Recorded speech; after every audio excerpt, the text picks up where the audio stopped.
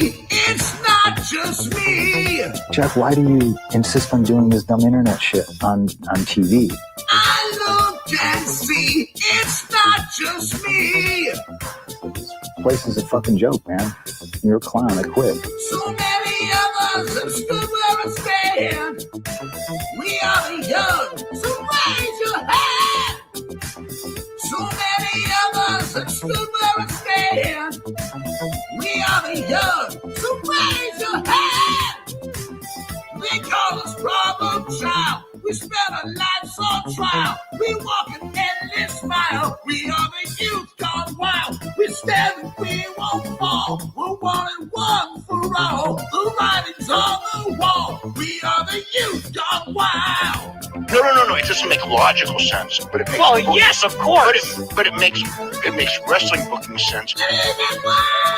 Of course, this makes no sense. Of course, okay, it makes no sense. However, in pro wrestling booking, which often makes no sense, you would do that.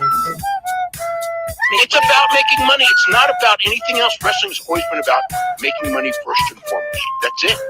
Yes! I look and see, it's not just me. Last weekend was the greatest weekend in AEW history. This is the greatest week. I look and see, it's not just me. Security, my safety, my life was in danger at a wrestling show. So many of us have stood where I stand. We are the young, so raise your hand. So many of us have stood where I stand. We are the young, so raise your hand. They call us problem child. We spend our lives on trial. We walk an endless mile. We are the youth gone wild. We stand and we won't fall. We're one and one for all. The writing's on the wall. We are the youth gone wild. They call us problem child. We spend our lives on trial. We walk an endless mile. We are the youth gone wild. We stand and we won't fall. We're one and one for all. The writing's on the wall. We are the youth gone wild. Wild. Yeah. If you're familiar with how we do things often here on these Wednesdays, it's a lot like one of my favorite movies, Time Cop. What? Fuck you. Fuck you. Yeah. Damn it. Yeah.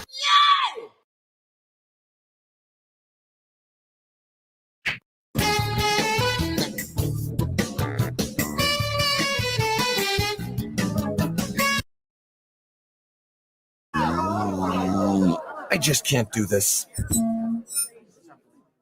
I'll bet a lot of you are assuming things about these backyard wrestlers, that they're poor or underprivileged.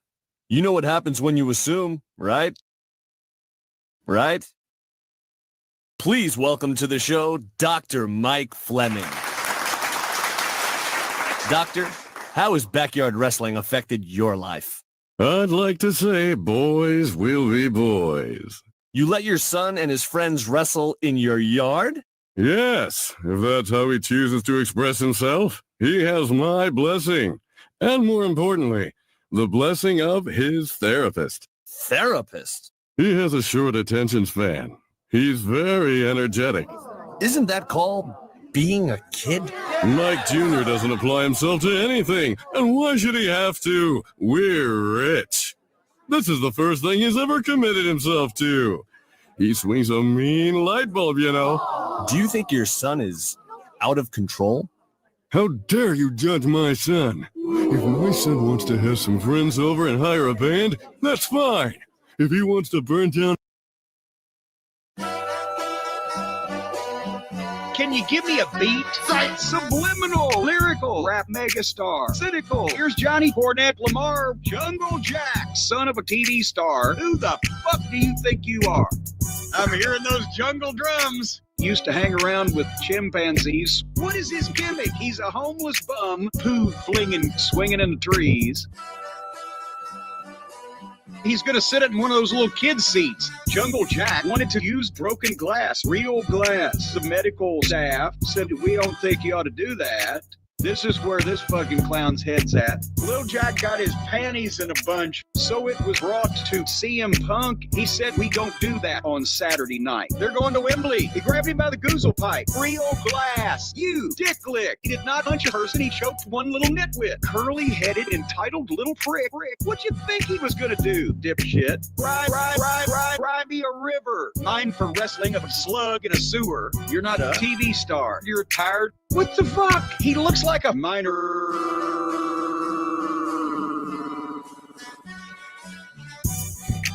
Jungle Boy sucks. Jungle Boy sucks. Jungle Boy sucks. Jungle Boy sucks. Jungle Boy sucks. Jungle Boy sucks. Don't run your fucking yap. Don't fuck around and find out. Jungle Jack, what, you gonna do something about it? Yeah, apparently. Oh my God, he grabbed me. Tony ended up firing his biggest star. Punk should send Jack off a Christmas card. Look in my eyes, what do you see? CM Punk to the WWE. What's Jack Perry gonna fucking do? Tony, fire the fucking little goof. Arrogant knob, indie nitwit. Here's your contract, Jack. Rip. Tony went, he made me mad. Send him another check, but don't let him come back. Jungle Boy sounds fake and like a dork. Runs and hides because he doesn't like to talk.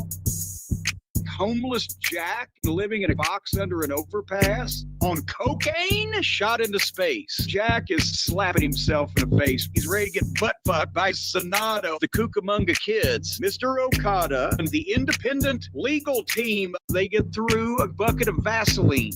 Hey, scapegoat, anti-goat, Billy Goat, Rick. Hey, Sweet Chin Music, you're a fucking kid. Hey, he caused the thing with CM Punk, which he did. Hey, this place is a joke, you're a clown, and I quit. Hey, he's got very feminine hips. Hey, he might look good in a bikini, bitch. Hey, Jesus, I'd want to snatch him around the neck. Hey, bland, boring, mumble mouth dreck. Hey.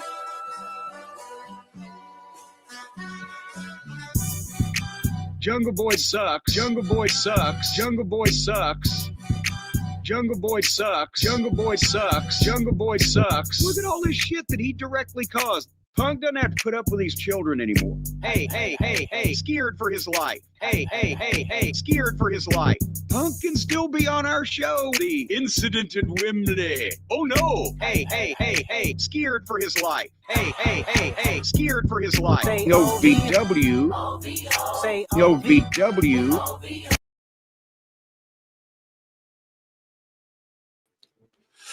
Ooh, what's happening, guys? Welcome to another eclectic edition of PWT Live Show. Yeah.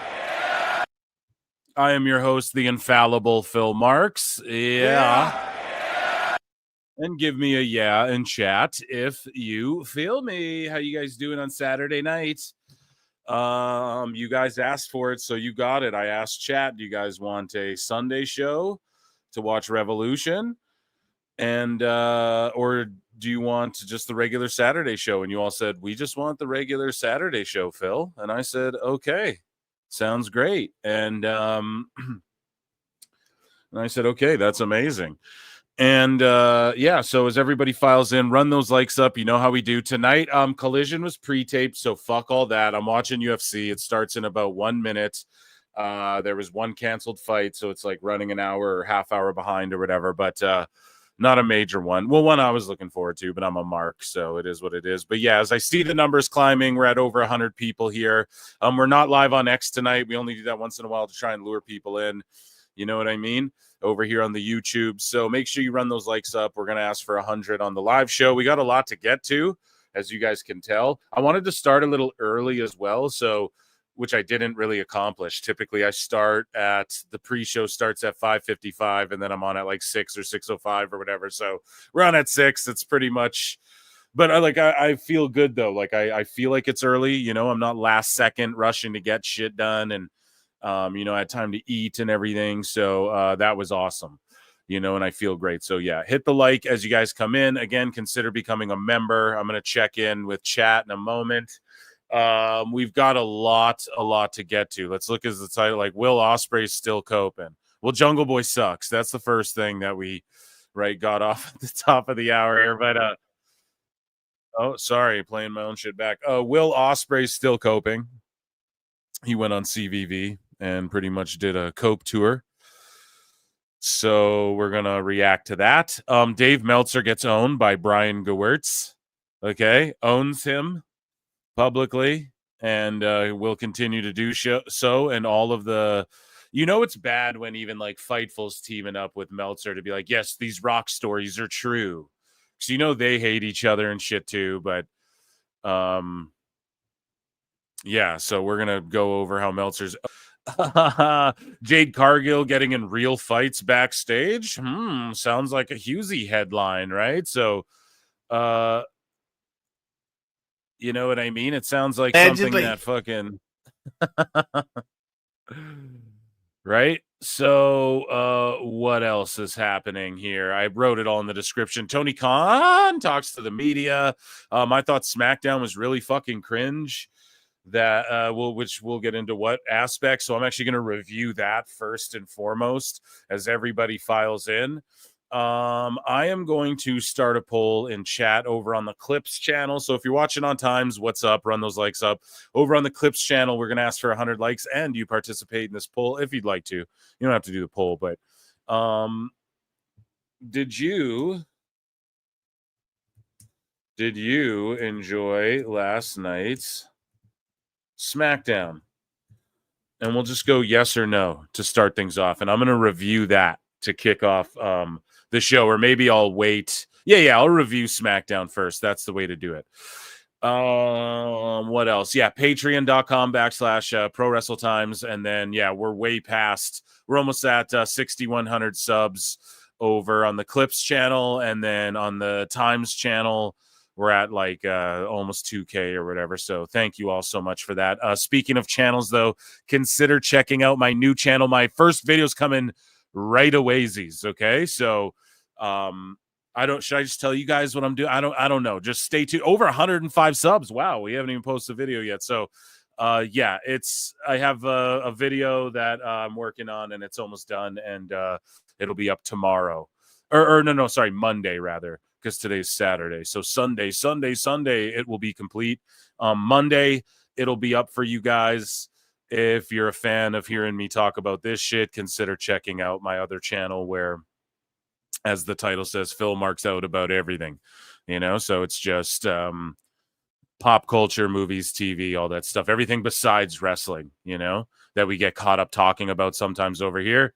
You go check that out over there, and consider giving me a subscription over there too, because that's going to be a really fun channel, different than this one as well. It's not going to be the same like format, so okay. They got to get that show. I'm going to check in with chat here, and then we're going to dive right into Phil Myrick's bookmarks. Well, we already are. I mean, you guys can see this beautiful meme I created here that everybody seems to love universally. And we'll get into light news here. Let me just close this out here. Okay, so let me check in with chat. You're going to talk about Bigfoot too, Phil?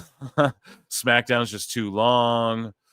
46 likes. Nice. Yeah, what's up, George? How you doing, buddy? And George is doing a Spaces tomorrow night on during Revolution. And I might pop into that maybe. No promises on my end. But yeah, make sure you're looking out for that on X. George Capture. So Julia says, when Jack Perry said I could get an entire menu for just $7, I felt that. Okay. So as you guys file in, I'm certain and positive you're going to run the likes up because we don't want to get bothered by Jericho. And we're going to get into some light news. So again, we're not overstuffed with anything. I'm so glad. If you guys haven't, go and check out the Uber Sicko Wars, right? The Sicko Infinity Wars Part 1. I don't even know what you want to call that, but I did like a 2-hour Sicko Wars to like fucking empty out the bookmark folder. And we'll do one today again that won't be like an hour long, right? We won't let it pile up like that again. And there's some of that tonight too. So a little bit of everything for everybody. And I'm looking into the poll here. I'm just pulling up SmackDown results. Okay, children. And then it's because I like to have a guide. I should like be professional and write it down, but I like to freestyle for you guys so I'm shooting from the hip. Is this the right one? Yes, this is. Okay, so let's share this over here on Bleacher Report. Okay. A lot of bumbling around here. I should have had that pulled up first. How you guys doing though, chat? Let me know how you doing. Let me check on the chat before we start yapping about SmackDown. Let me know how you guys are doing. And yeah, we got a good weekend ahead of us. There's some hockey on, right? We just had trade deadlines. What else, guys? Alex Pereira's fighting tonight. LFG is tomorrow, which is a great fucking show. Evolve, I watched Evolve. Did you guys watch Evolve?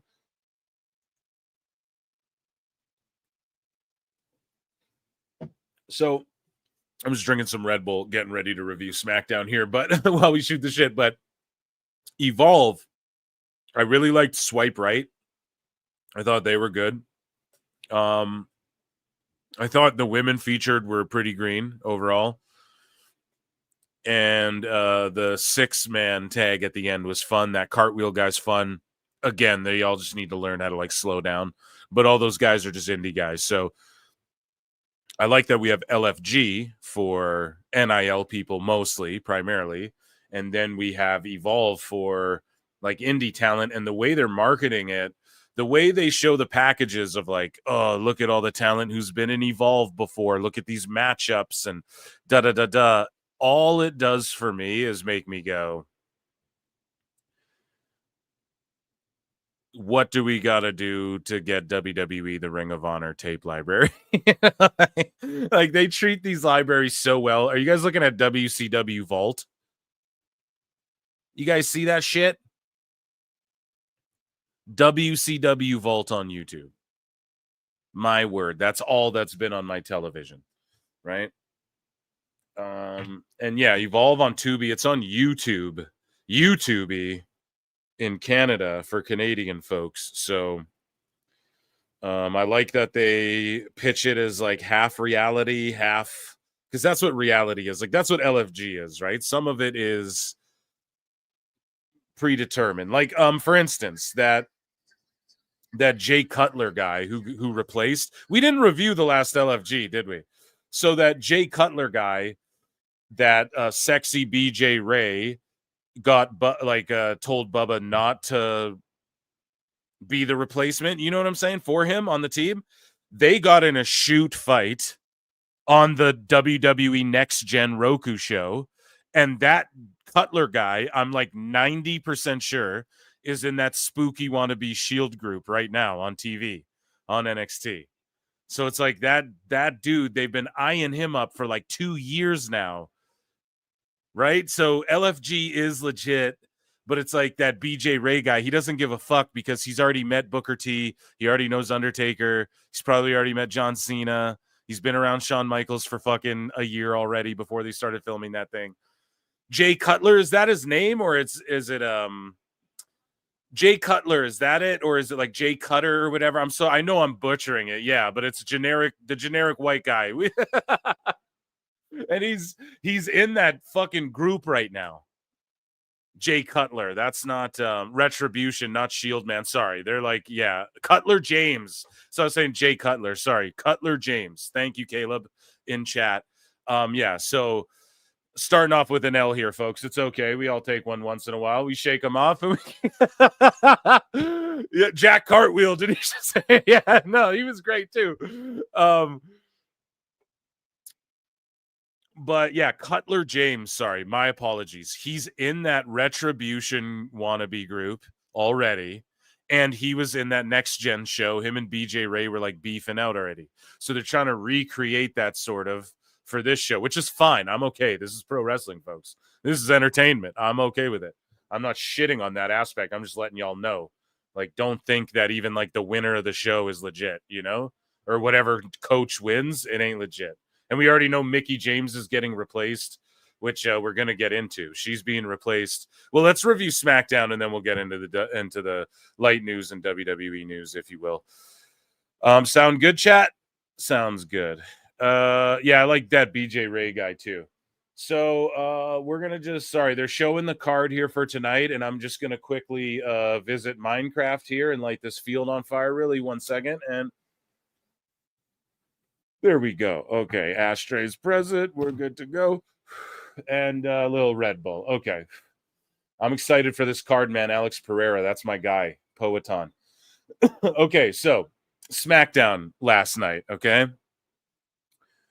I was excited for it. We finally get to hear from Cody Rhodes. I wasn't even thinking about the Cena stuff has still overtaken my mind so greatly that I was like, I just completely forgot about the Jade shit, even though that was executed so perfectly at the Chamber. So let's run through Bleacher Report's like rundown here, I guess. The American Nightmare returned. Yes, we got the likes of Chelsea Green. So we had Stratton versus Niven. I forget how the show kicked off. It was Randy Orton, I think, cutting a promo, right? I believe at some point, Randy Orton cut a promo. He talked shit. He had some good lines about like a rock bottom and, you know, you're a bottom, you know, haha, gay, that sort of thing. And so then we had Chelsea Green and Niven were backstage or whatever the fuck. I don't know, but we had Niven versus Tiffany. I'll just read this guy's thing. They had a solid match. And then later in the night, Niven's selling like she's all beat up, like wearing her suit still.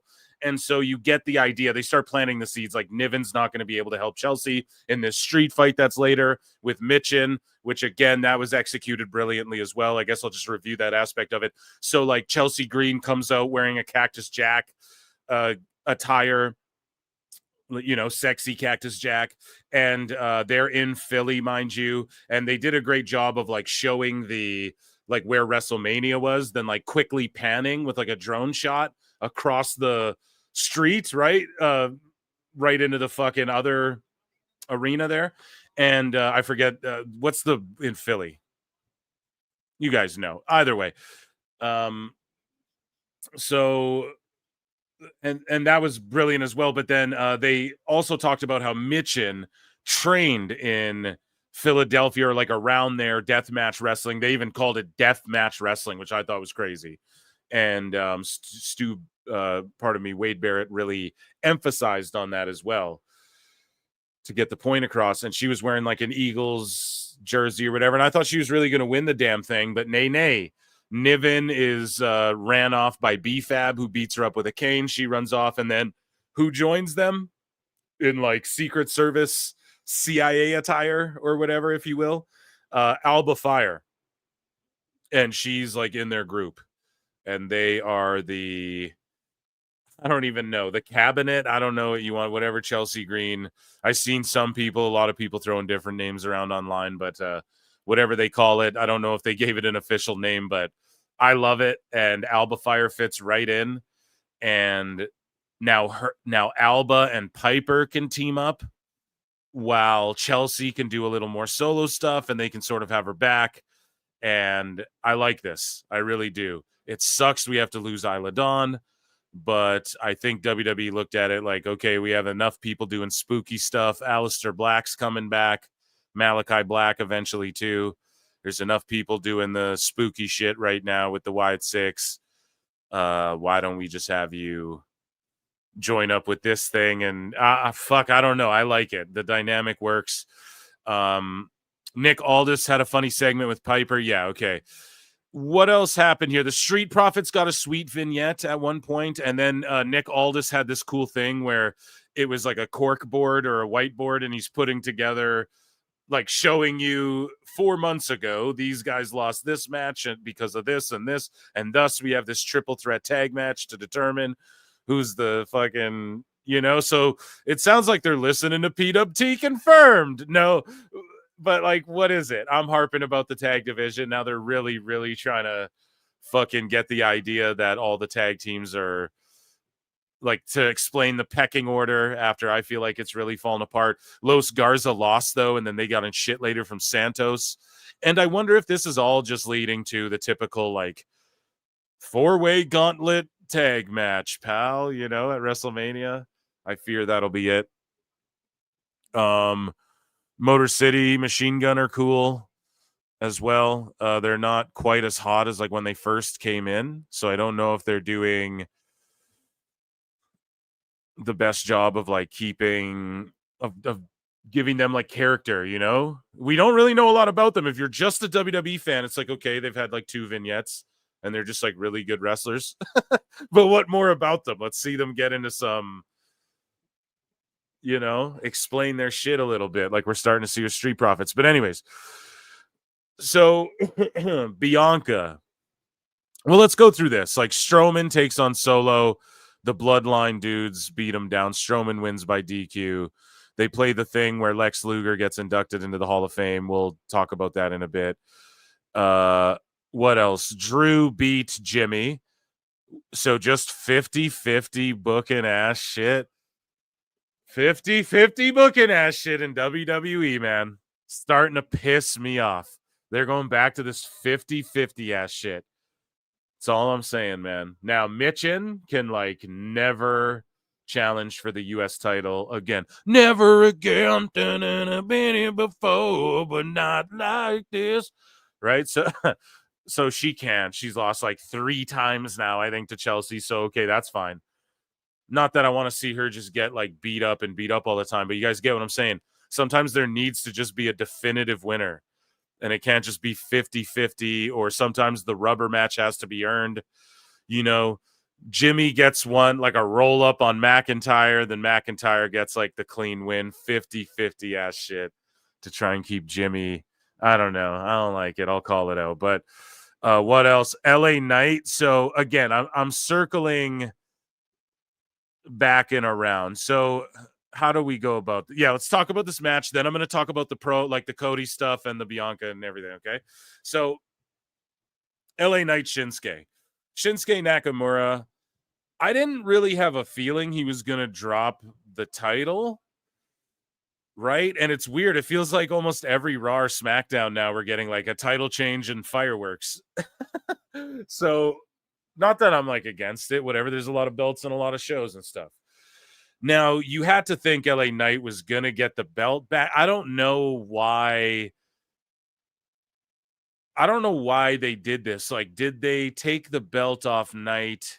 See, people have rumors that, like, Knight is sort of, he's been punished a couple times because he's uptight a little bit and stuff. And I don't know about all that. I'm always skeptical. I'm curious, was it just so Shinsuke would take it to Japan with him? I just think that's too Vince style to halt like a whole fucking title run just for that. Was it just to like build LA Knight up a bit? Is it because they had a different plan that changed? I think that's more likely what the outcome is, why the outcome we had happened, right? Is because they had a plan and then I think they diverted from it, if I had to guess. Because Shinsuke, he sort of had like a little mediocre run where he transformed himself and then he just, you know, he loses again, and that's totally fine. I don't need him to go on this like Gunther style run. He's getting up there in age. I will say this though, Shinsuke dropped the title last night, and then tonight he's cornering Rei Tsuruya. I'm sorry if I butchered his name. Rei Tsuruya. Look him up. He's 10-0. And I think I did a better job than Joe Rogan. So that's all that matters now. But Rei Tsuruya, I think is how you say it. And he's a 10-0 MMA fighter fighting tonight in the UFC. And he like does Shinsuke shit to the ring because he trains with him and he's a fan. And so Shinsuke will be in his corner. So I don't know. Did he drop the belt? I don't know. I really don't. I don't think it had anything to do with that because TKO owns UFC, all of that. Maybe just to add shock value. Like, damn, you really got to tune into these shows because you don't know what's going to happen. Maybe they have something big for LA Knight now, like in mind for Mania, and they're, oh shit, we got to put this together. We'll see. Time will tell, but I'm not mad. The belt doesn't hurt or add to LA Knight, but he should be the US champ right now. No, he should be strapped up like with a belt because you know you're going to push him. You know he's a guy everyone's going to cheer for. He's in commercials. He's so popular. I fucking love LA Knight. Like, come on now. You know we've been on that fucking train since... Well, you know, Eli Drake, bro. I've been on that shit since NWA Power, but yeah, he's you might as well strap him up with the belt again, and maybe they just did that to get a rubber match between these two down the line as well. just in the back pocket, so that if LA needs something, then Shinsuke, you're a guy. Because here's the thing too, Shinsuke is an attraction a little bit. As far as if you're a mark like myself, dude, Shinsuke's like, you might see him, you might have never thought you'd ever see him. You might get to see him once or twice in a lifetime at this juncture of of his career and stuff like that, and he's like a big deal, bro. He wrestled Brock in fucking Tokyo Dome and stuff. Like when New Japan was hot, dude, Shinsuke was like the dude. He was like the guy, wrestled everybody, every name that's ever come from there. And so to me, I hold him in that regard. He's on like his Legends tour right now. So whatever, I don't know. I'm not hating on it, but I will say this. The match was real kind of awkward. And then the finish, though, just boom with the mist. It was so good, man. The match itself was a little clunky. It's kind of like, all right, you're losing the crowd a bit here. But that whole finish, just boom, boom, boom, boom. They just got the crowd back by the end of it. They were erupting. And yeah, the miss to Robinson, like little Nate, and then that ref running in and then sliding in and then still getting the 1, 2, 3. Like it took him a while to get to the ring. He slides in 1, 2, 3 after the BFT. LA Knight retains. And you guys know what I'm talking about because you watched it. Everyone watches Smackdown. Their ratings fucking crushing it and shit too. According to the Fast Nationals, but those are fake. You don't study the business.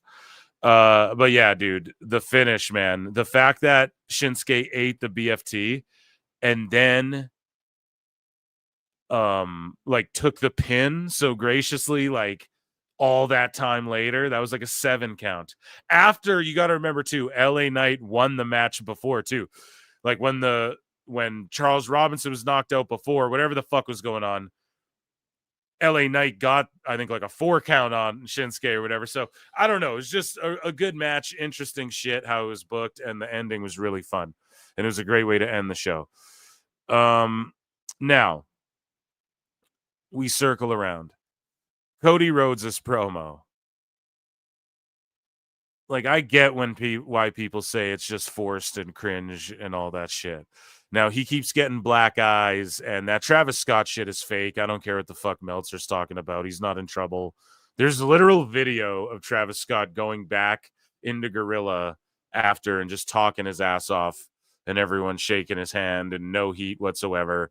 Conrad Thompson's like, I talked to Cody, and he said, well, Travis got me, but he didn't, he didn't burst my eardrum. That's not very fair, Eric or Conrad. But that's what they tell the dirt sheets. They're always telling fake injuries. Like everybody thought Cargill was actually injured. She wasn't, right?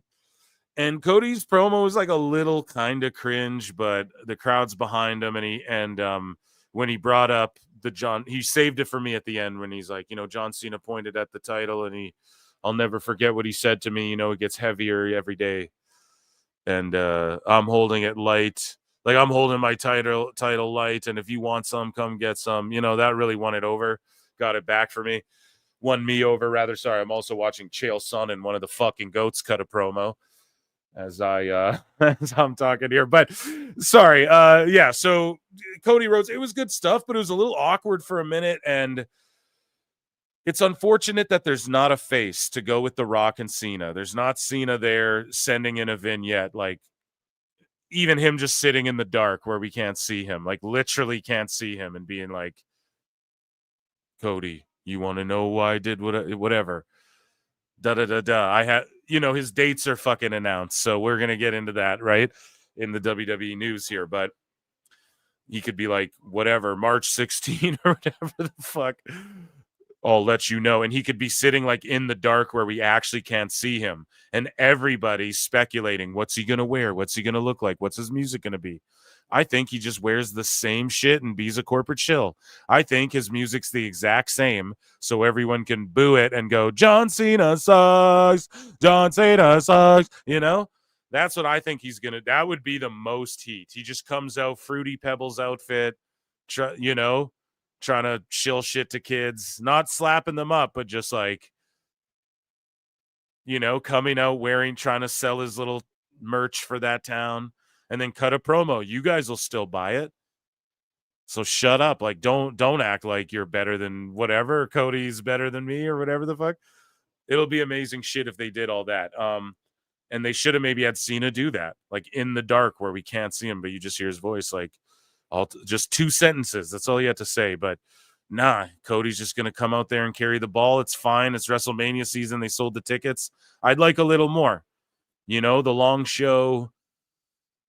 Yeah. I'd be okay with it being 2.5 like Raw. I think that's the perfect thing. Triple H figured it out there and said it himself.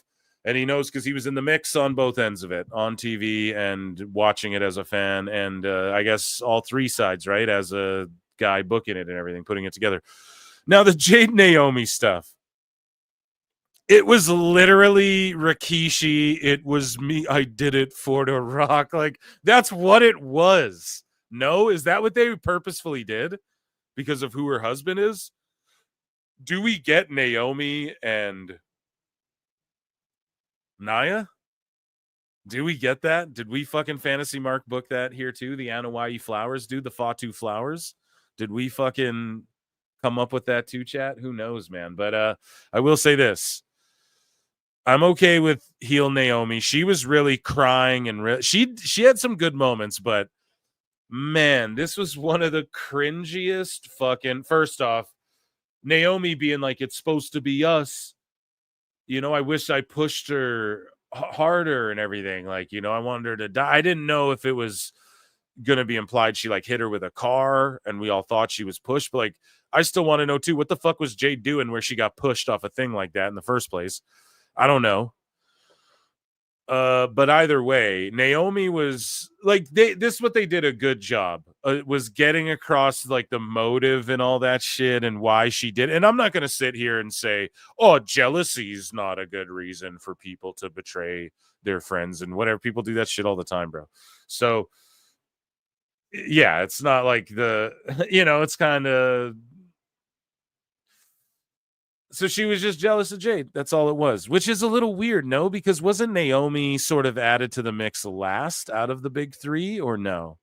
Am I wrong about that? Wasn't Naomi, or was Naomi and Bianca teaming together first? Someone just refresh my memory, please, if you don't mind. Before Jade showed up, were they teaming, or was that? Because I thought Jade showed up, and then Naomi came in from TNA, like the same Royal Rumble, right? She came back. And then Naomi was on SmackDown right away. And then so was Jade, no? And it was just all at the same time, maybe? I don't know. But either way, yeah. I'm okay with heel Naomi. It was just very cheesy. Like, Bianca kind of cheesed it up. I don't think she's entirely innocent in all of this either. I think she's going to align with Naomi again. And they're going to go against Jade. Jade came out with, like, her bloody outfit. And I get it, man. Be yourself. Be yourself. I get it. And, but it looks so heelish and cheesy. Like, someone's got to tell her, like, no, okay?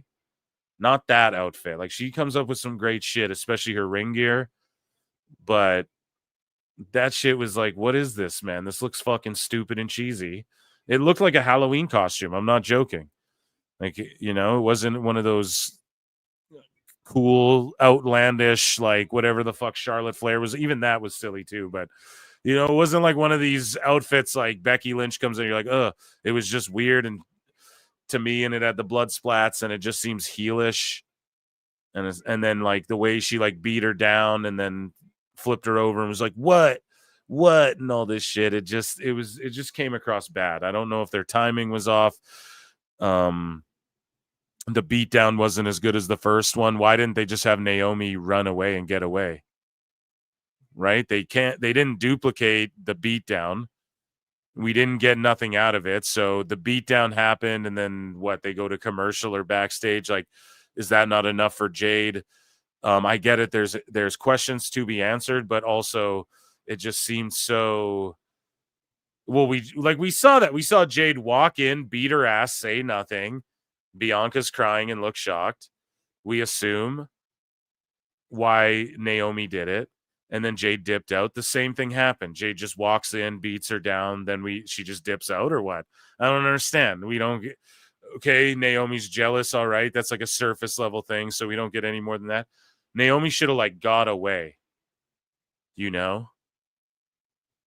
Or like used Bianca as a shield to get away or something, like Bianca's all distraught and then she like pulls her in front of the pump kick, weasels out the back of the ring, runs into the crowd and is like crying and I do it again for you, you know, like that sort of thing. That would be better. I don't know. Maybe I should be booking the shit. Maybe I'm a dumb mark who doesn't know what the fuck he's talking about. And that, ladies and gentlemen, round of applause for Smackdown review. Very awkward and cringe fucking segment, though. I'd say that overall.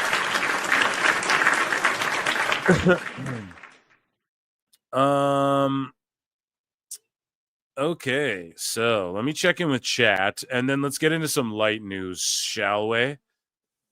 Shall we? Yeah, we'll start over here with this because it's rather interesting. So let me check in with chat here. Ray J's World says, I think WWE is going back to the 50-50 booking because AEW is the shits right now.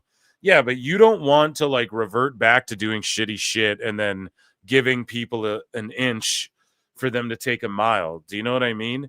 You don't want to give them an inch to where they can catch up to you, you know?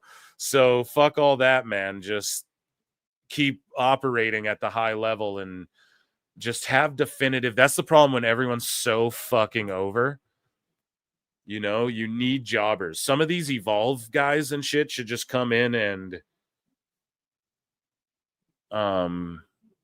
do squashes and shit. There should be like one squash match every fucking Raw, no? Or every SmackDown, maybe not one, but I just feel like there's no big monster we're pushing, and even Fatu, we're like giving reasons for people to beat the shit out of Fatu or get wins where he, you know, he hasn't been pinned or whatever, but we're seeing people like outsmart him and shit. And of course, that's how you beat the big savage guy. I get that, but you guys get what I'm getting at, you know? Like there's people whooping on his ass and there's no guy that's being built as this like unstoppable force. Even Cena, you know?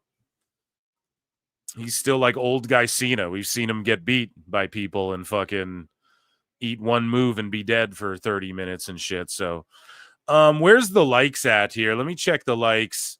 You guys did like SmackDown, about 80% of you. Good. Yeah, I enjoyed it overall, though. I won't lie. It was just a couple cringe things where I was like, what the fuck, man? And it was sort of on the wrestlers this time, you know? We're at 70 likes, so run those up before Jericho shows up. And yeah, let's check in with, we'll do some news here. Jericho will come for your asses and not no Diddy. Yeah, not in a good way. Road Dogg used to be in those little DX beat up the heel tag team with 7 50-year-olds. Har har. Butter churning bullshit, so I have no faith in his corny ass. Let me think about that, Juan. Beat up the heel tag team with 70 50-year-olds. Har har. Butter churning bullshit, so I have no faith. Yeah, I don't know. Yeah, has SmackDown not been hitting since he's been writing? Killed Fatu Monster hype by letting a past-it Strowman who's a jobber beat him. Yeah, he's going to get that one back. 50-50 booking, right? That's what we're talking about. I thought she was thought they'd be turning her face because crowds cheering her. Okay. Well, yeah, let's get into news here. I'm just sort of watching UFC as well. It's just about to start, I believe, the first fight of the evening. If you guys are watching along with me, guys, let me know what happened on Collision. I didn't realize it was taped either. And yeah, we do got a good plethora of news here.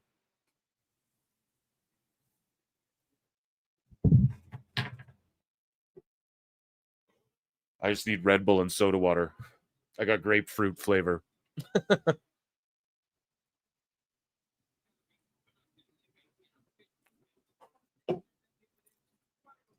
Okay, so here we go. Banjo time.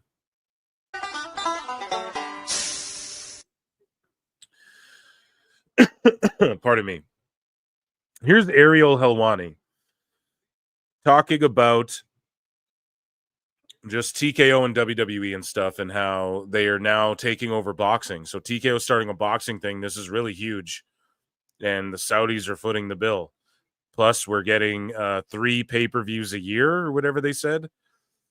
Or 6 shows a year, whatever the fuck. 3 of them being PLEs in Saudi or whatever. I don't know. It's crazy times. This is a deal between Saudi Arabia aligning forces with TKO. They already do business with the UFC. They already do business with WWE as well to completely change boxing. Make no mistake about it.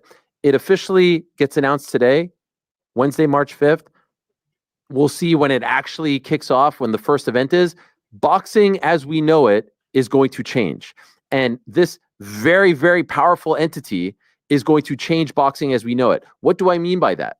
What do I mean? So, yeah, just hear it from Ariel Helwani's fucking mouth himself, okay?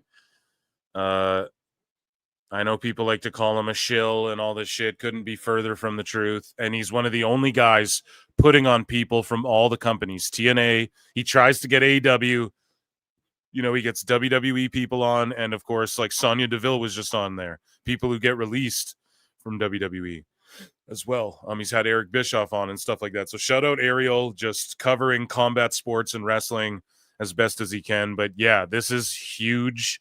And this year, you know, TKO posted like 6 million in earnings or whatever, only like profit. They gained that much in profit or whatever it was. But next year, you're going to see it's going to be like insane and people are going to melt down. Dave Meltzer's head, his brain is going to fucking melt. I'm telling you, dude. It's going to melt like a popsicle in the fucking sun when the earnings and all that shit comes out for TKO and WWE, and then he'll be like, "Oh, well, it's hard to really tell what if WWE really had any effect on that." I mean, Tony God. So that's going to be hilarious, and yeah, we're going to see UFC on Netflix likely too, and we're seeing a lot of crossovers. So we're starting to see on the WWE channel now they're posting power slap shit and shilling us power slap shit, which I hate, and they do that on the UFC channel too. And all the UFC MMA fans just clown on it. Now on the WWE channels, they're starting to shill power slap as well. It's some bullshit.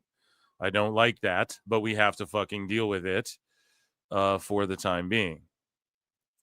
Anyways, moving along. So let's switch over to miscellaneous news over here. You guys can see that, right?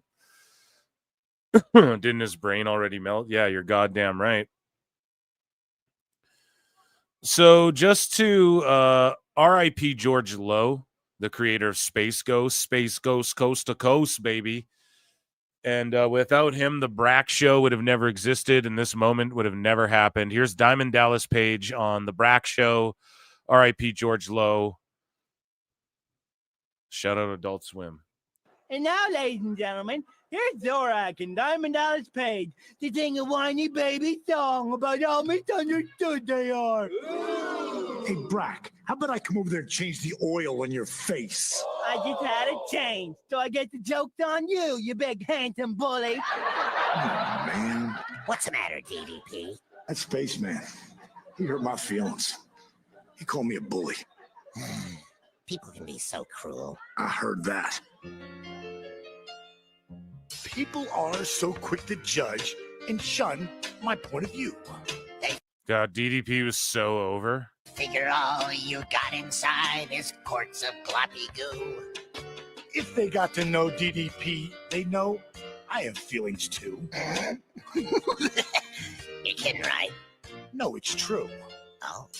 Oftentimes, I'm quite confused and utterly distressed. Like when your pile drives some jerk and make his head a mess. It makes DDP sad to bang someone in the next week. And I'll be doing yoga at the age of 16. I guess evil is only... He starts naming yoga positions. You got the crab apple and the silly goose, and then the downward dog. Oh, shit. Deep, deep, deep. down in my guts, there must be a spark of goodness hiding. What are you nuts? Who'd ever take the time to find it? Hey, man, that hurts. You all right? I'm okay. Since people are so quick to judge, why should you change? I live my life the way I like, happily deranged. So what? That's awesome. I saw DDP. I was watching WCW Vault, and then he cut a promo on someone, and he's like, DDP don't do lawsuits, bro. But remember, didn't he sue like Jay-Z for the diamond cutter thing? R.I.P. George Loman. Here you go, Matt Cardona. The complete Matt Cardona. He's going to be at MLP Mayhem. All right. Oh, look. There's my new channel. Everyone go check that out. It's over on X and over on YouTube. Okay? So make sure you go and subscribe to that. Phil marks out about everything. As first reported by Screen Rant and This Is Goober, Reality of Wrestling, ROW, this is via Booker T. And I didn't put it in WWE, even though they're ID'd, because this is Booker's Fed that he was building like before that was ever a thing, right? So Booker T says, as first reported by Screen Rant and This Is Goober, Reality of Wrestling announced today the expansion of its programming as one of the premier television product wrestling companies in the United States. The company will launch 3 new television programs, further solidifying its status as a top-tier promotion for ROW Nation and wrestling audiences worldwide. The long-running weekly episodic television show known as Reality of Wrestling since 2012 will be rebranded as Reality of Wrestling Platinum to be highlighted to highlight the prestige and legacy built throughout ROW's history. Platinum will continue to be led by Brad Gilmore, analyst Chris Russo, and color commentator Carolina Teague. In addition to the flagship show, ROH will debut Reality of Wrestling Glory, an all-new program featuring its own distinct characters and storylines. ROW Glory will be broadcast exclusively on Reality of Wrestling's YouTube channel, which is nearing 1 million subscribers. The show will be hosted by wrestling historian Kirby Carrion as he leads as the lead play-by-play commentator, with Sammy Kiss providing color analysis. Lastly, ROW Up will serve as a showcase for brand new students. So, dude, he got the level up. Do y'all see this? Booker T, they got rid of level up, and he got it. Dude, this is what AEW should have fucking did. Hey, here's our new show. It's a YouTube show, and here's like our B characters, and then here's fucking Punk and all the guys you want to see on this Dynamite show. And we'll try and get a 3rd hour added to it or whatever the fuck. Like, that would have been way more respectable, dude. So he got the ROW Up, which is crazy. And then Platinum, so that's the original show.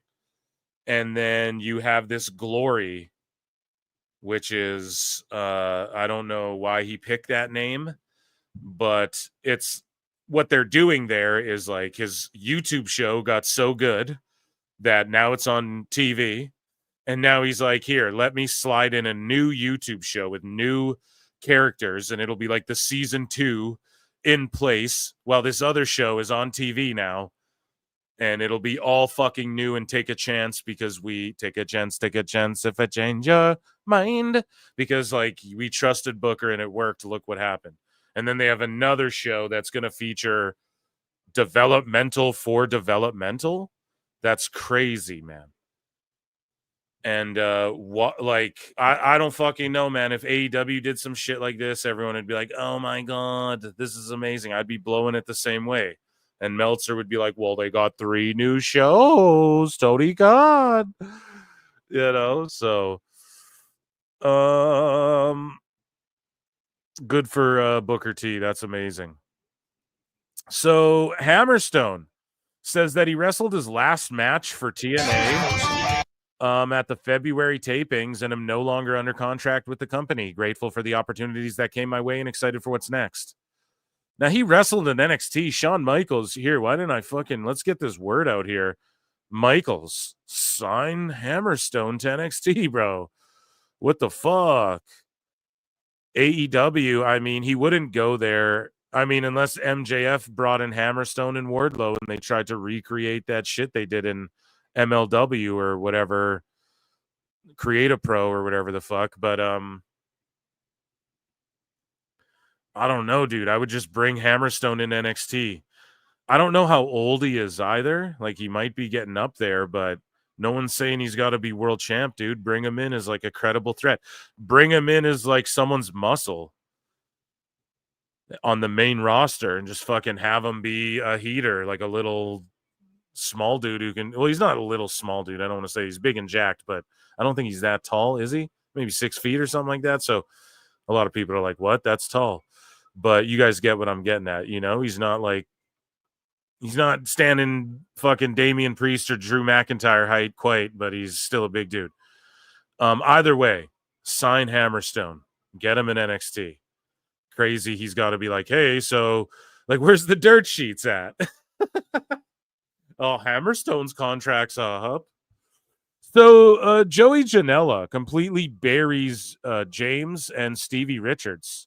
And Janela goes, the Stevie Richards co-host claiming that Travis Scott isn't that famous because him and a few of his lads don't know who he is fucking hilarious. You can tell that this kid is an absolute nerd, and I'm sure his friends are probably nerds as well. They probably don't get out much and socialize, but that's okay.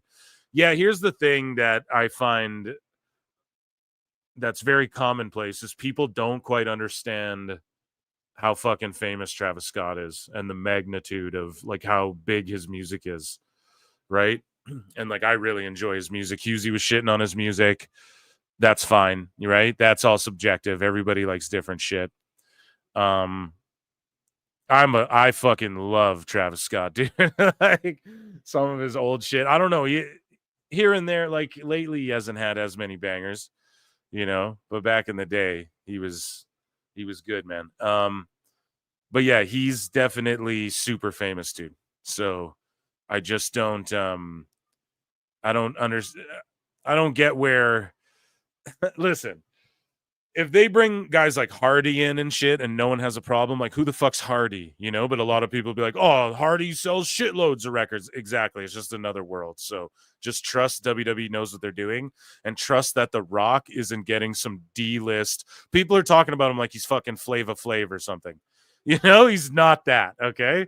So just trust that if they're sticking Jimmy Uso with rappers and let's say you're not familiar with it, Cuervo, just don't talk about it, you know? Just trust, listen to people like me who are like, no, it's just like I show speed and shit. I don't get triggered by that. I don't know who the fuck these guys are, but I don't really get triggered by it. Like I know who they are, but I don't know, oh, what's their appeal? Oh, they weren't just famous from a Vine. Like if you lined up 10 influencers, I can't tell you who are famous from fucking doing a TikTok dance or who are stream and shit. I don't know. But all I'm saying is that, and like you might see their faces around, but like I trust that, oh, this guy dressing in a Prime bottle is what's best for business for the kids involved. And I get to see a goof get hit with an RKO on an announce table. So I'm good. You know what I mean? There you go. It's a win-win, right? Now, if it gets cheesy, we call it out. But all I'm saying is Travis Scott, I don't know. I feel like I'm one of the few people like marking out over the shit he's doing. Not that I'm like, oh, I want to see rappers in the ring and actors in the ring and Travis Scott in the ring. No, it's just the position he's playing. I just like it, you know? And the way he came out with Jay as well. And we were all like, oh my God, that's amazing. That's awesome. And then when he's there with The Rock, he does like a heel turn. It was almost like Travis Scott turning heel too a little bit, you know? And I was trying to put that over. I'm like, dude, he's doing evil voodoo shit in the corner, you know? And he was smudging with a sweetgrass, like you know? So anyways, yeah, I'm not sitting here burying Stevie Richards and James, by the way. I'm a huge fan. That's one of the few fucking wrestling pods I really enjoy listening to, like just their clips mostly, you know, and the way they're put together. I enjoy that. So Janela just goes off on people, and I can dig that. But I do understand where Janela's coming from, where a lot of these motherfuckers are talking about it like you just don't understand how famous Travis Scott is. That's really all it is, you know? Anyways, though, I've harped on that enough for a few shows in a row now because we got to get it over, folks. But anyways, we're getting over the hump, okay? After Mania, everyone will get over it. Some crazy shit will happen. Malachi Black will be back, and no one will even care. But it's funny how this has been the topic of conversation, The Rock and Travis Scott and Cena, still more than Revolution tomorrow. I thought Revolution was today as well. So what I mean, like, no one gives a fuck about Revolution. Like, it's just dead in the water. This is a testament to bad promotion and zero hype, man, for this fucking pay-per-view. Which, I mean, we'll go over it here in a bit. But anyways, I'm harping on this Janela thing for too long. Janela says, when you spend your time dissecting pro wrestling with some old CTE-ridden geezers acting like a Timu Brian last, you shouldn't act you're a gauge of popularity. Dude compared it to if Redman or Praz from Fuji's would have been there for the Hogan heel turn LMFAO. Yeah, that's a terrible comparison.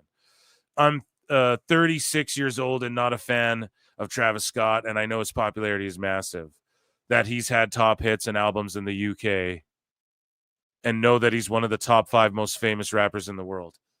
Albums in the UK, bro, not even that. Like, some of his songs are fucking in the UK, Janelle. Yeah, that's some boomers. What the fuck are you talking about, bro? No. I'm joking. But it's more comparable if in 96 Tupac, Nas, and Big Jay-Z were involved. Yeah, Jay-Z, bro.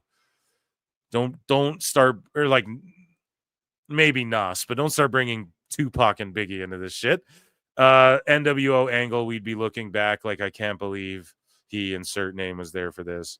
Oh, and Stevie Richards said he'd shoot, get up, and beat the shit out of him. LMFAO.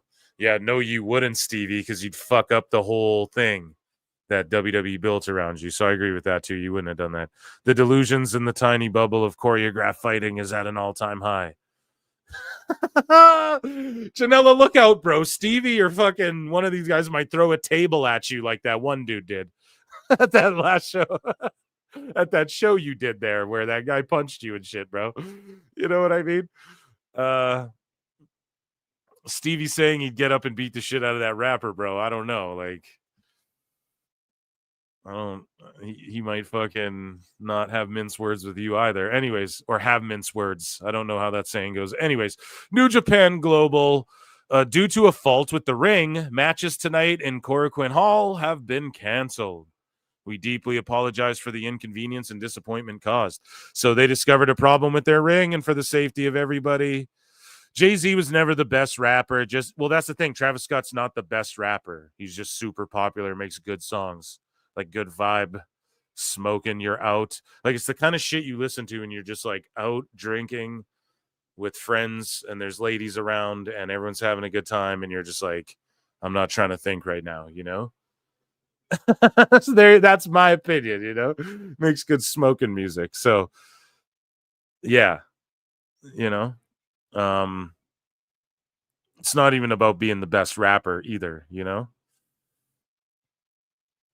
But I get why people don't connect with the hip hop shit, but then look at it like some people don't connect with Jelly Roll and Hardy and that shit, and no one says anything. So that's the thing, right? We gotta fucking just be objective, folks, you know? Even if Travis Scott's not your cup of tea. Speaking of cup of tea, we have, first off, now can I just point this out? And we're gonna go over this later. We see all this promo, AEW on the red carpet. We don't see, so in this movie, to my understanding, Camille's like the final boss, right? We see AEW and them praising Tony Storm, and maybe I'm wrong, I haven't seen the fucking movie, but they're all on the red carpet, not one picture of Camille with any of the other talent, not one picture with Camille involved in the AEW stuff, none of that shit. The match that was sponsored by Queen of the Ring with Megan Bain and all of that. No Camille, who's in the fucking movie. The only person talking to Camille is Jim Cornette. Go fucking figure. And who else? The star of the whole picture. And that's the other thing you'll notice. All the AEW folks, and we're going to go over their video, and we're going to get Don Stevens for it. You fucking super chats in or become a member for 99 cents, please. Great. Okay? But the problem that I'm seeing here, not to go off on AEW already, but you don't even really see the AEW talent mingling with the star of this fucking thing. Thank you, fuck you, bye, boom. Now, I know that there's premieres in Louisville and there's premieres over here and da-da-da, and it's different premieres. Listen, people attend the premieres all over for all the movies a lot of the time. And for a movie that they're trying to push like this, I'm not saying Jim Cornette needs to be at every fucking premiere, but you'd think like Camille would be there. Doesn't she work for the company? She's not at the company thing. And the fucking main actress isn't hanging out with the company and shit, where wrestlers from all over, WWE and AEW. But you guys will notice that. And the only one really talking to the people who matter seems to be Jim Cornette, James E. And I hope that she does get released sooner than later. And luckily she wasn't out because of injured time. They had her signed for a long time.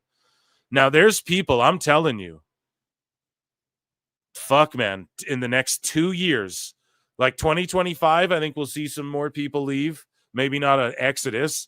2026 will be a little quiet. And then I think 2027, you're going to see fucking like a big time bunch of people trying to jump ship. That's my opinion. But yeah, let's fucking look at what Camille has to say. And luckily she wasn't frozen with injury time, you know? So she's just going to get out of there. What did she sign? Maybe 3 years? She's got to sit it out another year, right? She was shelved for it. They just did nothing with her for a year. And then they did stuff with her for like a few months. And then now there's this movie stuff and she's sitting at home. So like another year and a half. Hopefully she's free. Anyway, sorry. Without further ado, Cornette himself. When you were on my podcast talking about this movie, people said, I can't believe she's so personable. She's so nice. She's so wonderful. Imagine that. They don't let you talk enough on TV, at least where you've been before. You need to be on a TV show that'll let you talk. What's it like? Oh, yeah. This is your a star. Shots fucking fired. Shots fucking fired. Bring that back. Jim, don't back down. Jim's a real one. Look at her face, too. I believe she's so personable. She's so nice. She's so wonderful. Imagine that. And this is the star of the movie who plays Mildred Burke or whatever, dude. On the right-hand side here. I forget her real name. Right? And she's the star of the fucking movie. What's the actress name? Mildred Burke. Emily Bett Rickards, okay? Emily Bett Rickards or whatever. Sorry if I'm butchering that. Ricard. They don't let you talk enough on TV, at least where you've been before. You need to be on a it's pausing. Show that'll let you talk. What's it like? Oh, yeah. This is your a starring role, a pivotal part in a major motion picture. First time you've been an actor. Yeah, so I mean, it was definitely a very different experience. There's so many things. Like we would get there at what time? 5 p.m. and call it breakfast or something like that. I don't know, but I was like, this is a crazy world we got going here. But everyone was so down to earth. You know what's funny is you hear about, I'm just being honest, Emily, you hear about Hollywoodland and, you know. I've heard about you know about Hollywoodland. I tell you what. Tinseltown. Hey, those people are way more down to earth than the wrestlers. I'm going to say right here, right now. Oh, shit. Man, shots are being fired, dude. Yeah, and Corny looks great, dude. Good for him, man. Yes. But you're right. When you. Damn, you're more down to earth than the wrestlers, bro. That's wild, man. That's wild. And that, ladies and gentlemen, was light news. Well, no, I think we still have like TNA news. No, we typically put TNA news and light news. I don't think it's its own thing yet. Every time I think it's about to be. So, yeah, here is TNA news, ladies and gentlemen. So, Cora Jade will team up with Tessa Blanchard next week, which is crazy. Crazy. WWE's cool with that. Makes me think this is a test run, and Hughesy's right about that shit. And I know Hughes says a lot of wild shit, but he was on it before anyone saying, like, this is a test run for her with WWE 100%. Like, if she stays out of shit. He didn't say anything about if the crowds chant, are you fucking racialist or whatever at her. But Masha and Xia Li Ying Li, taking on Cora and Tessa. So I love this. And this is a big move for Cora here. And yeah, dude, NXT NA, WWE NXT NA right here. So shout out them too for just doing great stuff, and everybody saying that the crossover or the partnership with WWE was a botch. You're all fucking idiots. All right, so that was light news, ladies and gentlemen. Do you guys want AEW or WWE news first? You guys got to let me know. Actually, no. Yeah, let me know. WWE or AEW news. I'm going to put a poll in the Clips channel, okay? And you guys are going to vote. What news do you want first? WWE or AEW? You guys fight it out in the poll on the Clips channel. So make sure you hit the like. I'm going to check right now. Let me see how many likes we're at, you guys. 94. Ray J's World says, do your Dave impression marking out on TK and AEW. Oh, buddy, that's coming. Ray J, don't bury my fucking lead, bud, right? Don't hotshot book the main event, buddy. You're blowing up my spot. Hey, don't do my shit, right? That's my spot. Holy fuck. No, we got it, buddy. Don't worry. Appreciate you. Save the best for last. Yeah. We are also... Yes. You guys are right. We will save the best for last. Okay, so the UFC prelims are officially starting. Yeah, they had one early prelim fight, which is fair enough. So, chat, how y'all doing? You guys are voting. I'm just giving you guys a minute to vote. What news you guys want first, AEW or WWE news? And we're at 103 likes. So thanks for running those likes up, ladies and gentlemen. Spared yourself some Jericho.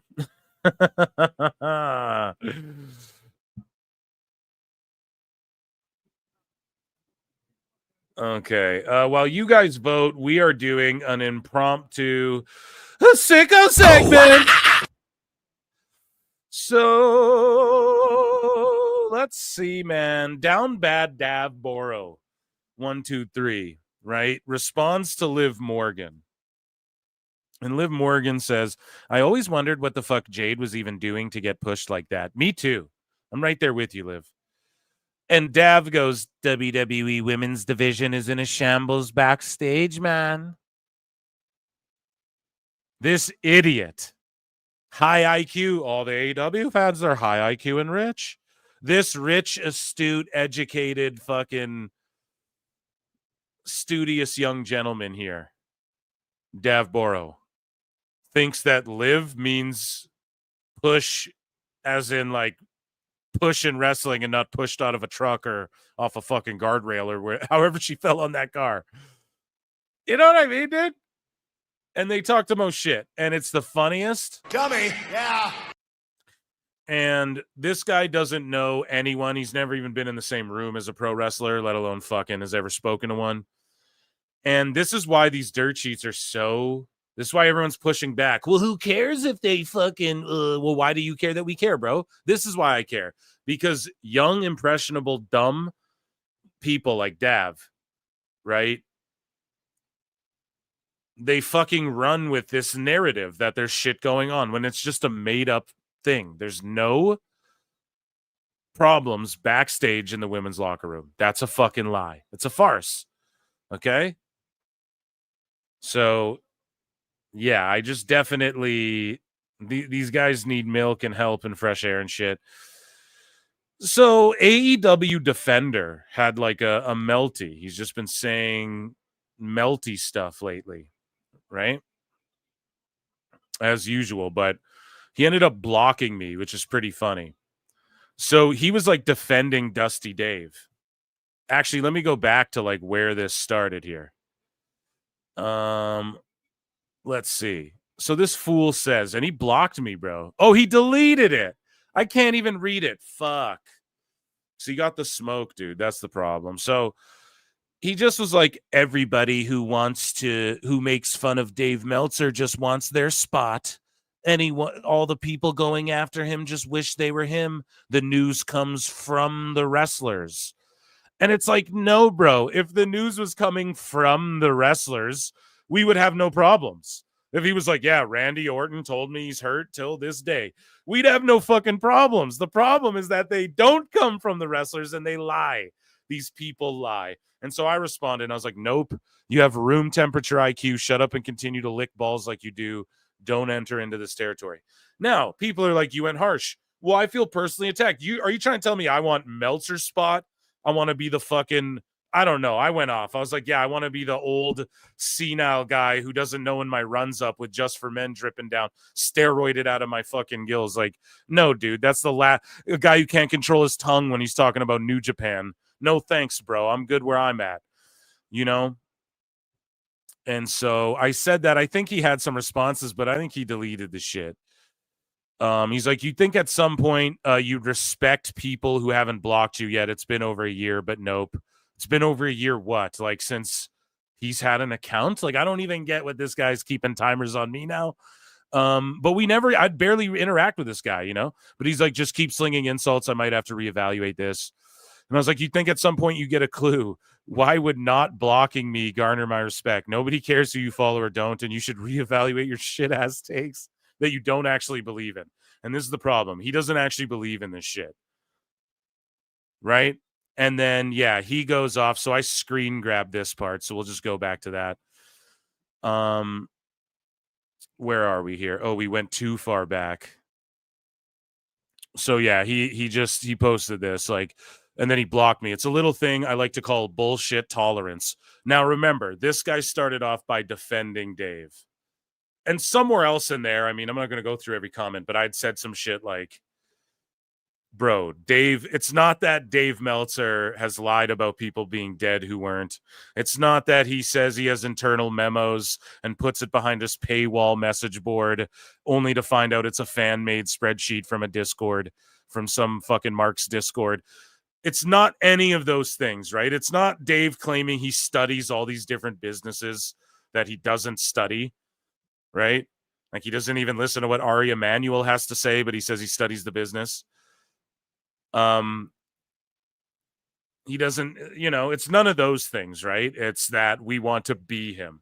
That's the biggest cop-out when any of these fucking people, and they always do this shit, right? And then you become a lol cow.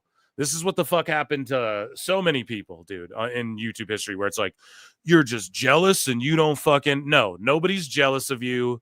Nobody wants to be Meltzer. It's not what it is, bro. It's that he just perpetrates lies. It's what it is. And he's a goofball. And he's like a parody. Are we not supposed to laugh at a guy who's like so unfucking serious that it seems like he's ribbing us? It seems like a comedy sketch of a guy doing a wrestling reporter. You know, I'm not supposed to laugh. I'm not supposed to point out why that's funny. Fuck you, you know? But he goes, I probably got 10 people on my block list. See, this guy has this weird, like, importance. It's been 1 year. You think you'd respect me. He said that before, then here he's like, I only got like 10 on my list. Difference of opinions don't bother me, but after a year and a half, I got to stop and think, what's the point of just dealing with insults? Keep it to disagreeing. And yeah, I don't even respond to this fucking guy. He blocked me, though, but after I said my response, though. That was the thing. And my response was like, no. I can't even remember what the fuck I said. I don't even think it matters, but it was, yeah, I go, dude, I rarely interact with you and you're just stupid. At some point, you should look in the mirror and go, why the fuck am I consistently 1,000% wrong and feel the need to speak ignorantly about this shit? Is it for clicks, the attention? You don't even believe the shit you say. And my role is the asshole who calls liars and hacks out on their shit. Block me. I don't care. Someone will screen grab your dumb ass regardless, and I'll still get my chuckle. Boom. And then, I don't know, he deleted the main thing and then blocked me after this post. You know what I'm saying? So, I don't know. I'm not trying to hurt his feelings, but it's just like, no. I felt like, hey, when people go, people only make fun of Meltzer because this. No, I'm going to tell you why they do it, because I do it more than anybody. And it's not like from I've never given Meltzer my money in my life, okay? So it's like, no, it has nothing to do with that. It's that you guys want his narrative to be what reality is when it isn't. And your mind is too malleable to sift through his bullshit, and either AEW defenders trolling right? To try and be like an AIR Gold, in which case you deserve to get shit kicked online, right? Or if you're not trolling and you think you're actually helping, then someone's got to smack you down to reality. But also, here's the other thing why I went hard on AEW Defender, and everybody knows this, and this is why I've had him like muted or whatever the fuck forever, is because if you go on his page, the first thing he's like, I kept receipts on everyone, and he's like one of these guys who's got a fucking video essay made about like shit awful wrestling was wrong about and stuff like that. So these people like to just play victim when it's convenient for them as well. But meanwhile, like, he's just a little dick sniff. So ultimately, yeah, he had to fucking... If you question why flutes are playing, bro, I'm the fucking Pied Piper dude. Like, you got to answer to me ultimately at the end of the day. I'm the final boss when it comes to Meltzer, you know what I mean? And I'll claim it. I don't give a fuck. You know, no one's got to do it for me. I ain't afraid. But anyways, so yeah, the Defender again. So here's just an example I saw, sort of back up what I'm saying. He goes, WWE led a successful smear campaign against AEW. The Twitter bots have been replaced with parrots who thought it was funny. No, dude. No. They smeared with podcasters, another layer to strip away credibility using pros. No. All of the main podcasters all shill AEW to this day. Fightful, Meltzer, even Conrad Thompson won't go harsh on them. All of the gatekeepers, Thurston and them, all the people, JD for the longest fucking time, was pro AEW. And he's not even really a gatekeepy guy. Like, he's a guy that broke through it, you know? So, well, he's a little gatekeepy, right? Like him and Solomon then blocked me and shit. JD at least unblocked me, but hey, saying it like it is. But all I'm saying is that for people who give opinions, man, it's very gatekeepy out there. The people who've been like in the game for a while. So, no, they didn't like get Eric Bischoff isn't a podcaster. Like, he is, I mean, technically, I guess, because he does a podcast. Yes, but he was just one of the fucking many veterans that Conrad's like, oh, come on now. It would be fun, Hacksaw Jim Duggan, to do a podcast with me. You know, so it just so happened his shit blew up because people care what Bischoff has to say. But anyways, they smeared their top name, Jericho, using Hausman. No, but Hausman's a goober too. It all worked. Yeah, neckbeards, high IQ. Fuck, man. And how did they smear him? Jericho smeared himself. This is what I mean. It's just called cope, man. So so here's like bullshit tolerance. Man was literally defending Meltzer, then blocked me after flexing his 10 blocks count. Pissed I didn't make the top 10. See, I'm just too smart of an asshole to yeah. You can never take me seriously, bro. I was always being a dick. And then on here, I'm like, I'm nice, I swear. Orga Trey tweets this out. Just one of the most incompetent things ever. If the wrestlers doing the wrestling is the boring part to you, maybe watch something other than pro wrestling. Unfortunately, that's not what pro wrestling is, although you are right. But I don't know anybody who says the wrestling aspect is boring necessarily in any company. And yeah, people were like, fuck you, what do you like, AEW and shit, which he probably does, but ultimately, though, yeah, pro wrestling's more like pageantry and shit, bro. Has been for a long fucking time. But yes, also the wrestling has to be good. So I don't know which wrestling this guy prefers, but yeah, he's not entirely wrong there. And then, yeah, this guy here, this sicko cops to fucking getting Heel Uzi banned again. So Heel Uzi is just one of those accounts, like he's clearly just trolling. Maybe he says toxic, crazy shit. I don't know. I had no clue. But then this guy just cops to it. So he's like, this guy, Dana Andrews, is like, you can thank me for that. Reported his ass for spam and hate towards AEW.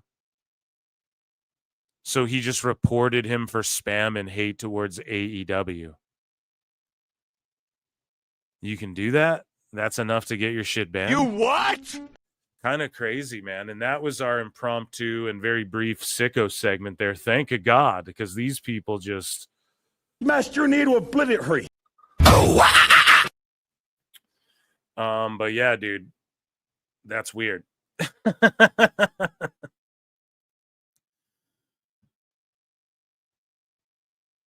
So I'm looking at the poll in the chat here. You guys want, it's like split down the middle. I'm ending the poll and refreshing, and then we're going to go with whoever has the percentile. Okay. And I'm going to check in with chat here. So Merge has been a member for 8 months. Thank you so much. Also says, was chat AEW sicko suck. Dave is a GD liar. Here, I'll give you one, dude. Here's the thing, man. Yeah, he is lying. We're going to get into some more Dave stuff. Liar! You know, you can't, he gets his fingerprints on everything, so you can't help but roast the guy, you know? But, yeah, I'm just still, I can't get over how he just reported him for making memes anti-AEW and shit. Like, that's pretty crazy, man. Liar! Tell us what you know, you goddamn liar! Uzi must be doing something more crazy than that, no? It just seems like that's not enough to... So 53% want WWE. Nice. Nice. Okay. So let's head on over. Let me get it set up for us here.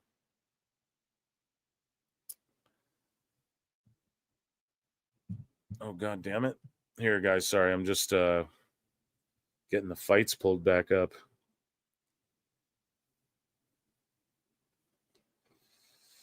The early prelims. What are you doing tonight, chat? Let me check in. I'm going to check in with you guys more in a second here. I'm getting WWE news set up. I might need a fucking another Red Bull. Not going to lie. And yeah, consider hitting like, subscribe, becoming a member, 99 cents, all that good shit. Patreon and Phil Marks Out YouTube channel.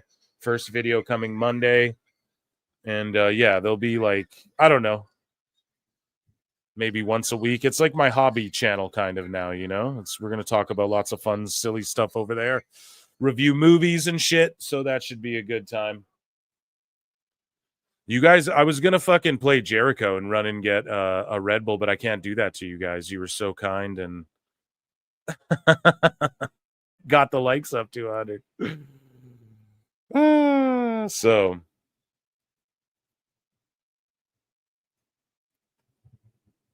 3 Red Bulls back to back. I didn't have 3, bro. Only had 1. Here, look, I'll do soda water, okay? Does that make you guys feel better? Here we go. Soda water that I have right here. Grapefruit flavor, okay?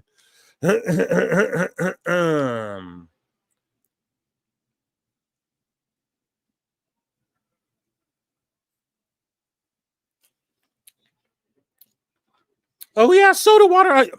Oh, sorry, guys. It does that to you. You know what I mean? So, yeah, right now we got Santos fighting Marshall, featherweight bout, 145 pounds. Santos just got dropped. I'm talking as... I'm going to take a few swigs there, okay? I'm fucking dehydrated today. It's getting nice out there, folks. Are you guys winter or fucking summer, folks, man? You like hitting the mountains or the beach? Which is it, chat? Let me know.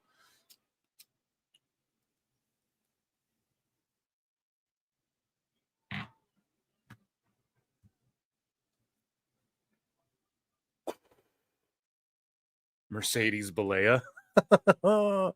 Neckbeards with some flutes in this motherfucker. What's up, Neckbeards? We were just talking about you.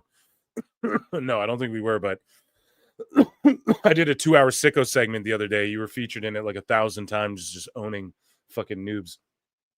It was good stuff.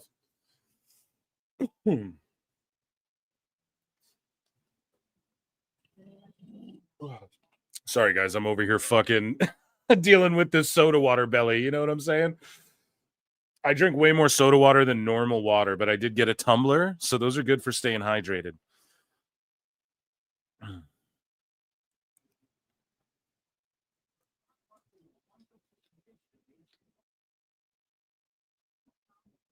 Okay, ladies and gentlemen, it's time for some fucking WWE news.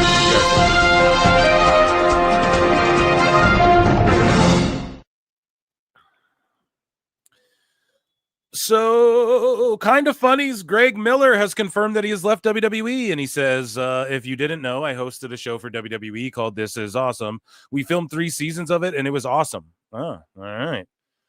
Be gone. I've known for a while. I was actually just hoping to skate by a little longer on WWE.com Superstars so I could keep saying I was the WWE Superstar. I knew this day was coming. Well, good for him for like taking it in stride and not being a little bitch like Matt Camp. Moving along now. So backstage confrontation between WWE stars Jade Cargill and Shayna Baszler allegedly took place in 2024. So let's take a look here at NoDQ.com. And of course, this is Dave Meltzer. Fuck, do we save it for the dumb moment? Well, let's just blow a fucking flute. We might as well. Here we go. We'll cover it again later, I'm sure. But Meltzer said that it's been confirmed by half a dozen people that it happened, but nobody went into details past Cargill had rubbed enough people in the Raw Women's division the wrong way, Brian. And Baszler, was wanting to fight her until management found out and calmed the situation down. I don't know actually what in particular how there that it wasn't just a one-time thing, Brian. One thing, I was getting started. My fucking Dave impression is just not even an impression of him anymore. Just one, I'm gonna reel it in, right? It's like when a cartoon, like someone plays Homer Simpson, and like you go to season 1, then you look at like season fucking 12, and it sounds different, Although one woman star said they believe the tension within the SmackDown side was worse than the Raw side. I don't fucking shut up, Dave. Oh, really, dude? Oh, my God. Are you sure about that? We're going to make fun of Dave more later. I don't know, an impromptu flute blowing. But yeah, apparently there's a backstage confrontation and half a dozen people, Brian. NXT ratings, 698,000, 0.15 in the viewership, or in the key demo viewership. And it was up against some shit where this is like a really good number or something. And Sean Spears won the... God damn, we ain't been reviewing NXT, folks. I'm sorry. Sean Spears wins the North American title. I mean, Oba Femi's been on fucking TNA just bodying people. What else has been going on, man? They've been cooking over there. So yeah, I'll start reviewing. I'm going to start reviewing more. Same with Revolution. I'm going to do a review with someone cool, with some of my guests on my pod, like the normal pod, But yeah, here is, if you guys remember the Hardy family faction or whatever the fuck it was called, House of Hardy or whatever in AEW, Ethan Page was in that group. I'm sure you all are like, oh, really? That was the thing? I did not know that, Phil. Well, yes, that was the thing. And Matt Hardy runs into his former AEW teammate, Ethan Page, at the Performance Center. I am at the PC for the first time ever. I don't know. Ever. I've never ended up here. You've been here several times, Many right? times. Hey, guys. How you doing? How are you? Hello, everyone. What an incredible, just impressive facility. I love it so much. Ethan. Matt. Good to see you. Great to see you. Hey, man, I just want to say I'm really happy for your success. You deserve it. I appreciate that, Jeff. I hope you boys are enjoying the PC. So far, so good. Visit the NXT. Yeah, Okay. so far, so good. Good. Ethan, actually, by the way, I wanted to mention your new finish. It's so original, so creative. Oh, thank you so much. I wanted to mention something to you guys, too. Because if you don't know, Ethan Page does the Twist of Fate now. I'm just going to take a wild guess and say it's probably not the last thing I take from you boys. I'm going to take a wild guess and say it's not the last thing I take from you boys. Now, hear me out. X-Files. This got me thinking, chat. Okay, you guys ready for a little Phil Mark's Fantasy Mark book in here? You guys ready, man? It's been a minute. The truth is out there. Listen. You know all that shit Meltzer's talking? Oh, Josh Alexander, for sure he's going where the better deal. We don't know where he's going, but it's wherever the better deal is. So obviously Tony Khan and AEW, Brian.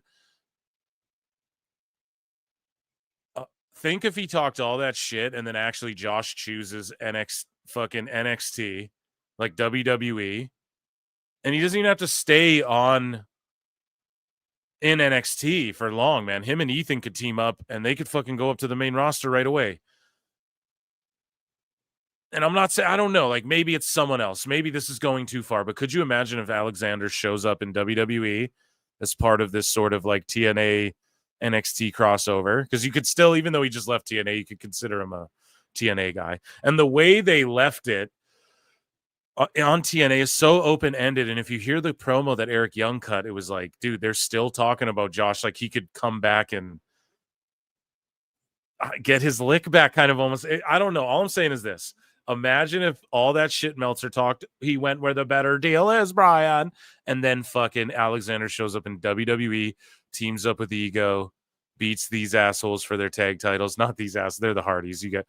Listen, we're talking if we're on the side of Alexander and Paige, okay? He's going, these assholes right here, takes their tag titles, blah, blah, blah, goes to the main roster. I don't know. Maybe that's thinking too much, but what is Ethan talking about? That certainly doesn't surprise me at all. Not at all. I mean, someone named All Ego. Well, he'll never do it as good as we do it. Like, that doesn't mean, oh, I'm going to start hitting swanton bombs. That's not what that means, right? Chat, am I fucking tripping? Or is that something... This guy, someone reporting about the Jade backstage heat with Baszler. Thoughts? I already gave them, brother. You just missed it by like a minute. But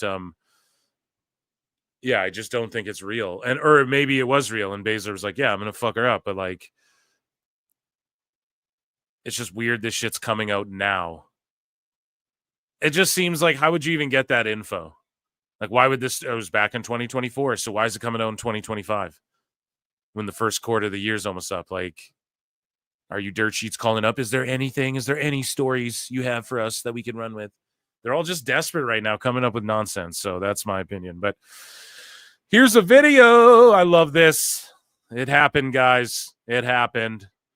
Shout out SI Wrestling. Here is Lex Luger, who was announced as the part of the 2025 Hall of Fame class. WWE. Shout out Cody Rhodes as well, DDP. And God damn it, man, Lex Luger did it. We knew it was coming. And long overdue. Way, way, way, way long overdue. And someone was saying some shit about how... I can't remember where this was or where I was talking about this. Maybe it was this show, but you know, Luger was saying how this documentary made it look like he wasn't having fun on the Lex Express. And he's like, no, dude, I was so grateful for that time. And, you know, that's WWE's rewritten history or whatever the fuck, you know, I had a great time. Like, it was a blast for me, you know, I was honored to be put in that position and that sort of thing. Like, so I don't know. Lex gets a bad rap a little bit.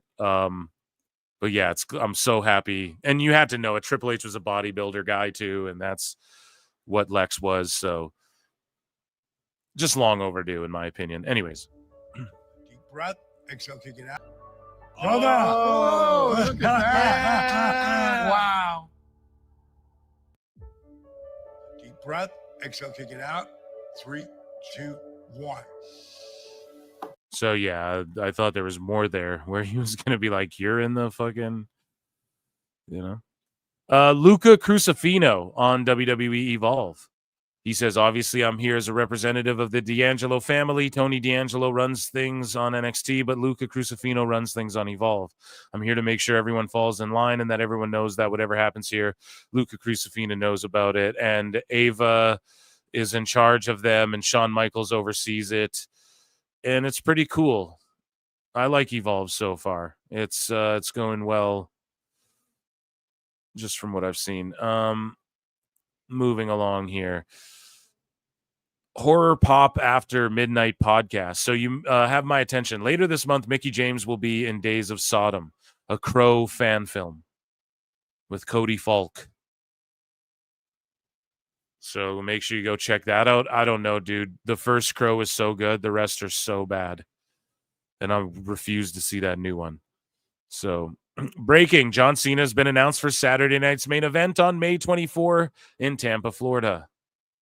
So there you go, dude. And they're still using his I just unbookmarked it, but they're still using his like corporate shill, him doing the salute with the fucking Fruity Pebble outfit. I swear he's just going to turn up looking the exact same with the same music, man. That's how you get the most heat.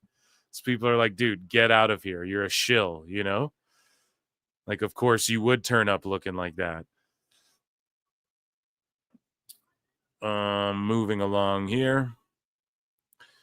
Cora Jade is okay following NXT injury scare. So, yeah, on NXT, Jordan Grace, like, knocked Cora Jade out, it seemed like.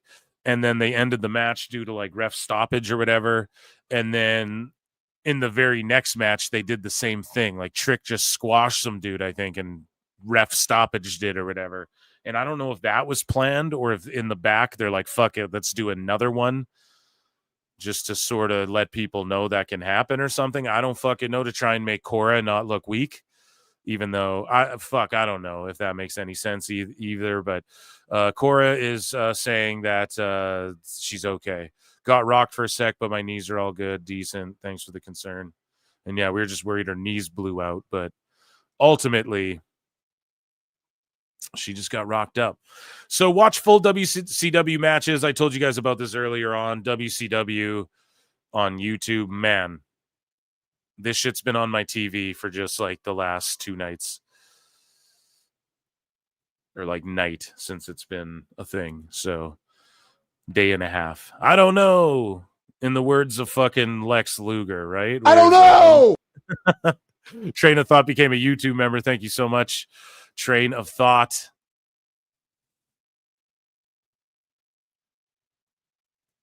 But yeah, guys, check that out. They're just dumping content on there immediately. So Brandon Thurston says Netflix chief content officer Bella Bajaria and the Sloan Analytics Conference, where she's joined by Paul Levesque, says their $300 million worldwide Netflix subscriber actually touched 7 million people. The math on that would be 2.3 people per account. Well, actually, it's less than that. They lied about the numbers. You don't study the business, Brandon Thurston. So even more people are seeing WWE than we think. That's 100%. Moving along here, Zelina Vega. So Chelsea Green responds to Jesse Rodriguez, who's like, I want to see Zelina Vega versus Chelsea Green for the U.S. title. Chelsea Green goes, loser leaves America. Now she's hilariously joking, obviously, because Puerto Rico's in America. And then Zelina Vega's like, guys, help. That shit's super funny. Some people got triggered by Chelsea. Oh my God, don't you know? Yeah, she's playing a character. So Mickie James is pulled from LFG. And I couldn't believe this, man. I was like, you fucked up! You fucked up! You fucked up! Because she's really good on the show. And it's like, who else is going to take her place? Michelle McCool, dude. Michelle fucking McCool. You what? Now, I like Michelle McCool. Like, I don't want to get fucking chokeslammed or tombstone. You know, I'm not hating, but she's not as good as Mickie. And what happened was so there's stories floating around. I looked into this, okay? I snooped around the different stories. This is what it is. Undertaker did not specifically ask Mickie James to be kicked off the show. But Undertaker was like, look, if I'm going to do this show for season 2, which they're looking at it like a big hit, and Undertaker's obviously the main guy. I know Bully's featured on it the most because he's so entertaining, but Undertaker's like the star of the show. You know, it's like if you have fucking Stone Cold, maybe not that level, but you guys get it. He's that level as far as like icon. And he can bring ratings and shit. So Undertaker was like, if I'm going to continue doing the show, like I want my wife on it in some way. And then they're like, okay, Mickey's off the show. Michelle, you're taking her job, like as the judge. And so Undertaker wasn't like, yeah, make her the new judge. But that's just like what happened by proxy of him being like, hey, I want to work with my wife if I'm going to keep doing this type shit. That's at least what the sheets are saying. We obviously also don't know if any of that shit's real. Like, It could just be like Mickie James wants to get back in the ring or something. Who fucking knows? Maybe they're going to make her the GM of the co-GM of SmackDown or something. Who fucking knows? We don't know, but I don't know. So someone in chat here says, so in a roundabout way. Exactly. In a roundabout fucking way. He, by proxy, kind of got her fired, but it's not like he was like, well, just get rid of Mickie, you know? Like, I'm sure some sickos will try and fucking spin it to be that way. I'm sure, and we're talking about a rare exception, not a majority of people. I'm sure everyone understands it. It's just shitty, though. I really like Mickie, and I think she's built for this role, and she's had that role, like in the TNA locker room and all over the place, being like a mentor to women. And not saying Michelle McCool hasn't, but I mean, wasn't she more of a fitness gal? And I'm not saying she hasn't worked with the ladies and stuff. First ever Divas champ. I mean, that's nothing to shake a fucking stick at, but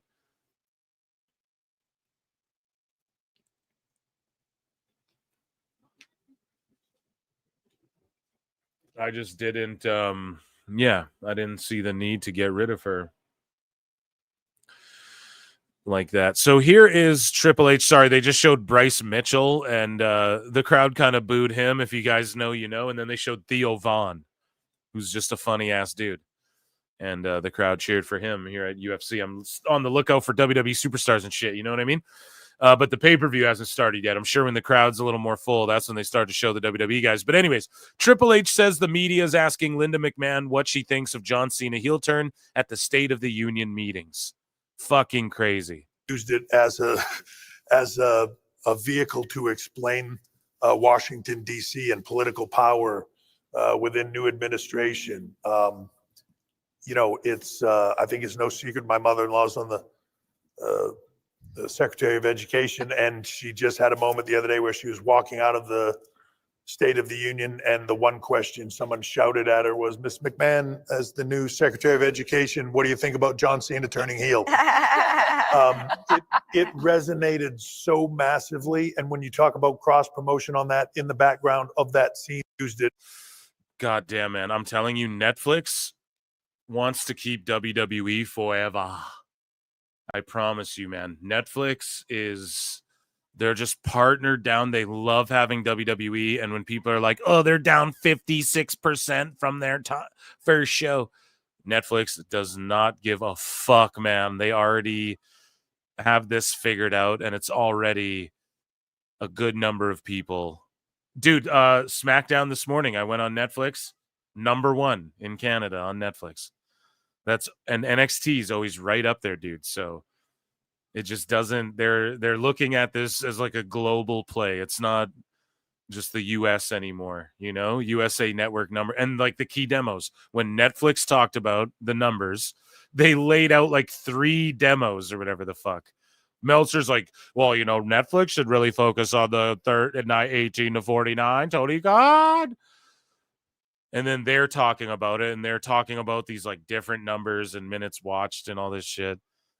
They're just so, Dave, even if you did study the business, this is a new business. You studied the wrong one, bro. Guinness World Record. So John Cena broke a fucking Guinness Book of World Record. Now, a Guinness World Record. He broke a Guinness Book of World Record. He broke a Guinness World Record. Sorry, guys. But here's the thing. Someone's got to fact check this. Is it for real, Cena, with this record? I'm sure they did the diligence, but some people are like, nah, a bunch of those records are bullshit, you know? I'm curious. Is this really a world record? I'm sure it is. But, yeah, John Cena sets the Guinness World Record for the longest WWE face run before turning heel. So round of applause for him and Lex Luger. We forgot to give a round of applause for. I was distracted by UFC. So they say whether seen as the heroic figure of the never give up mantra or a more complex figure wrestling with his place in the world, Cena's legacy as the longest serving WWE face, combined with his ability to turn heel and continue captivating audiences, cements his place as one of the greatest in WWE history. His journey serves as a testament to the power of reinvention and perhaps more than anything else, the lasting connection he has made with his fans. Yeah, damn. You know, Guinness Book of World Records loves that they can put John Cena on their fucking thing. On their books for the libraries or whatever. I remember being a kid and you go to the library and everyone wanted to sign out the fucking Guinness books, you know? AJ Styles tweets out moments. There are moments in wrestling matches. Why do you think we do these crazy things? It's for the moment. For the here, live for the land, to sing for the here. Right? This is your moment. Arms are sweaty, knees weak, mom's spaghetti, or whatever the fuck. You guys hear me? Eminem, right? It's dropping bars here, though. It is for the moment, though. And you got to remember that. And that doesn't mean selling out or not actual wrestling. One of the best wrestlers that even the sickos, that all these fucking wrestlers everyone loves, they copy AJ's shit. And he's saying, dude, this is why we do it. It's for these fucking moments. Here we go. Stone Cold Steve Austin on whether he will be helping Cody Rhodes at WrestleMania. He's like, hey, kid, goddamn kid, I haven't been in contact with anybody, so I guess anything could happen. But I'm here to run a Min 400, and that's what my sights are set on. I'm not looking at Mania. I'm looking to the Min 400. What? The Mint 400? Didn't Brendan Schaub do that shit too? I got a brand new left knee trying here to this, my first race back. So I'm going to go out there and kick ass and see if I can do as well as I can. What? So he's telling the Schmo. Shout out the Schmo for switching to wrestling too. And not just MMA. It suits his character. Yeah, I don't know, man. Hopefully Stone Cold doesn't like blow a fucking knee out doing that and he can be at Mania.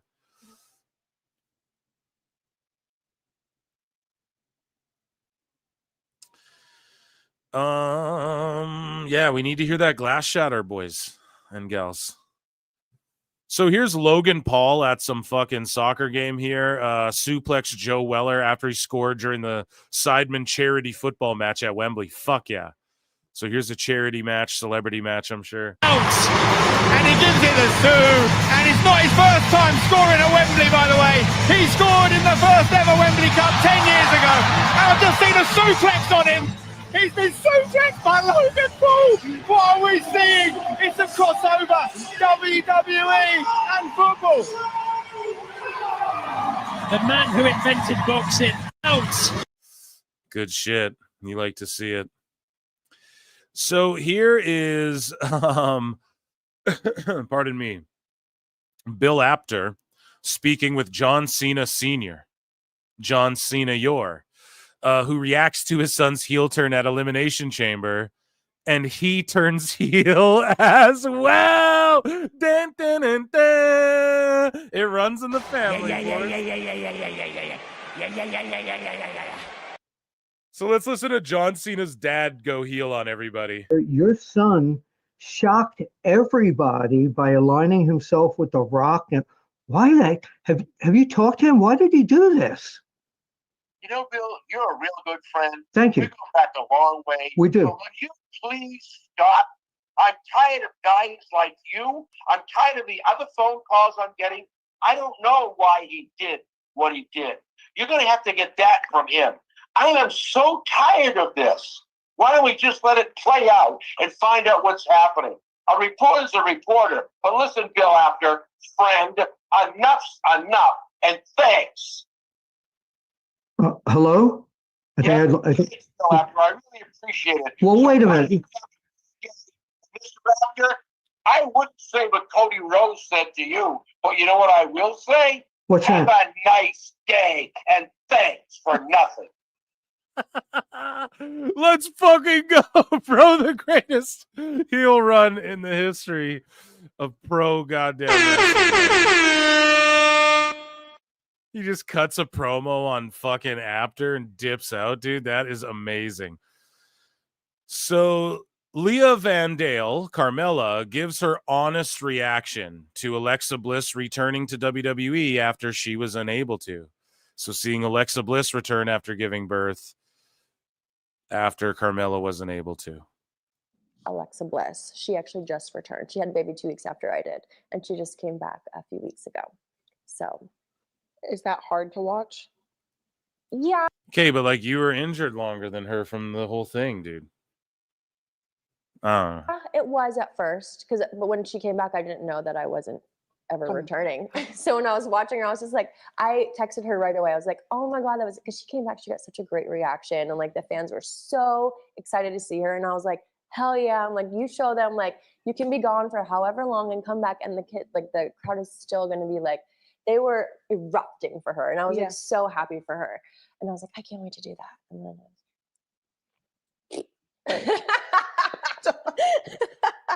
But I mean, Nikki came. Alexa. Damn. That sounds sour grapes, bro. I guess I'm speaking my truth for sure, but I don't know. I don't want to turn heel on fucking Carmella. Husey, what do you think? Let Husey tell you guys what he thinks. Rabid Wolverines, LC Killer, hi Phil. YUC don't do a stadium. What? What? Why UFC or YUC don't do a? I don't know, brother. Brian. I don't know. I'd love to do one. Is there enough of you? Let me know what you're meaning there, Rabbids. Appreciate you. Moving along here. So WWE is reportedly looking at the return of the Evolution PLE with tentative plans to host the event at Mohegan Sun Arena in Connecticut on July 5th at PW Nexus. Yeah, do it. I'm the fucking guy saying this should be a weekly show. They should just have a women's show. They have Evolve. Okay, have women's Evolve or some shit. You know? These two guys fighting are just going rock'em sock'em robots right now. Morono and Leal. But anyways, though, yes, bring this back. Do this once a year at least, you know? And I'm down with it. Absolutely. Also, get rid of the women's tag titles. Just have, or maybe not if you're going to develop the divisions, but have like a women's tag cup every year. Speaking of women in wrestling, Triple H says that the women of the Performance Center pick up things faster than the men, which is obvious. We've talked about that a lot too, but he goes, it is amazing to me that we're getting these women that come in, start training with us at Ground Zero. And 6 months in, 8 months in, 9 months in, it's time to play the game. No, just kidding. Us putting those women on TV already live. Shout out Triple H, man. So natural disasters, earthquake, and typhoon will be going into the WWE Hall of Fame. Juan Tenta, look, dude, your dad. John Tenta going into the fucking Hall of Fame too, dude.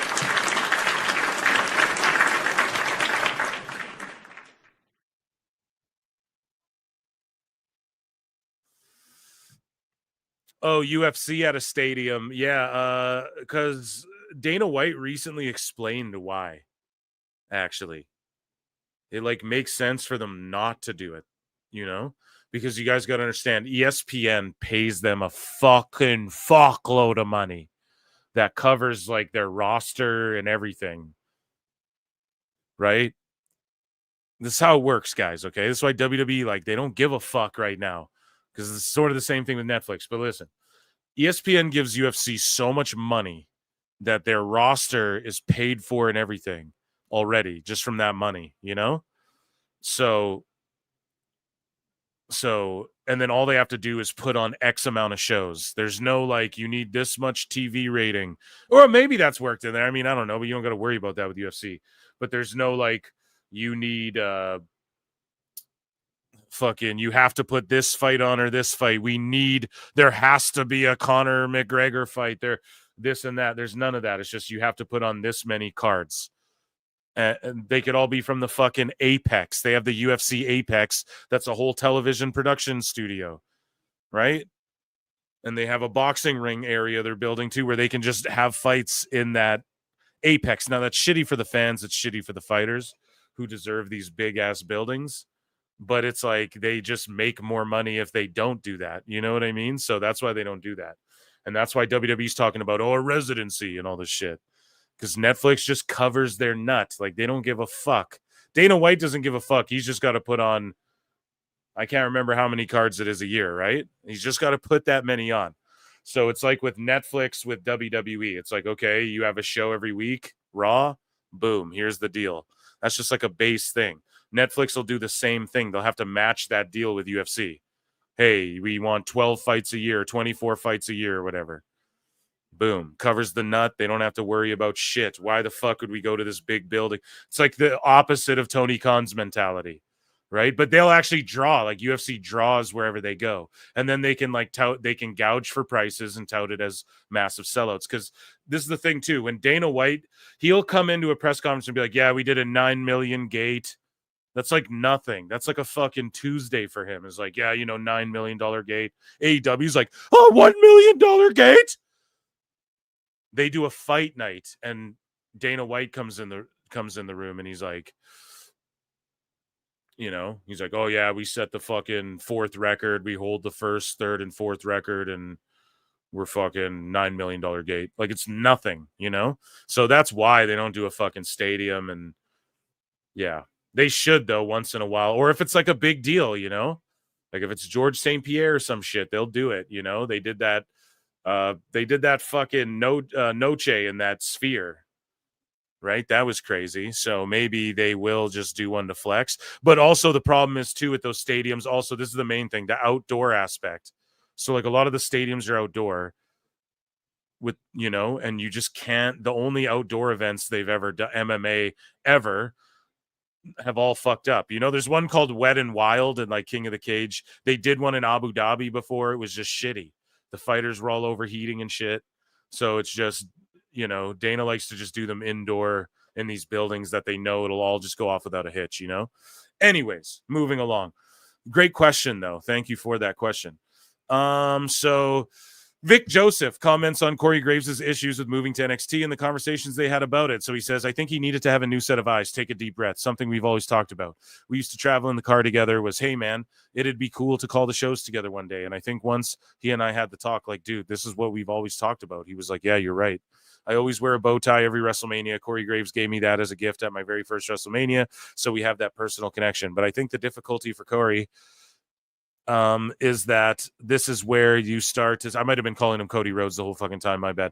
The difficulty for Corey, and I think this is where you start to see the seamless transition, is now he doesn't have to do as much.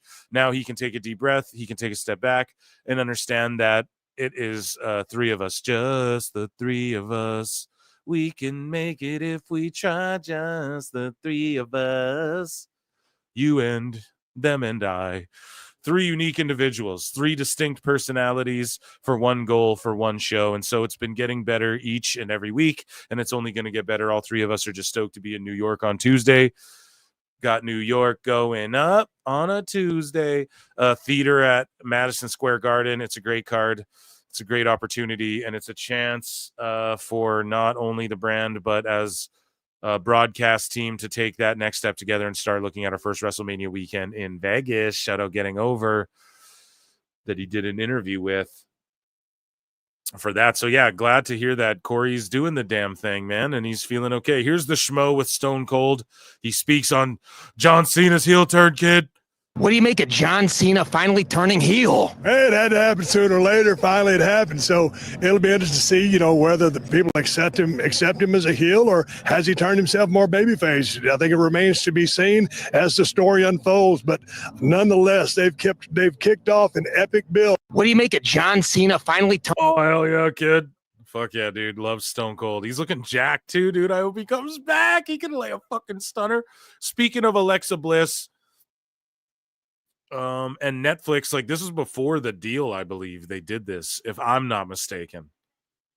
This is before the WWE Netflix shit, you know, so I'm pretty sure about that, but I might be wrong, but I don't know, because this is fucking I don't know, but I'm pretty sure she did this way before, not way before, but around the time. So all I'm saying is Alexa Bliss is a popular person. Bowling for Soup or whatever that band is, they got a fucking music video about her, a song called Alexa Bliss that has like fucking 10 million views or whatever, 7 million views or some shit. She's still popular, you know, and I'm not trying to shit on Carmella, but it's like, yeah, that's Alexa Bliss. No, I'm not shitting on Carmella. Again, I didn't want to turn heel on her. But I'm not going to aggregate. Don't aggregate. Okay. Yeah, we all knew Phil would be doing anime on stream. Yeah.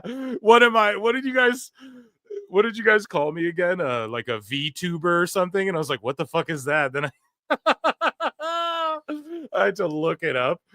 Oh shit, that was so stupid. But yeah, so here's hopefully Netflix is chill.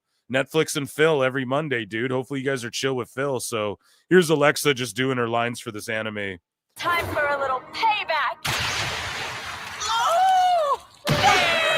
She does a really fucking good job too.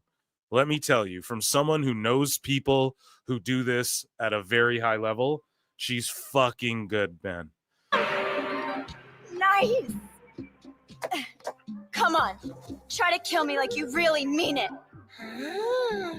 But I don't want to kill you, because I don't do that. Huh? But the Sakamotos aren't even related to you. That's so stupid. I'm not stupid, you stupid grandma! Now she's an angry drunk.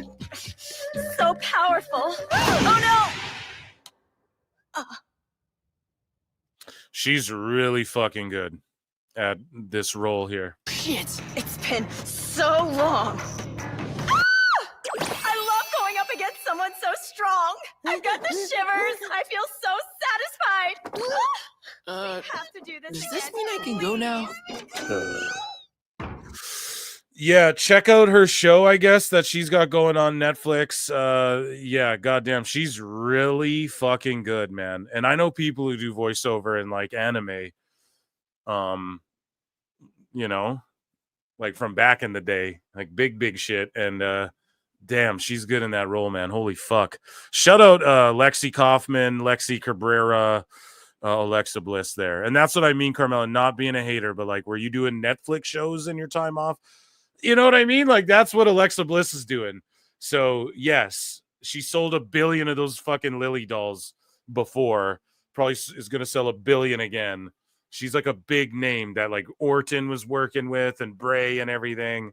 So that's the difference there. But obviously, whatever. It's just Carmella speaking her truth, right? As they do. As people will do. But yeah, so people were calling this out. They're like, damn, are we allowed this thing to do these things on live TV nowadays? What is bro doing? So I called it out here. I can't remember who it was, but they were on the stream like, no, he's smoking a blunt again. No, I seen it because I do this. So this is a smudge. What he's doing is he's burning like sage and sweetgrass. And he's like, you give thanks to creator, right? That's what this whole thing is, what Travis Scott's doing. So look at this. He's burning like a blade of, it's like a braid of, you see that? That's like a sage or sweetgrass or a combination of both. And he's like saying a prayer or whatever. Like he was about to do some shit. He knew it was about to go down. And people say like, oh, Travis Scott's into witchcraft and all that shit. So I don't know. Maybe that fits into that a little bit. Like, you know, they're all like, oh, he praises the devil and people died at his concert and there were demons jumping around, you know, blah, blah, blah. So anime in English is weird, subs only. Plenty. And trust me, Phil, once we get you set up on Twitch, you're probably going to want to be a V2 model. Yeah, I want to get on Twitch and Sage and Chronic. Yeah, maybe a little bit. No, it's not. It just looks like sweetgrass, if anything. Our Carmelo was just a great boob job. Oh, okay. Come on. Oh, come on now, chat. That's not very fair. George Capture says, Phil, chat was inquiring. If they hit 200 likes, will you sing Youth Gone Wild? Yes, I'll duet it with Jericho.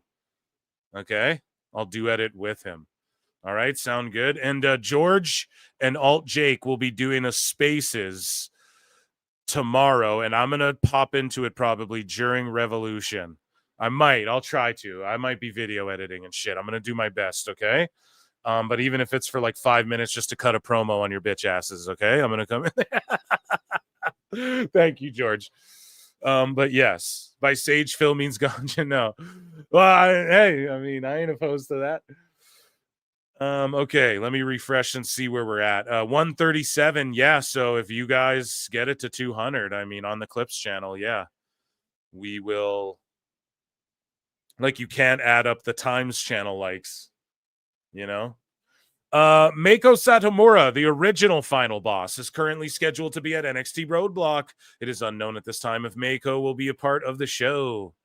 I think she already had a retirement match or is having it. She's up there in age and all of that. It'd be cool to have her like do a one-off at like a bigger show, even on like the pre-show maybe or something. I don't know. I thought she already had her last match though, but yeah, the OG final boss. And it's good. She's just working with WWE. They just have her there working with people, and that's what she needs to be. Just give her a job. She knows she's forgot more than most people know. So Conrad Thompson shares a quote about Cody Rhodes being hurt. Okay, so we check in with Conrad. We went to savewithconrad.com. Oh, come on now, Eric. And I popped a couple chewy blueies. And I checked in on Cody Rhodes. And I was like, dude, I saw it. But a burst eardrum? Are you okay? I'm here for it. But is your eardrum... Chat me up, Cody. Is your eardrum really burst? Are you okay? Holy shit. He replied... Well, he replied, well, Travis Scott didn't touch me. I got a wild brew somehow, though, and sent me a picture. So that's what Conrad had to say on 83 Weeks. Okay, are you dealing with this MyRise issue? So WWE 2K25, I'm getting messages from fucking Husey being like, it is fantastic, Phil. You have to buy it.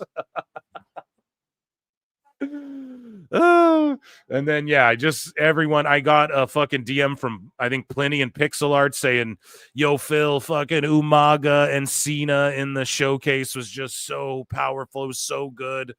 And yeah, I want to get the game for sure. I should check it out. I gotta get consoled up here and shit and get the game. Armin Petrosian's making his way to the Octagon.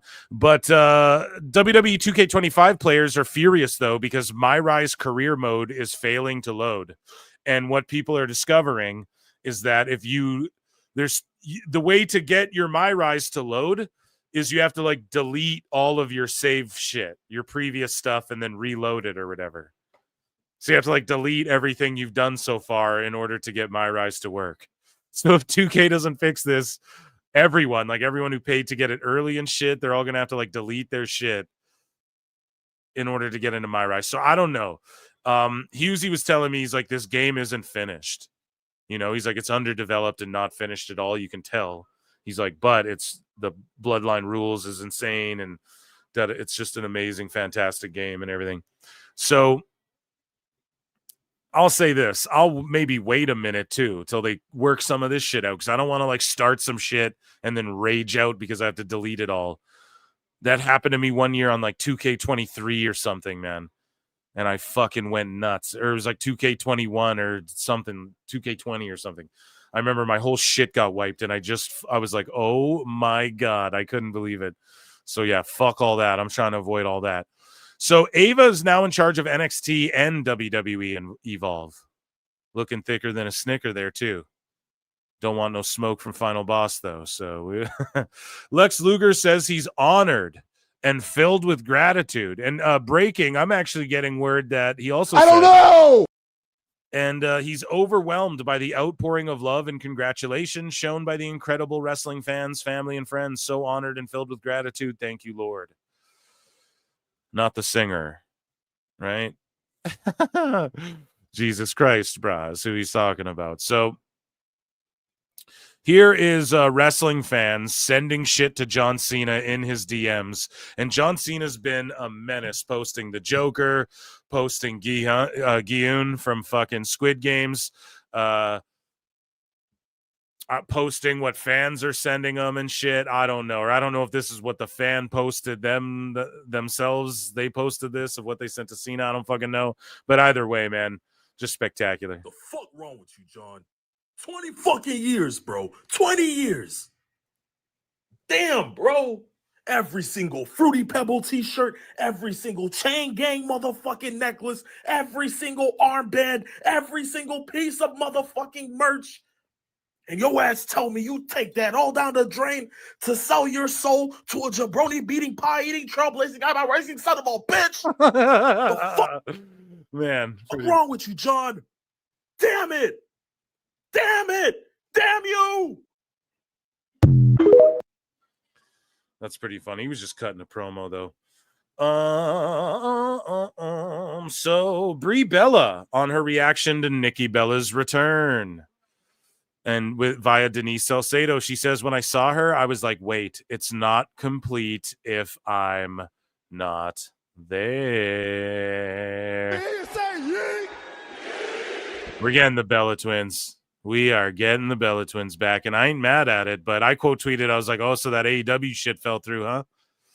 CW Sports are celebrating Women's History Month by recognizing superstars of the best women's division in all of pro wrestling, NXT. They said it, not me. It's incredibly remarkable to be authentically you. It's incredibly remarkable to be authentically you because nobody can do you like you do. Yeah, Zarya's like the future of NXT for sure. Like, I could see her being there like a while holding it down, you know? And yeah, happy Women's History Month, if that's a thing. I don't know. Liv Morgan goes off on Bianca Belair and Naomi for blaming her for the attack on Jade Cargill, of course, in kayfabe. Fucking sickos. So Liv is like, y'all already know if I pushed Jade on that car, I would have been squatting down, taking a selfie with her, screaming I did it. I would actually love an apology, Bianca. I think we can both agree I'm owed one. I don't need it right this second. I'll give you a minute to digest. And the way Trinity lied, framed me, and jumped me with Bianca weeks ago, all to now finally tell the truth. Girl, you should have just lied. I always wondered what the fuck Jade was even doing to get pushed like that, even though I'm the true victim here. Yeah, I don't fucking know. Let's see. Ray Phoenix is expected to get WWE medicals done very soon. Merchandise for Phoenix is already being brainstormed, and that if he hasn't already signed, it's coming soon, barring unforeseen circumstances. Yeah, well, good. The merch is already being made. Just call him Phoenix. Don't call him Ray Phoenix. And just put Phoenix Penta. Same amount of letters. They both have the EN in the middle there. And you just make merch that, you know, play with that and just make it look cool. And yeah, Lucha Brothers to WWE. Shout them out. And yeah, I can't wait till Ray Phoenix shows up. Further details on reported backstage heat for Jade Cargill. So we went over that. It's Brian. Report WWE NXT Battleground to go head-to-head with AEW Double or Nothing. You know people are going to be crying. Oh, they're trying to drown fucking WWE or AEW. WWE's trying to drown them. NXT, blah, blah. You know, it's going to be all that shit. So that'll be funny. They already had to move Double or Nothing as well from Vegas or whatever. Here's the MSG card for Raw on Monday, folks. 2 days. Bro, we got fucking Rollins Punk in a cage. Cody Rhodes is going to be there. You got to think Cena or someone's at MSG. Rock? No? If Cody's there, who the fuck else is going to be there? There's no way he just walks out and says some shit like he did on SmackDown. Then we have Ray and Dragon Lee versus the Boo Day. Then we have Yeet versus fucking Waller, where Austin Theory is going to align with Uso, I think. And then we have fucking Paul versus AJ Styles, but in like a face-to-face, like a call-out. Yeah, it's not a match. So this will be like the call-out for Mania. And yeah, Roman Reigns might return. That's the other thing too. We might see Roman come out and do a promo thing with Cody Rhodes. So I just can't wait. This is going to be fucking spectacular. I'm going to leave that in my bookmarks there. So John Cena's a heel in real life, claims WWE Hall of Famer Teddy Long. Player, and it's not just because I booked him in tag team matches against The Undertaker.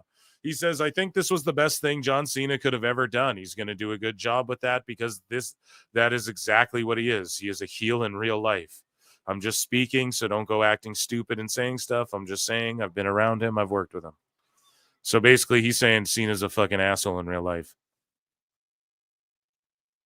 Here is sexy BJ Ray from an NXT guy. You know he's going to be an NXT sooner or later. He's on LFG, and he's like, low key, I was hitting that shit. Let's see.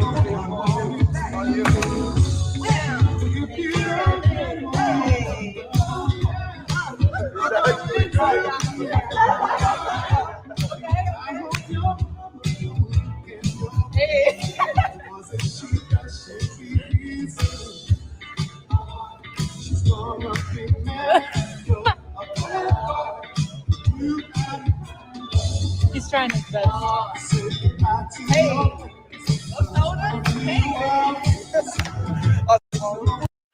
Well, he's doing the damn thing. That kid's got a load of potential, and he's obviously just working a gimmick on that fucking show. So, moving along. Here's our Hall of Fame inductees so far, and I guess I'm pretty sure Tenta, though, like that shit got leaked, and no one's refuted that, and we know there's going to be a tag team, and I think Earthquake, am I wrong, but isn't Earthquake and Typhoon, aren't they in the fucking new WWE game? I might be totally wrong about that, actually. But yeah, these ones are confirmed. So I know we talked about Tenta, but that was all the fucking dirt sheets. Not all of them, but a few of them saying that. And then some of them backing each other up. But yeah, so far we know these guys. So congrats to all them. And Triple H as well. What a class so far. Here's confirmed dates for John Cena's return. Here's our last bit of news. John Cena's return dates here. And look at how they're making the graphics. Now, either they're doing this because they know smart people like Phil Marks are going to say, oh, I bet he just comes out with the Fruity Pebble colors and then he swerves me again to keep me on my toes, right? I know you're listening, Triple H. I know you're listening, Paul Levesque and Dwayne. Hi, Dwayne. Or he's just going to come out wearing this shit. And that's, I think, what you got to do. You get booed. You don't go back to Word Life. You don't do nothing like that, dude. And then at Mania or whatever, you have what's his face? Travis Scott do like a remix version, or maybe you just come out to a Travis Scott song or something. Like maybe you do something like that then. Because you got to think, too, when Cena comes out at Mania, it's going to be like him with The Rock, or maybe The Rock's music hits later, so they save the pop. They build up to it. Who knows? But either way, March 17 Raw, March 24, March 31. So the fucking build up, pretty much. Like this month, we're getting them the rest of the month on every Raw after this one coming up, I believe, unless my timetable's off there. And then, after this one, we get him every Raw. And then he won't be anywhere that we know of, too. He could show up unannounced. He's heel Cena. Right? But, then Mania. So we don't get him like all of April. But for sure, some vignettes or like phone-in, private plane fucking videos. For sure, one surprise show up or something. Then we get him at Mania, and then the SmackDown after Mania. And then May 25th, he's confirmed for, and then all of these SmackDowns and shit. So the SmackDown after Mania, to me, I don't want to be a spoiler, but that screams to me like he might fucking win the belt, dude, at Mania. Right? And then he can fuck off for a month. He's the corporate champ. And then you have LA Knight right now, can be elevated into that. Well, I'm the SmackDown champ. Like the main event will sort of revolve around him.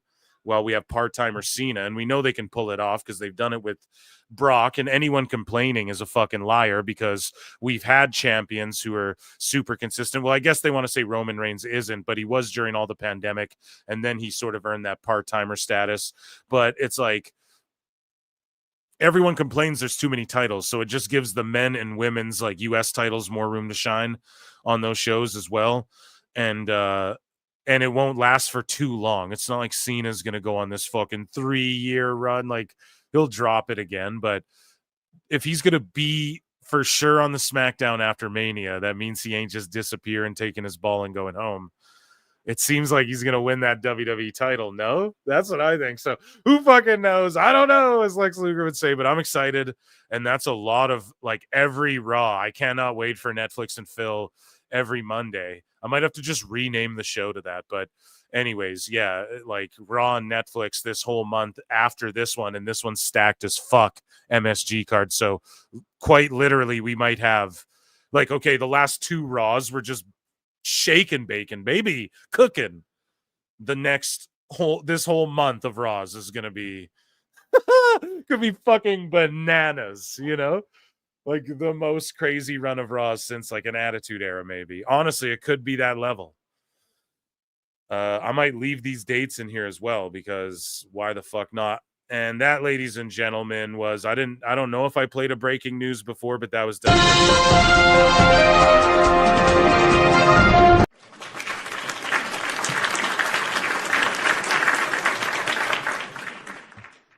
So what's chat saying, man? What's chat saying? Let me check in with chat. I'll leave that there. You guys can study those. Make sure you know when they're happening. Right? Of course, I'm sure Meltzer will be like catching up on fucking New Japan during all of those shows.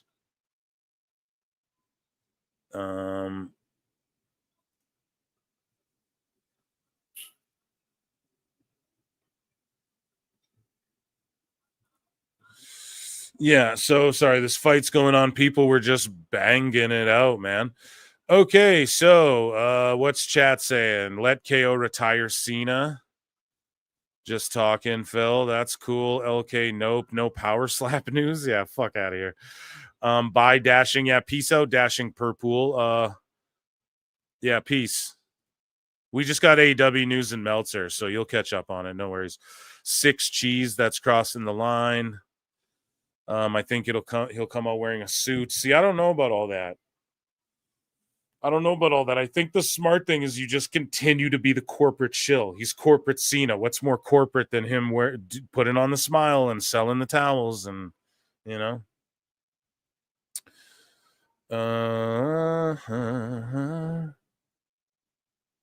Well, that confirms it. Cody versus Cena's night 2. Yeah, that does confirm it. I always figured it would be because it's the WWE title, no?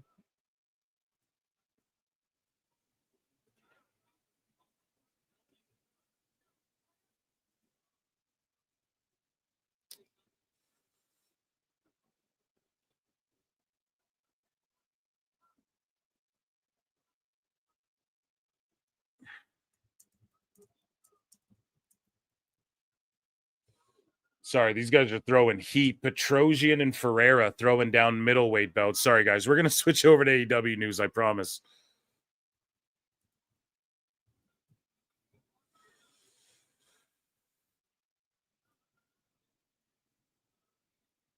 Yeah, dude, these guys are throwing heat. Sorry, just dead air fucking Phil over here. Yeah, guys, so AEW news. We got some Meltzer as well. We might have some stuff sent in here, too. I'm trying to see. Is this...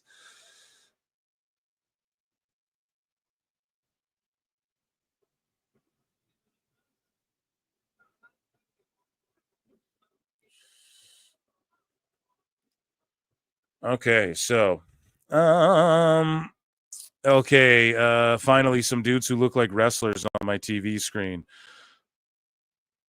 Wait, did Phil just look down on Power Slap? Oh, come on now, Phil. It's the new sport that's about to take over. Yeah, dude, it is so fucking bad. I watched the first season of that reality show, and then I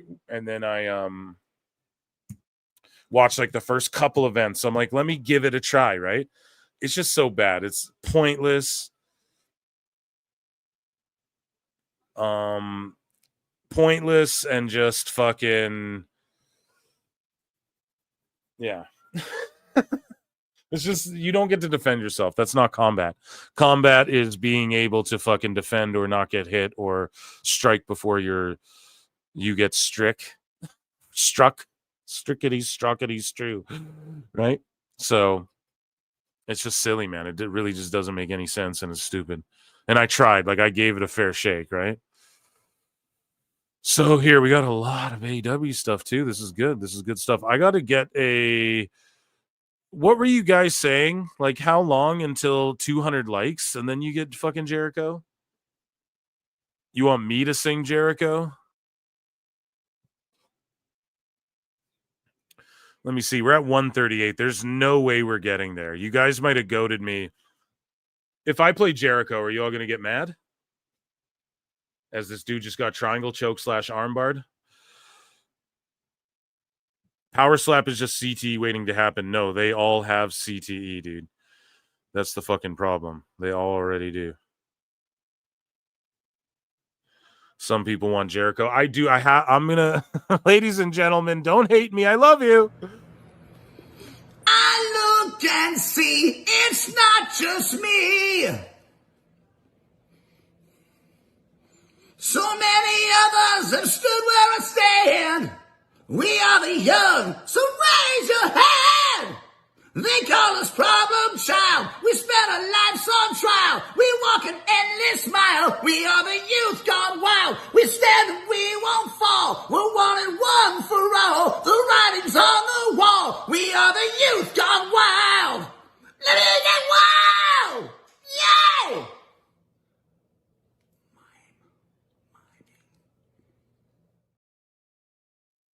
I'm so sorry. Usually Mrs. Marks is here to fucking check if I need a beverage or whatever, you know. She's checking it. No one's here, right? I'm home alone in this world this evening. So I'm like, fuck, I gotta go. I need this Red Bull that's in my fridge, you know? Anyway, I'm so sorry. I'm so sorry. I am so fucking sorry. James, I know. James, I know, bro. I'm with you on that one because you guys earned it, but still no worse than that Dax Harwood match a few weeks ago. Well, come on. That's not fair because he was doing it for his family. And that's what injured Cody's here. Yeah. Just look back into John Cena's eyes. You'll feel better. Jesus Christ. Yeah, let's get into some AEW news right quick here, guys. Oh, man.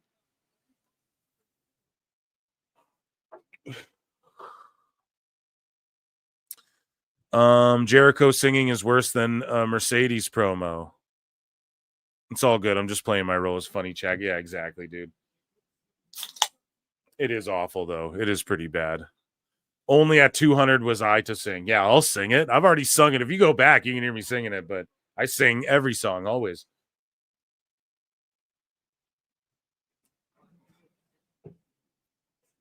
I'm so ADD, I say stuff, and then it reminds me of a song, and then I have to sing it. Or else it's going to bug me. It's like a fucking tick or something. I don't even know. Okay, I might be getting sent something funny. I'm so sorry, guys. Let me just see. Okay, so Jericho. Yeah, this is pretty funny. Okay, this is in AEW news. Let me just get it in the folder.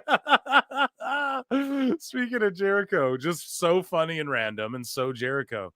Okay, awesome. So that's going to be great.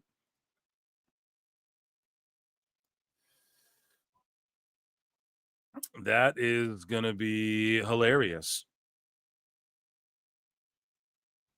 Okay. Jesus Christ. Okay. So, ladies and gentlemen, all together now, let's give a good old Ichi, Ni, Sun, all together. Di, Sun. Wait, we messed it up. One more time. Ichi, Ni, Sun, Da. Because it is time for AEW news. So Neckbeards posted this little clip here. AEW Dynamite 600K NXT, and they did their lowest key demo ever. NXT 698. Running with scissors is fun.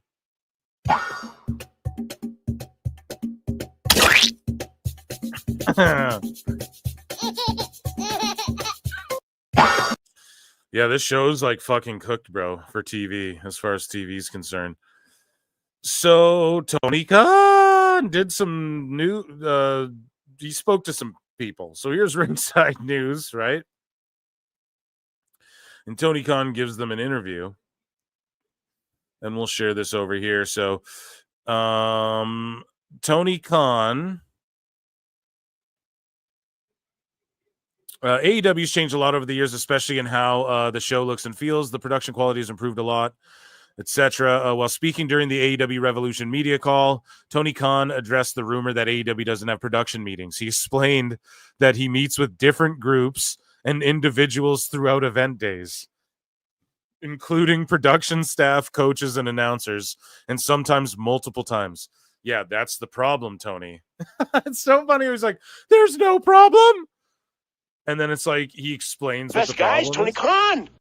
Tony, that's the problem. You shouldn't be meeting with them all separately, maybe a little bit after, like to hash things out and before maybe, but you need to have a meeting with everybody together where everyone's on the same page before the fucking show goes out. This is what the fuck we're doing. Everyone got it? Okay. Like that has to be a thing too, no? Like, Jesus Christ, man. That's so crazy how he just says that. So everyone's isolated, being told shit, isolated. And you have to meet with them all multiple times. Why? If you just met with them all one final time. Or like, I get meeting with people throughout the day and multiple times and shit, but why not have one blanket meeting with everyone? Anyways, though, it's because shit's clicky and he's keeping it that way. He enables it. So Tony Khan said some of the rumors he read. Look, listen, he goes, he explained that he meets with different groups. He is always working to improve communication and believes their process works well. It doesn't. Tony Khan said some of the rumors he read were completely false, which is why he noticed people backtracking on them. Who, bro? Alvarez? Because you phoned him? Because when he came to Collision, you gave him a talking to? While Cena was having the greatest heel turn ever? Tony's yelling at Alvarez, and look, you son of a bitch, you made me miss John Cena's heel turn. I've waited my whole life for this. I've waited 20 fucking years for this moment, and you fucked it up. Oh, man. And they taped this one. Why didn't they tape the fucking last one where Cena was on the show, dude? This comes after Brian Alvarez. Okay, so here, Tony Khan said some of the rumors he heard were completely false. So listen to this. He buries Brian Alvarez. This maybe should have been in fucking Dave Meltzer's dumb moment. But, dude, here's a Brian. Okay. So he doesn't focus on those things anymore. Well, good, Tony. I'm glad you're saying that you don't focus on that shit. And it seems like he hasn't, and hopefully there's not another meltdown, but he must have realized, like, yeah, dude, you talked all this shit and it came back to kick you in the ass. Now you got to give us 5 years of no shit talk. Just put on a good show. But he says he doesn't focus on those things anymore and wants to avoid unnecessary distractions. He also found some of the discussions amusing and suggested that people consider the source of the rumors. Brian. Dave Meltzer fucking buried by Tony Khan, and Brian buried by fucking Tony Khan. But listen, here's one thing that I point out that nobody fucking points out either. Alvarez is a bit of an outsider there. You don't see Alvarez in pictures with Tony Khan. Alvarez isn't texting Tony Khan. When Alvarez goes to ask questions, Christian Cage is fucking like, you are a goofball. What are you doing here? That sort of thing. Dave won't go there and ask questions himself, but Brian, like, yeah, he's friends with the Bucks, but that's still a different clique than, like, even though Tony and the Bucks are cool, there's still different cliques, man. You gotta understand. Everyone's clicked up there. And no one really talks about it. Like, Brian is kind of on the outside of Tony as well. Yeah, he ball sniffs because he has to. That's why he doesn't get a pass with me. That's why he's on the list, because he ball sniffs because he's just going to take over Meltzer's shit, and he's going to do the same thing. He's just going to bullshit for access or whatever the fuck. But anyways, he regularly... Okay, let me see. So Tony Khan says, consider the source of the rumors. This comes after Brian Alvarez claimed on the Observer that they don't hold production meetings, which has led to frustration among some of the people in the company. According to Alvarez, he regularly hears complaints from AEW talent questioning why these meetings don't take place. And of course, that stirs shit up backstage. And this is why I make fun of these folks, because they don't really help wrestling with this bullshit. Despite the rumors, AEW keeps improving its production, blah, blah, blah. That's Ringside News' opinion. And there's some kooky motherfuckers too. So yeah, that's Tony, man. Just setting the record straight. Brian, you're a fucking goof. Stop shilling for them. Start telling the truth, bro. So following the releases of Ricky Starks, Miro, Malachi Black, and Ray Phoenix, Tony Khan says AEW talent releases are a case-by-case basis, and the recent departures were the right thing for the company and everyone involved. Well, we save a couple bucks and, I'm starting to come around. It's a whole new me, right? Right, guys? See, I'm cool again. I don't really care about that stuff over there, and these guys can go case by case. What the fuck? Pretty funny. So here's the revolution. Revolution is a mystery, a pay-per-view that no one sees. Is that good, guys? Huh? That can be funny.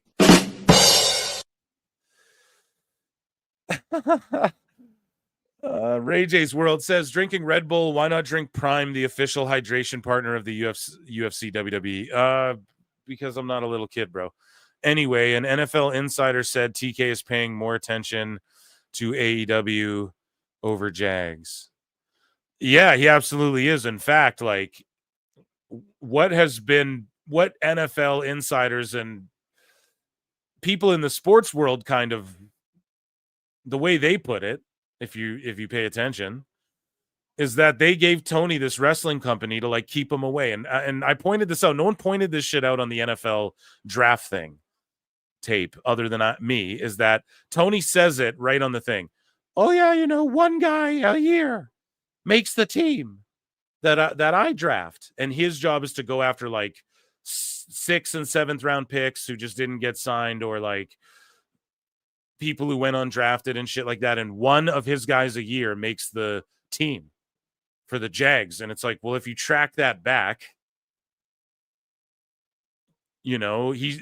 that's Shad Khan. What's the point I'm trying to make here, Chad, is that Shad Khan used to let Tony, he probably still does it, pick one guy to be on the team every year. Well, you get one guy, son. You have to do it. My son's like the analytic guy. So we're seeing it there. And apparently AEW was Shad's way of being like, hey, get the fuck away from this other stuff. You're fucking other things up. Go have fun with your wrestling business and just do that. So I am starting to believe that more and more every single day. And I hope he just ignores the Jags. Tony should just stop dealing with everything else but AEW. That's his dream. Do AEW. Do something with Ring of Honor. Do something with the tape library. Jesus Christ. So we got Brody King versus Katsuchika Okada in an AEW Continental Championship match. No heat behind it. Who gives a fuck? Honest to God, who gives a shit? And I like both these guys, but come on. We have a 0-hour trios match. Big Boom AJ with Orange Cassidy. Okay, that's who you put Cassidy with. Good job, AEW. And then Mark Briscoe. Like, they can't do something better with Mark Briscoe. Dude. Fucking Mark! Like, come on, Lee. Come on, Lee. Like, what the fuck is going on? I don't know why that's what I thought of. What's going on, though? What the fuck is happening here? Holy shit, man. Mark Briscoe is a fucking crazy. He's the kooky. You're like the company mascot. You just tag with Orange Cassidy forever. What the fuck? Dude, it's crazy, man. Yeah, so I don't know. Cassidy with Big Boom AJ makes fucking sense, though. That's like, okay, that's what you do with Cassidy. Where's your other joke guy? Who's on their roster? Marco Stunt, Shark Boy, who's one of these people, right? Who's on this fucking show? And I can't wait to show you the Jericho news that I got while I was off screen, because it pertains to Revolution. It's going to pop you so hard, because this is the official graphic, and there's already 2, 4, 6, 8, 10, 12, 14, 15, 2, 4, 6, 8, 10 fucking matches. One of them's on the 0 hour, the Big Boom AJ. So 9 pay-per-view matches. And then I can't wait to show you the Jericho news, because it's not good enough, right? This wasn't enough, right? So, anyways, this trio shit, they're fighting Johnny TV and MXM Collection. Okay, I kind of like them together, but who gives a fuck about the match? No heat. The Outrunners and Hurt Syndicate, 0 heat whatsoever on the undercard of this fucking pay-per-view. getting paid $5 million total. Cedric's about to join them. And you're going to get fucking them versus the FT Outrunners or whatever. And they're just an afterthought. I'll give them the tag belts. And now they're just an afterthought. Crazy, man. Lashley should have already been your world champion. Spear Moxley out of his fucking plumber boots. So, so Hangman, speaking of fake boots, Hangman Page, the fake Hangman Page with his fake cowboy boots that I'm sure he'll wear, is taking on MJF. Okay, there's some heat to this. Very rushed and thrown together, though. Momo Watanabe and Mercedes Monea for the TBS Championship. This is insane that this is on the fucking pay-per-view. Like, first and foremost, we don't even need this or this fucking Okada match on this pay-per-view at all. Like, those could go and no one would bat a fucking eye. Insane that she gets worked into this like this with just a story of nothing. Momo earned the shot at this fucking Wrestle Kingdom event at like the fucking New Japan show that less people attended than just the New Japan show with the AEW people there as well. So she won that match, that 4-way women's match. Then she's in the front row. No one knows who Momo is. And then all of a sudden she's following Mercedes around like she works in AEW all of a sudden. She's backstage because she works there now. I thought she won the CMLL. She represented Stardom. So Stardom people just are allowed to just work and walk around backstage unvetted, like just in fucking doing sketches in AEW, like people who actually work there.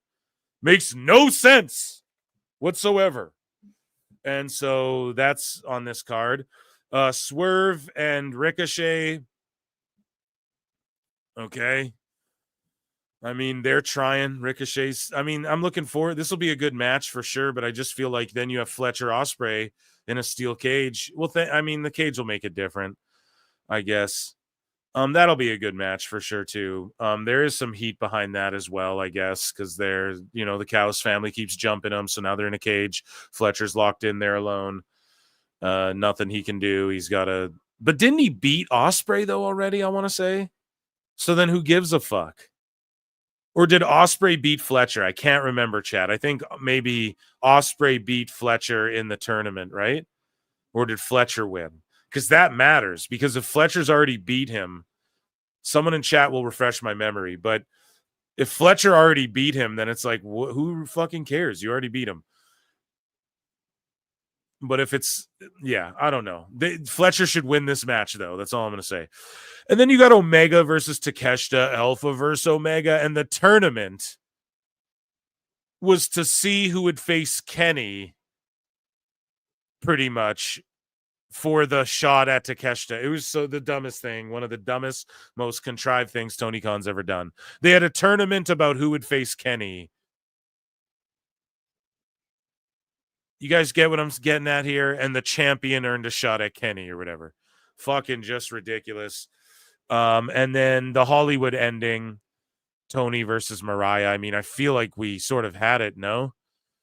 They're trying to salvage the Grand Slam match, right? And sort of do it again in America, I guess.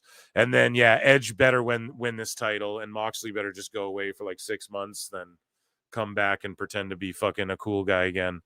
Some people think the Bucks are going to show up and like save Edge and like AEW. And if they do that, I'm scared that it might absolutely destroy this television show forever. And I think the people are going to reject that shit so hard. Just all things considered. They haven't been gone long enough. And then that shit they pulled in Japan. Like, what the fuck was the point of that? But Edge better walk out with that fucking title. Or Edge wins it and then Christian cashes in, wins it. But you got to get it off Mox. And go into an Edge-Christian feud over the belt. And then eventually a Edge Christian tag where they tag together and do one run. If I was in, I'd already be on that if I was Tony Khan. Edge would have never broke his leg because I'd have never let him jump off a cage like that. By the way, Shinsuke's guy is about to fight here, Rei Tsuyura. So I'll keep you up to date on that. But yeah, that's Revolution. And then the best part of this is that I go over on X, and the best part about this is, well, where is it now? Well, where is it now? Oh, come on now. Bookmarks? Don't tell me it's not in the bookmarks. Well, that's fucked because I did bookmark it. Maybe we got hit with a random phantom bookmark. I didn't think that really happened anymore. But basically, Jericho's in a match with, who is it? Gravity on the 0 hour as well, just on his own graphic. So that main graphic is made that we're looking at, okay? And then all of a sudden I go on X, there's another graphic, and it's just Jericho defending his ROH title on the 0 hour. He worked his way in to a fucking match.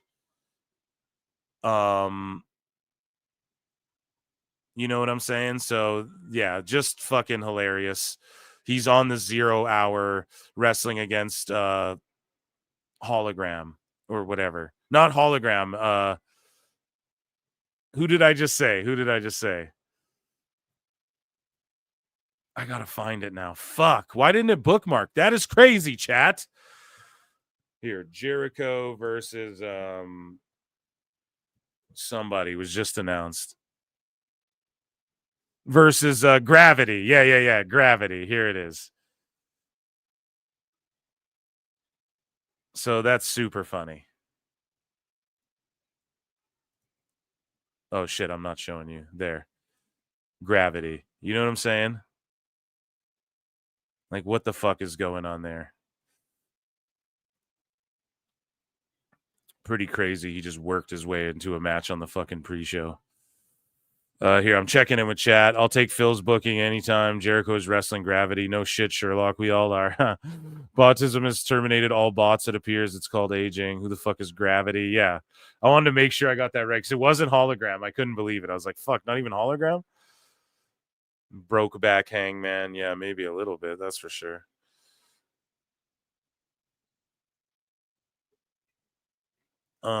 So here, I got another video. Sorry, guys, I'm adding shit on the fly. Like, what a fun-ass AEW news segment because shit keeps getting added on the fly. So speaking of Big Boom AJ, who I was just speaking about, let's hear him cut a promo. He's at, like, the New Japan dojo.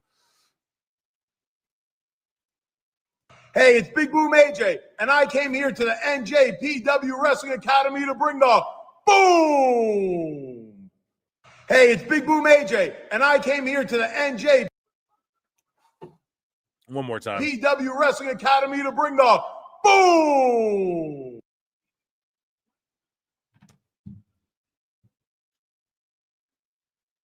Pretty funny. I bookmarked that. Maybe I shouldn't have. Okay, back to this one. Yeah. Sorry, I'm watching Rei Tsuyura. He's just landing jabs and getting out of the fucking way, but he can't get any takedowns, though, unfortunately. The Aubrey Ed shirt. So Meltzer said says Tony had a few weeks of well-praised shows, and it went immediately to his head as predicted, and he had to tell the world that he was responsible for it, and that people watching the show, excluding the hundreds of thousands he ran off, are happy with the product.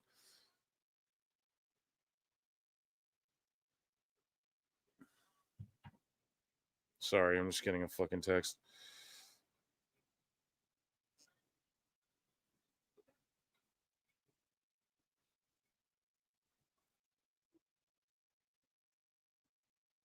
Okay, sorry, just getting texts. Okay, so Tony had a few weeks of well-praised shows and it went immediately to his head as predicted, and he had to tell the world that he was responsible for it and that the people watching the shows, excluding the hundreds of thousands he ran off, are happy with the product. And it's crazy because this is like the Bucks taking a victory lap after they ran fucking Punk out of the company, you know? They're just blowing themselves, even the fans. Oh, AEW's been on a series of stellar shows. It's like, bro, a few good fucking shows, like, come on, man. That's nothing, you know? What has it resulted in? Like, you have to do more than that. So John Alba, just sniffing his own farts. Tony Khan says he has pushed back on a lot of creative pitches over the last few months. Or what you've seen on TV the last few months have largely come from him. So he's taking credit for most of the stuff. Oh, just the stuff you like, Khan says he did this exact thing 5 years ago going into Revolution. He says sometimes he sees people who clearly haven't watched the shows talking about them, but thinks people who are watching are happy with the product. You ran everyone off and the people who are still watching. So exactly, you just want your core fucking sickos. You just only want the people who go, this is great, even when it's not fucking great. That makes no sense, dude. Oh my God. He sees people who clearly haven't watched. No, it's because you fucking are being told yes, yes, yes. You're just seeing people say no and you don't like it. I will say Tony's booking has improved the past 5 weeks, but he's one of those guys, yeah. One of those guys and personalities where you're almost afraid to give him a compliment because it will go immediately to his head and he'll get overconfident again. Meltzer said what always calls it, dude. He always calls shit in my fucking chat, and it's the funniest thing, or in my DMs, and it's the funniest thing.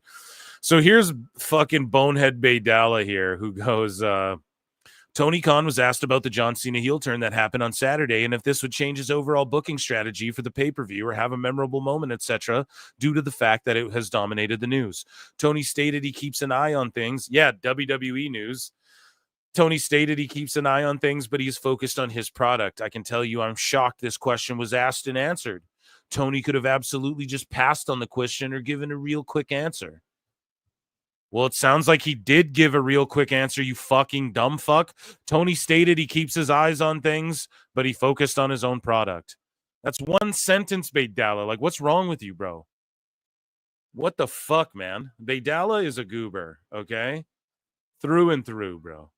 You just made the list. Glenn Gilberti says the quarter hour should tell you everything about where AEW is at. Their fans think they're on a great run, but nearly every single quarter hour is lower than the ones before it. Every week, the graph looks like a ski slope. It's fraudulent to think that's a good show. Exactly. Fucking-exactly. Will Ospreay feels critics of his in-ring spots would be praising those spots if he had chosen to go to WWE. But then if I had gone there, they'd be fucking wanking into fucking tissues over me, bruv. And this fucking guy starts making all these like rumors and innuendo, starts making all these creepy fucking remarks, right? Like, do you understand people's wives and children watch WWE largely? Fucking idiot. And he's like, oh, they'd be wanking over me spots, bruv. No, they wouldn't. In fact, they wouldn't at all. Just for real, dude. Like, people in WWE would be like, what is this guy doing? No selling everyone's shit. That's what WWE fans would do. And I've pointed this out a long time ago. It's a point I harp on that no one really speaks about, but I truly believe that some of these AEW guys like Tony Khan think that. Sorry, just opening a window. It's hot as shit. They really think that if you hear my fan, I'm sorry, guys. They really think that if, like, let's say Raw was about to come on and then they just plug Dynamite in, that everyone would be like, oh my God, what is this thing? This is the new awesome all elite wrestling. Like, that's what they think. That would not happen. I'm sorry, guys. Wouldn't happen. Yeah, because they're just programmed sheep. No, because they're watching a fucking television show that's consistent. And yes, the matches are important, you know? And but it's not everything. It's not the end all be all. Now in AEW, they're starting to try and tell more stories, but why? And then their fans are like, oh, do you see? They're telling fucking stories, you idiots. And it's like, yeah. So you're Tony Khan. Just what I used to say this all the time. Go back to the early days of PWT, and I used to say all the fucking The best time. guys, Tony Khan. No, I didn't say that, but I used to say this. That Tony Khan's vision doesn't align with what these sickos want. He is trying to cater to them too much, but I'm telling you, like, ultimately he's worrying, he's looking at the numbers like, oh shit. I'm telling you for sure. He's looking at this like the attendance like, well, fuck. And the wrestlers are and shit. So what you sickos are saying doesn't align with what ultimately Tony's going to have to go, okay, I got to run a business. Like, I got to tell stories. I have to. Oh, shit, their way is the right way, you know? And it's like, you all just could have admitted that, and then Tony would have gotten it sooner. But instead, we're in like fucking La La Land here, where Tony's like, well, I'm taking credit for the good stuff lately, but all the shitty stuff, that wasn't me, but, you know? And then Osprey's like, yeah, bruv, if I fall down, get back up, fall down, get back up, they love it, bruv, you know? If I get tombstone off the apron, bruv, and then get back up, and then tombstone me mate, and then get back up, and then super kick and kick out. No, bro, they're not going to pop for that. 205 Live died for a reason.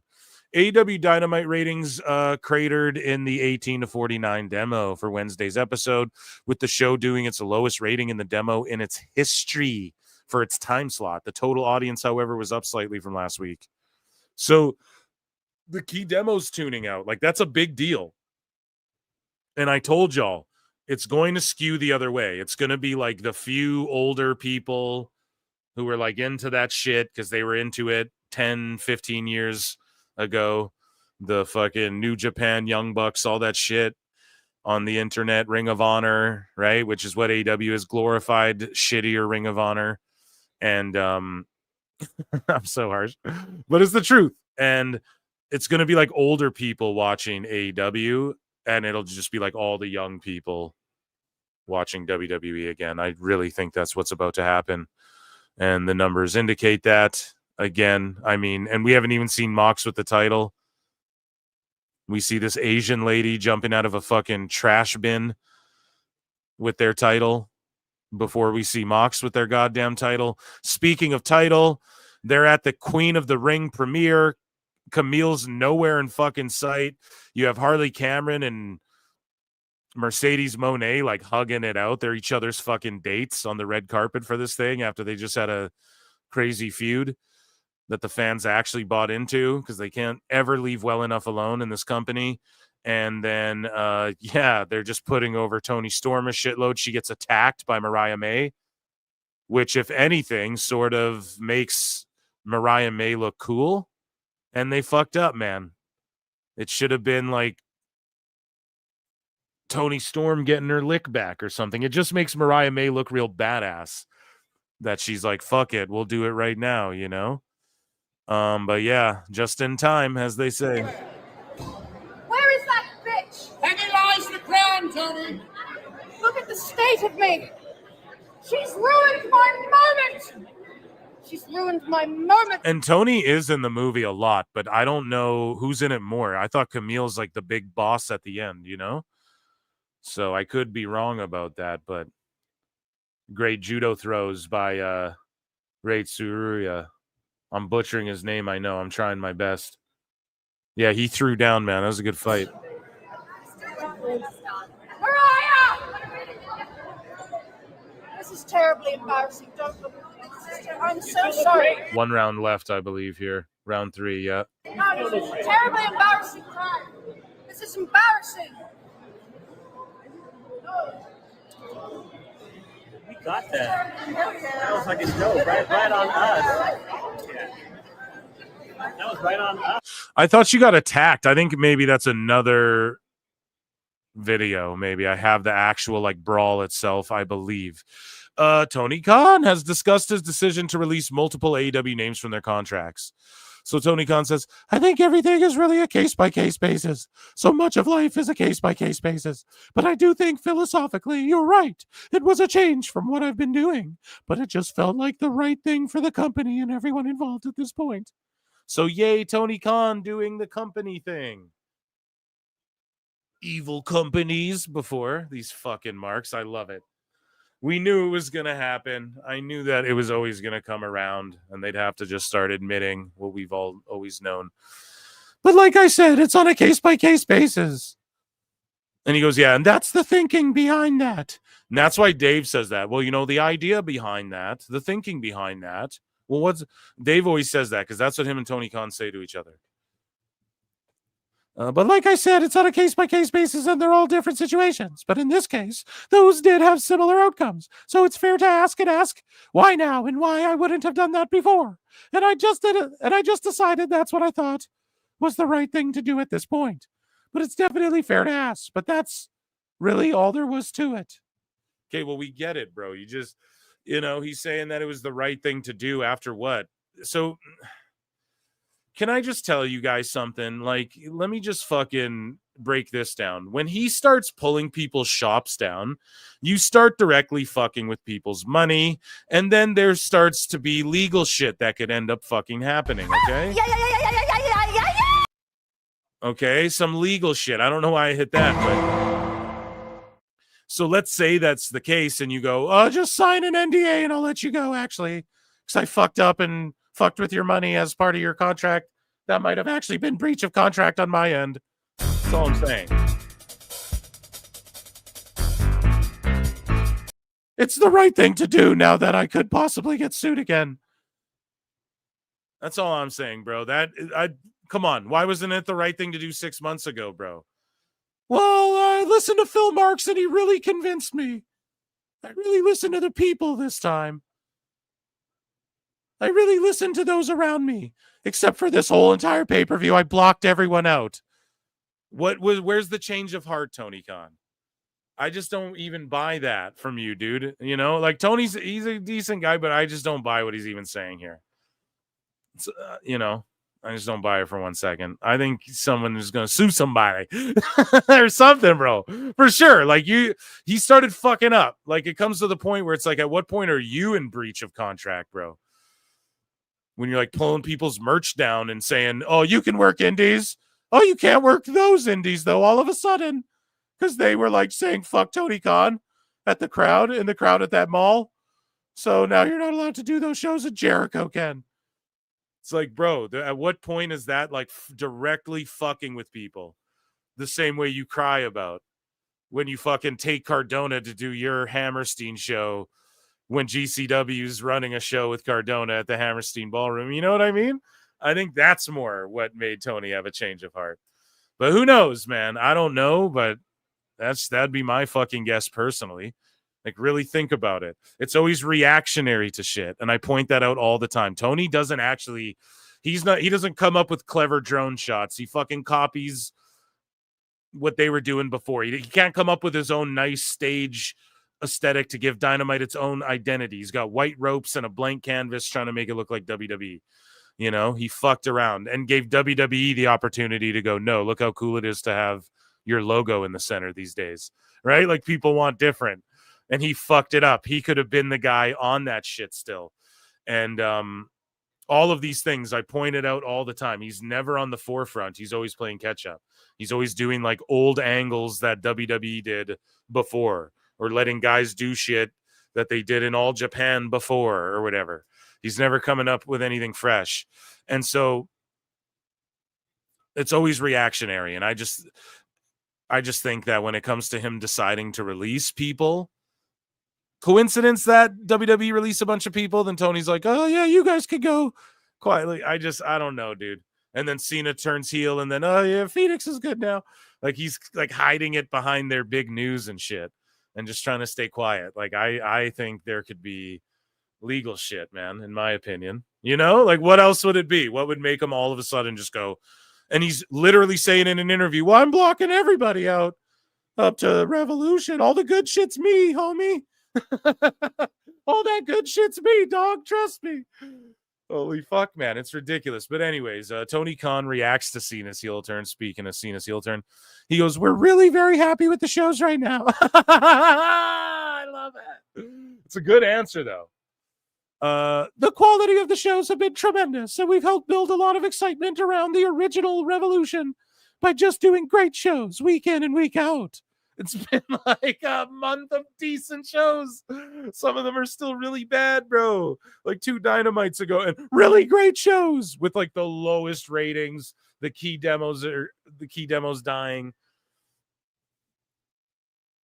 But they're great shows. To who, man? To us fucking marks, to us sickos who are like, yeah, I mean, that was a good show. I don't know, but that's like me when TNA was kind of good, when like EC3 was cooking on there. And you're like, man, I'm telling you, it was a good show, dude.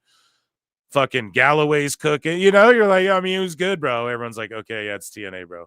We get it. Lashley's there. Whatever, you know? It's literally that now. So, yeah, it was a good, like I'm saying, it's a good show. I'm a fucking sicko, dude. What do you know? Anyways, so he's like, it worked so well for us. So I think if we do that here, it will pay off for us. We do take big swings and do exciting things on the shows. And we have big developments, big moments. What? Name one. And I want to keep doing that. What was a big moment? When Yuta fucking shoved Mox? The last big moment, I guess, was like Sting's retirement. And even that was overshadowed by Darby, like flying off shit. But I don't want to change anything we're doing just because another wrestling promotion has changed what they're doing. They haven't changed a thing. They're telling stories, bro. I think it's important to keep an eye on what's happening in the world of wrestling. There are exciting things happening all over the sport, but one of the most exciting things and the thing I'm focused on, most excited for, is this Sunday.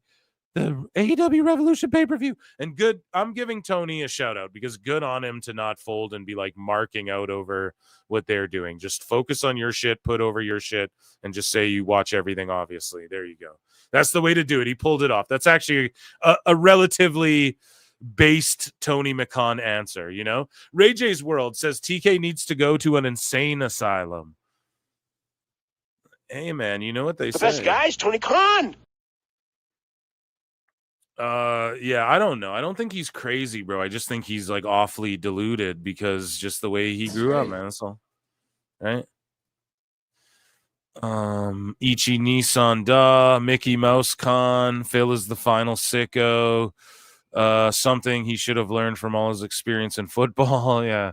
Call Stephen P. New if you need to sue.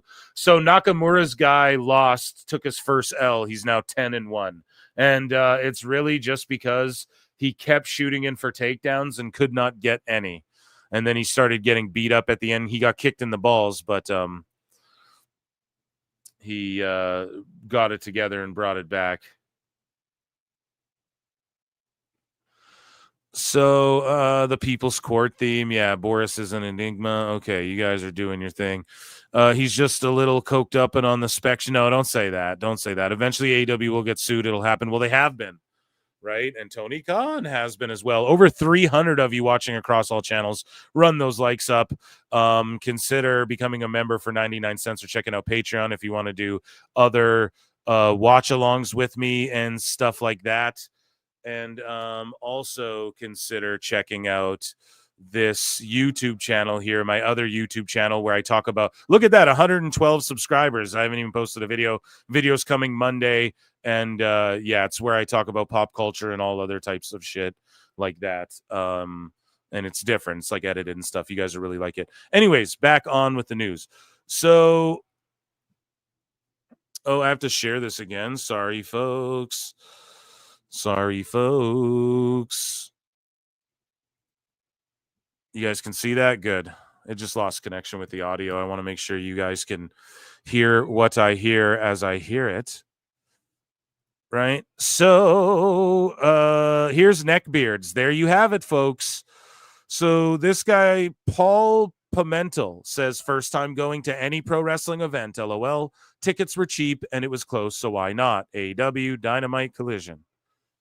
So Kimberly Ford, typically very positive on X.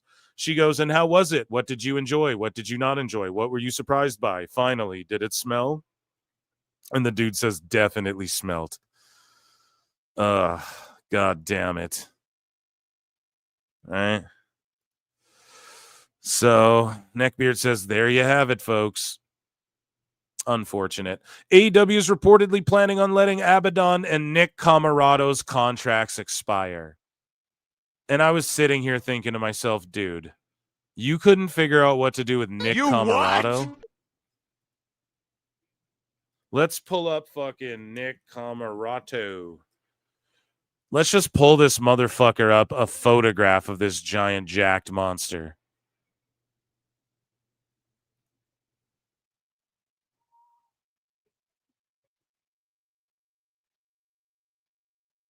Look at that shit.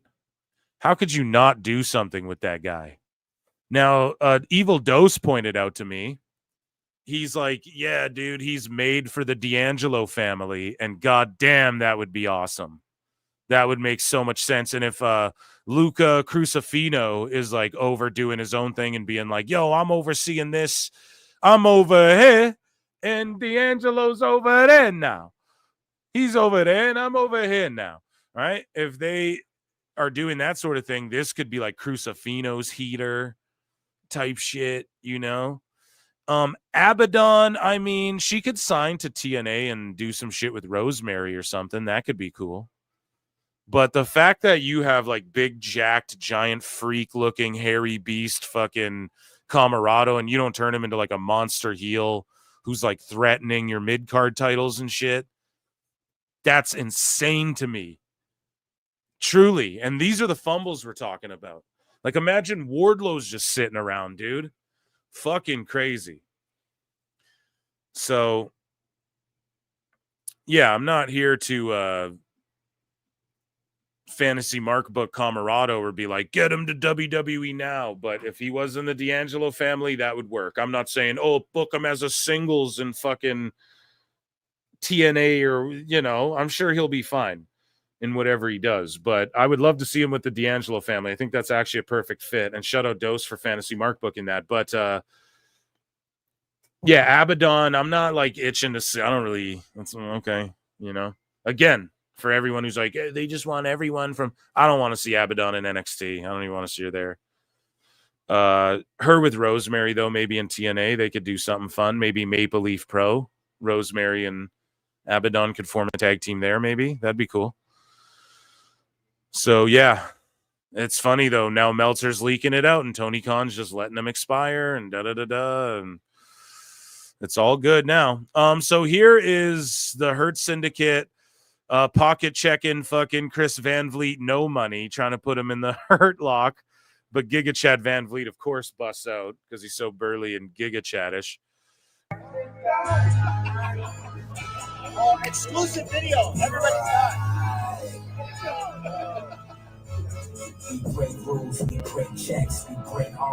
Thirstcast over Van Vliet over here. Great legs, great booties, great facts, great raps for great facts.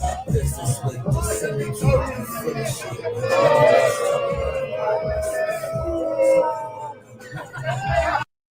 That's pretty funny. I gotta say thank you, MVP, for saving the day here. Wow. Hell yeah, that's pretty funny. Moving along. So, and that was that event, by the way, that I was plugging here on this show too, that I just wanted to, it's Canadian shit, you know, so we got to hold it down for the Canadian indies as much as possible too, right? They're not as prominent, and you don't see as, I don't know. Chris is doing like live insights. That's a great idea. Ariel Hawani does some of those for his show. So Meltzer said, what says, congrats on the Amazon Prime distribution and the buzz surrounding this Sunday's Revolution. So this was on the fucking call. This is the preamble on the AEW Revolution media call. This is what the media was saying to Tony Khan. Think about how, like, you couldn't be more of a fucking nut sniffer. But so the preamble, the media guy asks Tony Khan, like, who are you selling this to, Tony? This is why this is what we mean. This is people trying to convince themselves the shit's good. You understand what I'm saying? They're trying to convince each other and themselves because they don't actually believe it. So this guy goes on the media call with Tony Khan and says this to Tony Khan. Congrats on the Amazon Prime distribution and the buzz surrounding this Sunday's Revolution live from Los Angeles. Like, what the fuck are you even talking about, man? So here we go. Cultaholic, right? Cultaholic. Will Ospreay has addressed Triple H's comments about wrestlers not wanting the grind of working in WWE. And Ospreay says, he was talking about me, bruv. I've got people that I won't throw under the bus saying, yeah, it was about me, bruv. Who? Fucking Meltzer and those clowns? That's who it is, bruv. Meltzer and those clowns are telling you, that's who's telling you don't want to throw under the bus. That's who told you. You can't get over it. I don't hate the guy. I've never met him, bruv. How can I hate someone that I've never even met? Then why'd you take it so personally, bruv? And I wrote CVV's a real one for bringing it up because this was his most liked tweet or response under his thing too, man. Look how much views it got, and it was the most liked thing. Right? So Van Vliet goes, I'm looking forward to sitting down with Osprey tomorrow. It's been a while since he was on the show back in 2023. Got any questions? And I go, why is he so obsessed with Triple H? Will got a fat guy in an indie to dress like Triple H and come out to his music the other week so that he could pedigree him. Why? Osprey has never worked in WWE and has no connection to them. Seems weird and tribalist to the fans. Thanks. See, that's good mood Phil right there. I like Giga Chad, so okay. So Adam Copeland says he found the Death Rider storyline confusing at first. And I quote tweeted, I was like, oh, is Copeland just a out of touch old podcaster now? Is he a WWE shill now because he found it confusing? Like every fucking buddy else on the planet of Earth that's tried to consume the shit? So here is AJ and Big Justice, and man, you guys gotta watch their fucking podcast. I'm telling you, my God, is it just disturbing. If you think these social media clips are fucked, check out their pod, I'm telling you. Or check out who are these podcasts checking out their pod. An EFAP of an EFAP, if you will. And so they say, heading to AEW Collision in Jacksonville with Mama Justice, Big Justice, Ashley, and RZA. Bring the boom.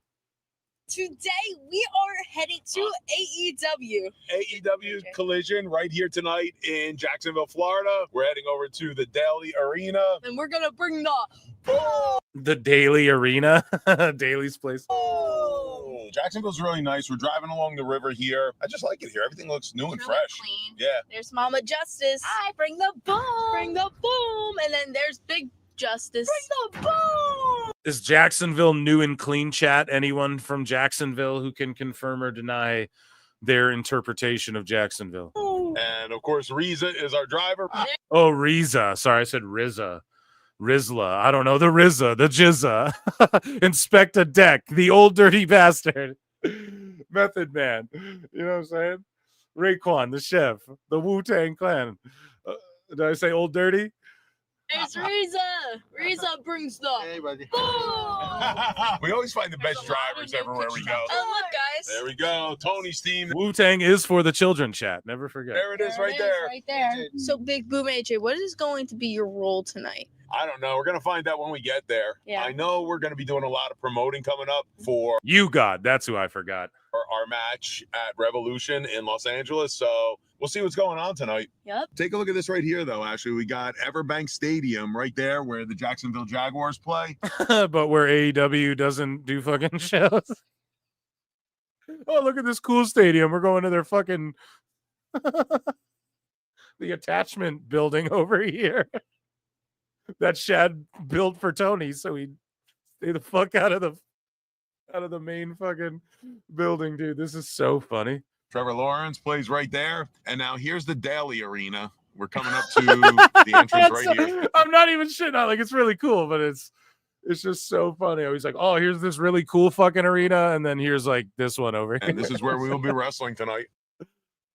Oh shit.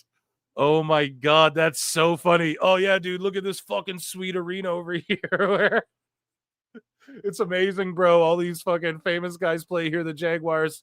Yeah, dude, it seats this many, and then here's this little arena right here that I'm wrestling in. Fuck, dude. It's like a Chris Lilly parody comedy show of wrestling, I swear.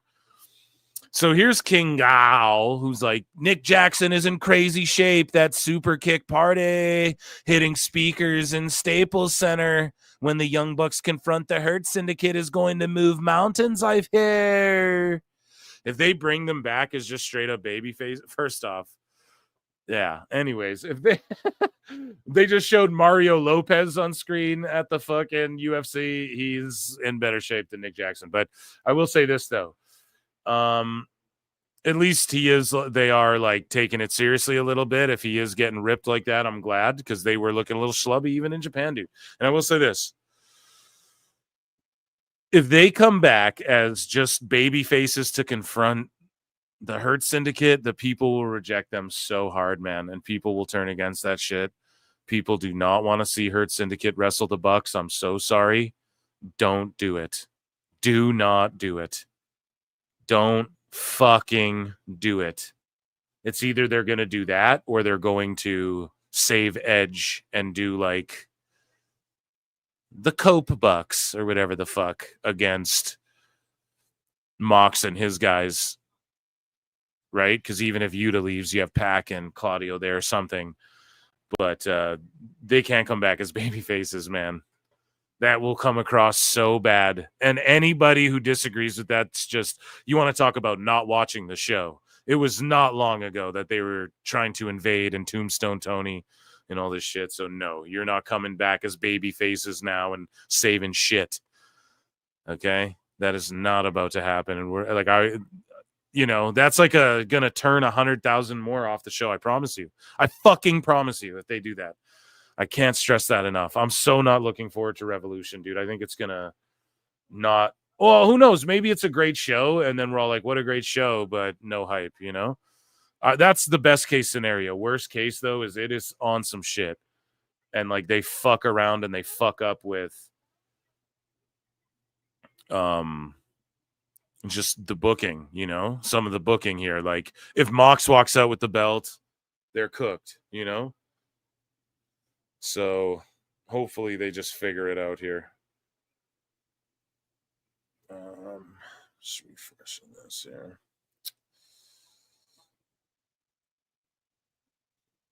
So Will Ospreay says people told him Triple H is not in it for the grind. Comment was about him. He was. I've got people that I won't throw under the bus. So he says, I'm not taking it personally in that, oh, it hurt my feelings, bruv. It's like you take a jab at me, I'll take one back. There's nothing horrible about it. Yeah, but then why'd you wrestle a fat guy on an indie then who came out like Triple H? Like dressed like Triple H and shit. Why'd you do that? Because you're full of shit, man. I've never spoken to him. I have an agent. So then this makes it worse too. So you never spoke to him, right? But then you thought his comment was directed at you, even though you never spoke to him. So why'd you take it so fucking personally? It could have been about anybody else. But if the shoe fits, wear it, Osprey. That's the old saying. And that's what you did by coping here. And thank God. And I'm glad CVV took it there. And I'm not saying he wouldn't have done it on his own, but go check it out. That post, like that was the most like shit was my post. Right? So that's all I'm saying, dude. He obviously, like, he's a real one, man. CVV, everyone's like, man, he just vanilla takes shills for lets people fucking. No, he interviews people accordingly. I would say perfectly. He gives them the perfect amount of shit if they deserve shit, and he gives them to just be at that professional level where people will still accept to do the interview, you know? Like, imagine you do a gotcha. Imagine if Conan did a gotcha with Meltzer, then Meltzer would never want to take Conan's phone calls anymore. You know, so you have to understand people trying to toe that line a little bit. But there's a way to do it. And Chris has mastered that. You can push back and not be a pussy and fucking still like make it like Meltzer might not ever do an interview with CVV either. But again, I don't know. I think he'd fucking do it. Meltzer would do it. But anyways, though, he's like, Ospreay says, I have an agent who talked to everyone, and I told everyone about my situation and why I wanted to remain in the UK, which is why that hurt me a little bit. So because what Triple H described personally relates to you and a myriad other pro wrestlers, you took it personally because you told your agent to tell WWE, hey, I have my situation in the UK. I just want limited dates or blah, blah, blah. I don't want to leave the UK. I don't want to pick up my life and go. Osprey, listen, dude. I don't know if the shoe fits where it's like, you know, the choice you made, dude. And Triple H hears stories all day of people from all over the world, Osprey, who have wives, girlfriends, parents, folks, step kid, everything. And they all pick. He deals with class fulls of people who pick up and leave everything every day, like in NXT. They're dealing with people who will pick up and drop everything for a shot to prove that they can be at the tippy top, you know? And that's all it is, bro. And if you feel like you're not that dude, and then that what he said pertains to you, then okay.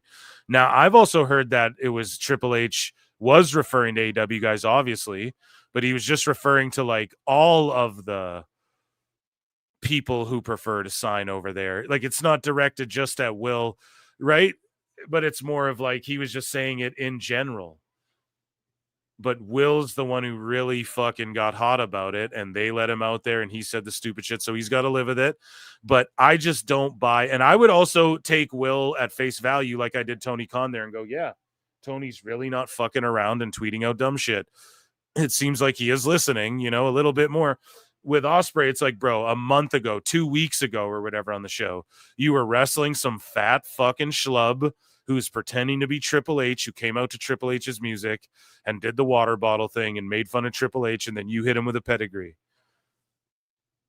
And people tried to say, oh, you don't understand the stipulation of the match. I don't need to. Someone booked that, and Will's like, that's great, bruv. So you furthered the shit.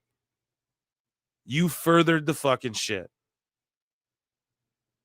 And then now, like a week later, when you're with Chris, you're like, nah, bruv, I don't even know him. I'm not even bitter like that, bruv. That's like Cody Rhodes not being able to cop and admit, hey, Cody smashed the throne in AEW. Do you know what he said when he went? He's like, I was bitter. It was me being fucking childish a little bit, but also resentful or whatever. He said it a million times. He just owned the shit. And we're all like, huh, sweet, you know? Cool. We like that. He fucked up. People fuck up. Humans fuck up. You're not this, oh, my matches are 5 stars, bruv. And if these idiot dumb fuck fans over here saw me rock their minds, bruv, when I do the flip, bruv, and fall down and get back up, bruv. And when I do that, these little fucking simple-minded motherfuckers, I'd blow their minds and they'd be orgasming because they've never seen I'm infallible, perfect God, the God of everything. 5-star, 7-star Tokyo Dome, bruv. Or just be like, yeah, I fucked up, man. I don't even know him like that. Maybe he wasn't even just talking about me. Maybe it was me, but maybe it was everyone.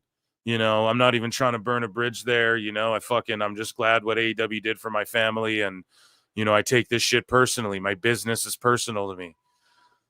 People say don't take business isn't personal, but it's personal to me, bro. And I let it come out on TV. And I get why some fans don't like it, but we have freedom to talk our shit. And I just did that and whatever, you know, like fucking, bro, it's all you got to do, man. But it's always like the 7-star, your minds will you'll start wanking in the sheets, bruv. Start wanking in the girl's hair next to you, bruv. When I come out with me attire and do me flips, bruv. You know, it's always that. It's like, calm the fuck down. The greatest string of shows ever. We're booking. They're amazing. What? Just calm down, you guys. Like, what the fuck? It's not just like this perfect. If you saw this, it's like acid, man. Shut up already. Jesus. I'm harping on this really hard. I don't mean to go so hard on the guy, but it's like, come on. No one's like, shut the fuck up. Yeah, madness.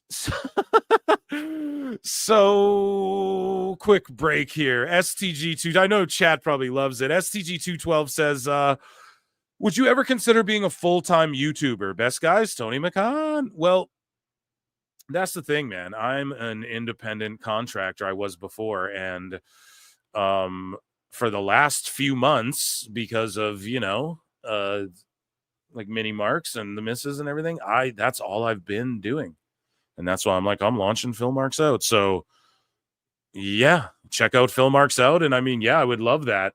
Huge wheel kick knockout by Roofy on King Green, and I hope he's alive. This was one of the most spectacular knockouts of all time. But yeah, that's all I've been doing. And the more of you keep watching, we have over 500 watching the other live show. So on Monday, I'm going to go live on X again as well. just to try and lure people in on YouTube. And yeah, absolutely, man. If it works, it does, you know. I'm a smart dude. And again, I wrapped up some jobs there at the end of 2024. And I was kind of like, okay, 2025, I'm going to just put more focus. And like, I was at a point too, guys, where I was putting like 8 to 10, 12 hours into like doing work.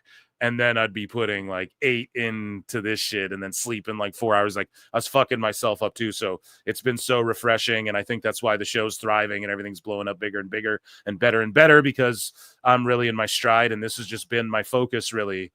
And that's why I've been streaming more. And like, I'm like, member streams are coming back. So consider becoming a member. I'm going to do an AMA. We'll do it like just one of these days. We're one of the live shows, right? Expect a run-in or a member show to just pop up, right? So consider becoming a member, supporting what I do. And yeah, I'll do more of it and fill marks out as well if you guys want to talk shit about movies and shit with me. You know what I mean?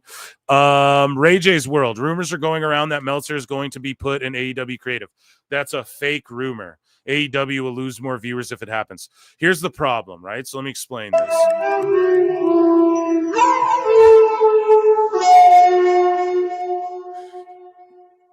Meltzer's already involved in AEW Creative, okay? Like, because of his influence over Tony Khan, right? However, that's a fucking rumor, and somebody just made The that best shit. guys, Tony Khan.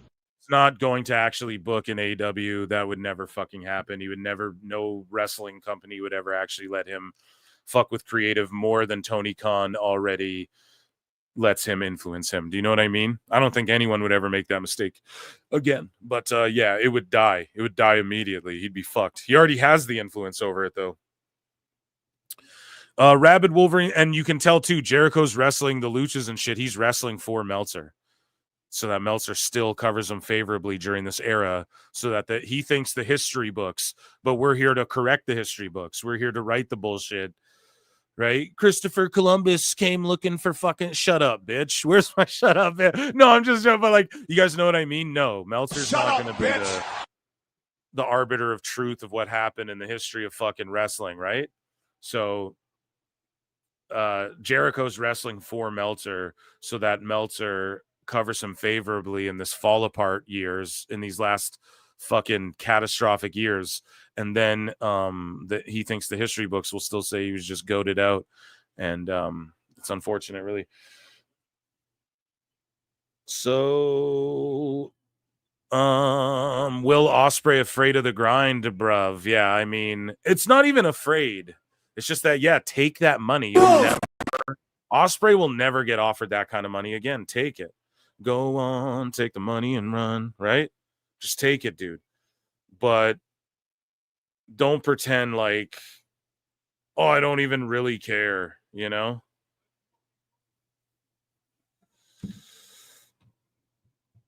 It's just silliness. Sorry, I'm getting text over here. And that was one of the greatest knockouts in UFC history. I implore you all to look it up. If you can. I'm not going to play it on here because this shit will get terminated immediately. But it was phenomenal. Okay. Phil is like Jesus of wrestling news. We're all his followers. Yeah, I just talk shit, bro. It's not even right. Like, we're just trying to give insight and weigh out everything. Fabio, I think if you go to the channel page, there's a bell button or sub or whatever. He laughs. What's going on? I'm trying to check him a chat. Osprey is only in US, so he gets free flights to the US. Yep, first class, bro, private.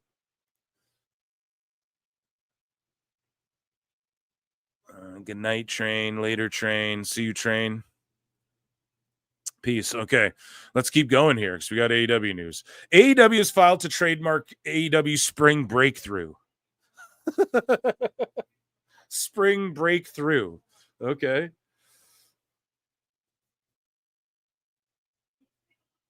Spring Breakthrough. What's the other one? Spring Breakin'? So they're doing Spring Breakthrough? Okay. Very original. I mean, I thought of it first. It was the original. Right? What the fuck?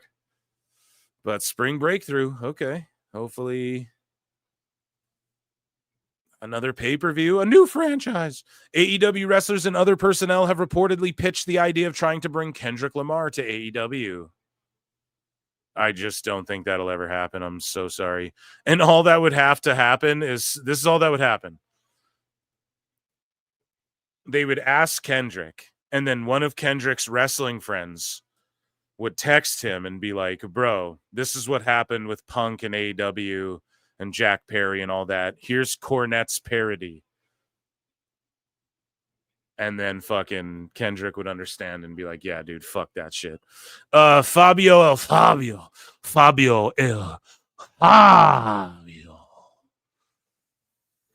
become a YouTube member. Thank you very much. Fabio El Huapo Fabio over here, right? So we hurt people. Here's Monet with Shelton Benjamin, and we have a video right in the bookmarks here, and Triple H's thoughts, who will be a guest on this show sooner than later, actually. And we're both busy folk, and he's been fucking, we've been trying to link it up for a minute, but he goes, all these photos with everyone at the Queen of the Ring premiere, but not with the co-worker that actually stars in the movie. Jealousy is ugly. Pretty crazy. But Tony Storm is in the movie, but yeah, no Tony Storm anywhere. But you'll see, guys, like even the main star of the movie, none of these people are pictured with her. It's kind of odd. But then you have Cornette doing shit with them. And I quote tweeted it and made the joke. I was like, when y'all went to the premiere, did the AEW wrestlers have to do earmuffs when Cornette's parts were on the screen? Did they have to cover their eyes when fucking Big Bad Jimbo was on the screen? So Will Ospreay, here's him talking about the Triple H thing. So I roasted it before. I'll play it through, and maybe I'll have further comments. I don't know. Why did you take those comments from Triple H so personally? He didn't say your name. Didn't say my name, but why did you? Boom! See how Giga Chad asks him. He doesn't say, so like you kind of seemingly took them. Did you take it personally? Or no, he's like, why did you take them personally? It's not a question. Or like that is the question, but like that aspect of it isn't in question here. I'm stating this as a fact for my question. You know, why the fuck did you take that so seriously? And it's not confrontational. The Giga Chad. Here we go. Why did you take those comments from Triple H so personally? He didn't say your name. Didn't say my name, but why did you think he was talking about you specifically? He was, and like I've got people that I won't throw under the bus and saying, yeah, it was about me. I won't throw. That's so like, how do you know? Me agent told me, bruv. Meltzer told me because he asked his sources. Well, they've been wrong. How do you know? Oh, a wrestler, bruv, of mine. No, man. People talking, playing telephone, telling you shit, getting in your head.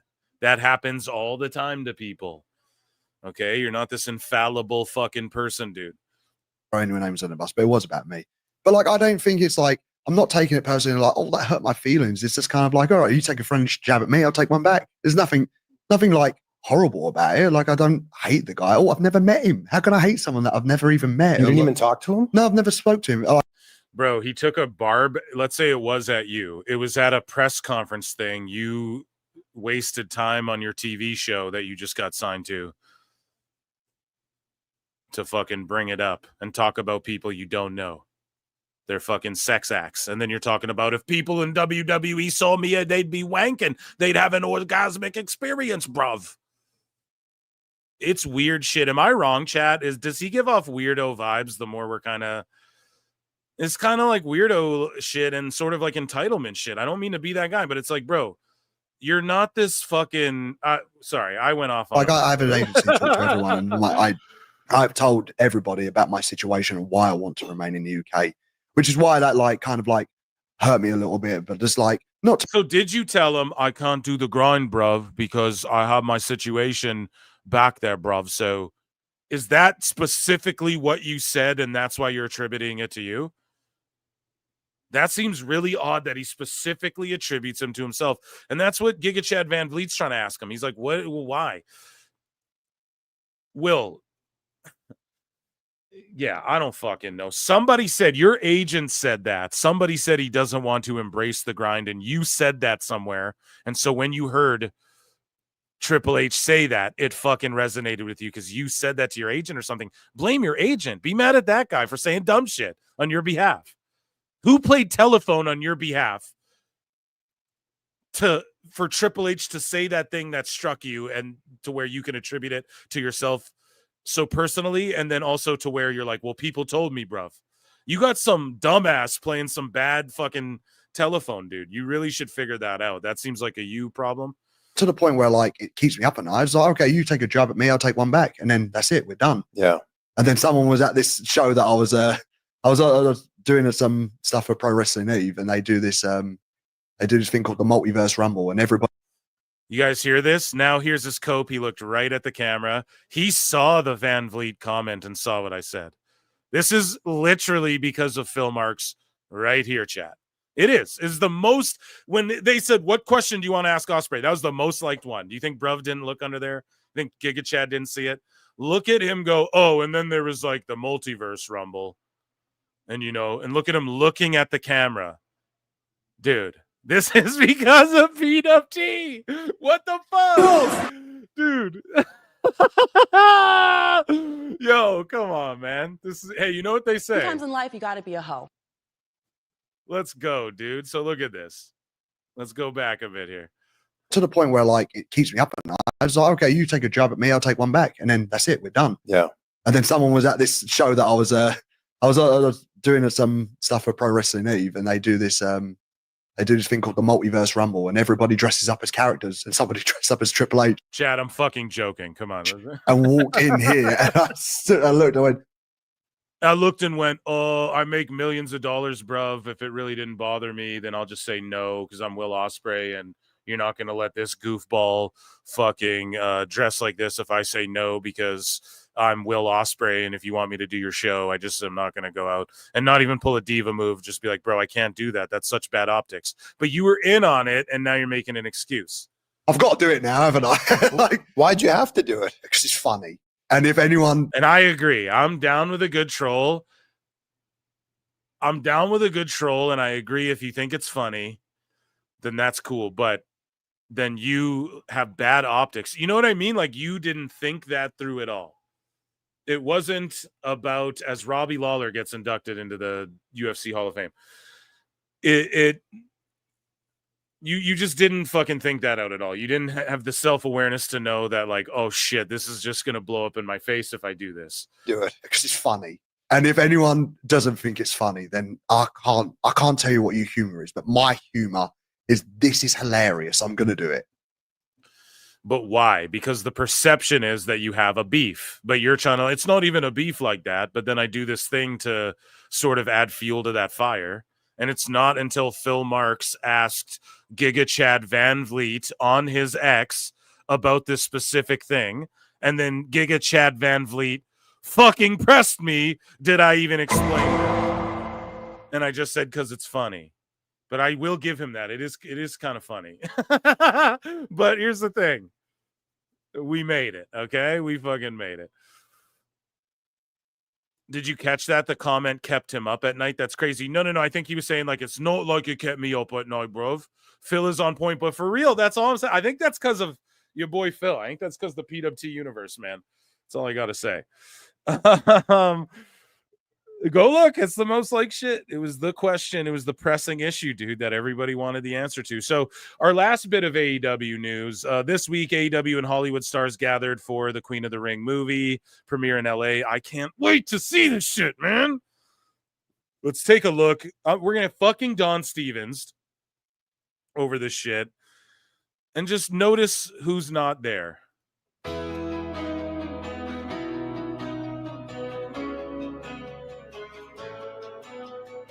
At Queen of the Ring premiere red carpet here in Los Angeles. I am very excited for this event. Out here supporting all of the girls that are involved in this movie. I'm really excited to sit there and watch it. Except for Camille. All the girls who are involved except for Camille. And the fucking main star of the movie doesn't really fuck with any of us. And Camille was taking shots at the fucking... at the ladies and the people in pro wrestling. Right, on Jim Cornette shit that he had to conduct interviews. Thank God Jim did that too. At least he has the fucking balls, man. Right? And have some popcorn and maybe a glass of wine and just kick back and watch a movie about wrestling. It's a very big story about anyone who feels like society and stereotypes are going to marginalize what their dreams are. And, you know, the spirit of Mildred is just an all-American, timeless woman who changed culture forever. One of the most epic experiences of my life. When you see this, you'll be like, Toni Storm is a masterpiece. Okay, AEW got an interview, red carpet style with her. Now, I haven't seen her with even a fucking AEW wrestler. Maybe that'll change. Let's see. She is epic. And she's a terrific actress. I mean, you'll see. She's just fantastic. You can't get a bad angle on her face. I can't imagine anyone else playing Clara Mortensen other than timeless Toni Storm after seeing the performance that everyone here will see tonight. Man, Where's Camille? So no mention, oh yeah, timeless, she plays whatever. Who does Camille play? Who the fuck does Camille play? And why aren't they talking about how great she is in the movie? and women here to support this and push this to the forefront. Look at this. And you have people interviewing, man. You see these people, and I don't mean to be the fucking hater, dude, but like some of these people you see interviewing on the red carpet and shit too, motherfuckers is like, I don't fucking know. I don't want to take shots at other creators and shit. It's just like no one in particular, but it's like, fuck, man, are you kidding me? See these people complaining, oh, it's so hard to make it as a fucking on X and shit. You're at these premieres. Fucking Phil Marks ain't allowed at no premieres, bro. What are you talking about? Holy shit, bro. It's so funny, dude. Oh shit. You gotta embrace that fucking grind, bruv. Everybody can understand. Oh, Daniels is there. The whole roster, it seems. Origins and the struggle. Everyone but Camille was invited to this fucking thing. Because of what women wrestlers had to go through to get it to where we see today. And hopefully now in the present of 2025, we can really appreciate what the women do all around the world of wrestling on TV every week. No, Camille. Isn't she the final boss? I have to see this movie. If Camille is more prominent in it than Tony, or if Camille's like the final boss, or so, it's just fucked up. They're not even featuring her. You didn't see the main actress in there with any of the AEW talent. You saw Jim interviewing Camille and I forget her name. Emily, I believe is her name. You see them together, you know what I mean? Britt Baker was also in the movie. She's not being fucking featured. What's going on, man? It's such a kooky thing going on in AEW and just their little promo package. Nothing about Camille, nothing about Britt. The main star of the movie isn't with the AEW people, but she's giving interviews and hanging out with Camille and Jim Cornette and shit. I wonder why, chat. I really wonder why. Like, are we making this shit up? Super fucked, man. Tony's prerogative, but that's fucked. Kenneth Douglas gifted fucking 10 Pro Wrestle Clips memberships. My God. He came in and just fucking stunned everybody, dude. Holy shit. Thank you so much. And became a member himself. Kenneth Douglas. Amazing. Yeah.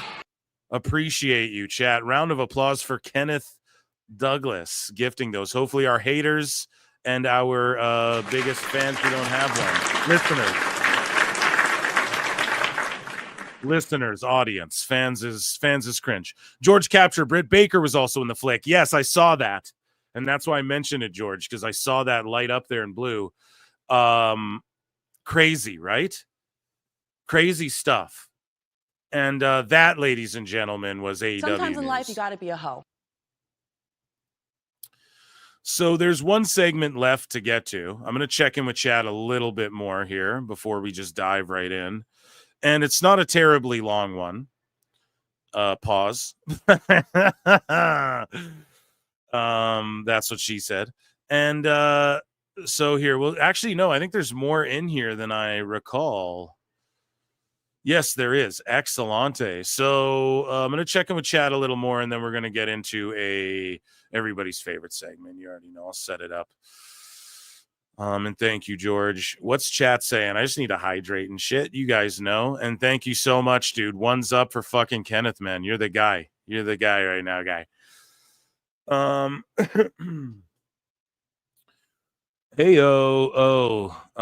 TNA had its vibe, WCW had its vibe, AEW's Airhead vibe. No shit taker. Double thanks, Ken. Hell yeah, dude. Camille is June Byers. So isn't that like the big bad Daniel Nutt Krager? I'm unsure. MLW intimidation games, right on. Yeah, I'm watching UFC, man. Truly one of the most spectacular knockouts just happened. Popping back in to let people know there's MLW. Yes, thank you for that. Maybe I'll pull up the card over here just for a quick sec before we get into Meltzer, right? After I retweet fucking Ariel. But first, before we get into that, let's take a look at what's going on over in Collision Land, ladies and gentlemen. How about we do that?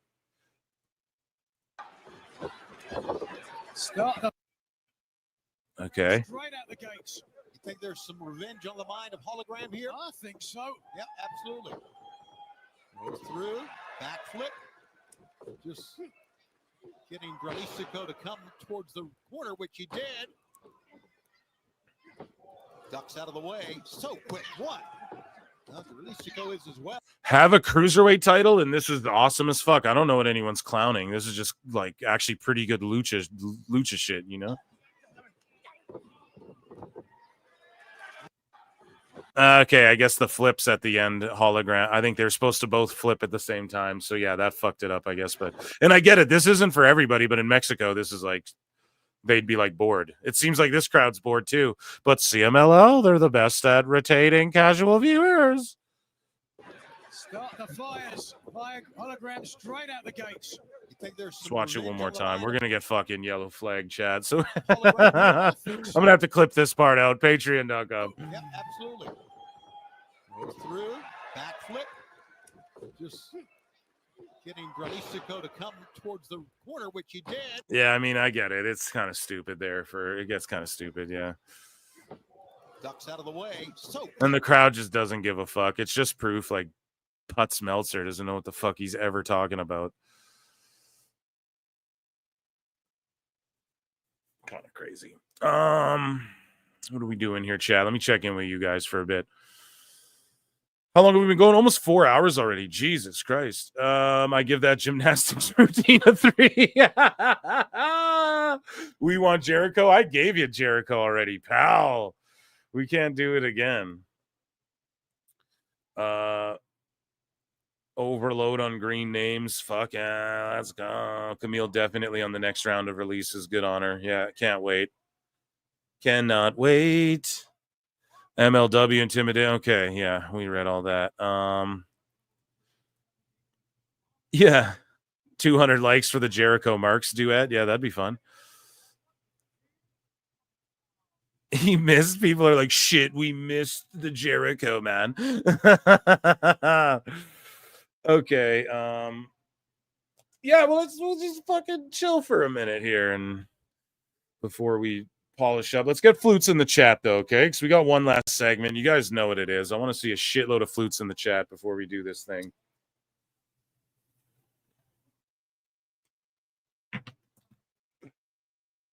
And yeah, again,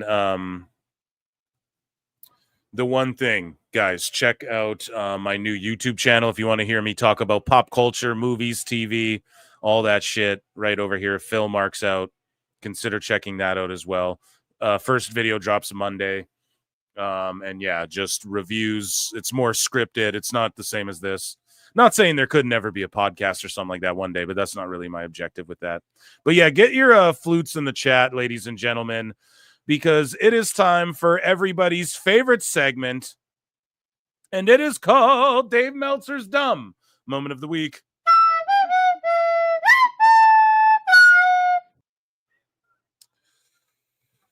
So, Dave Meltzer, come on down. Nah, nah, nah, nah.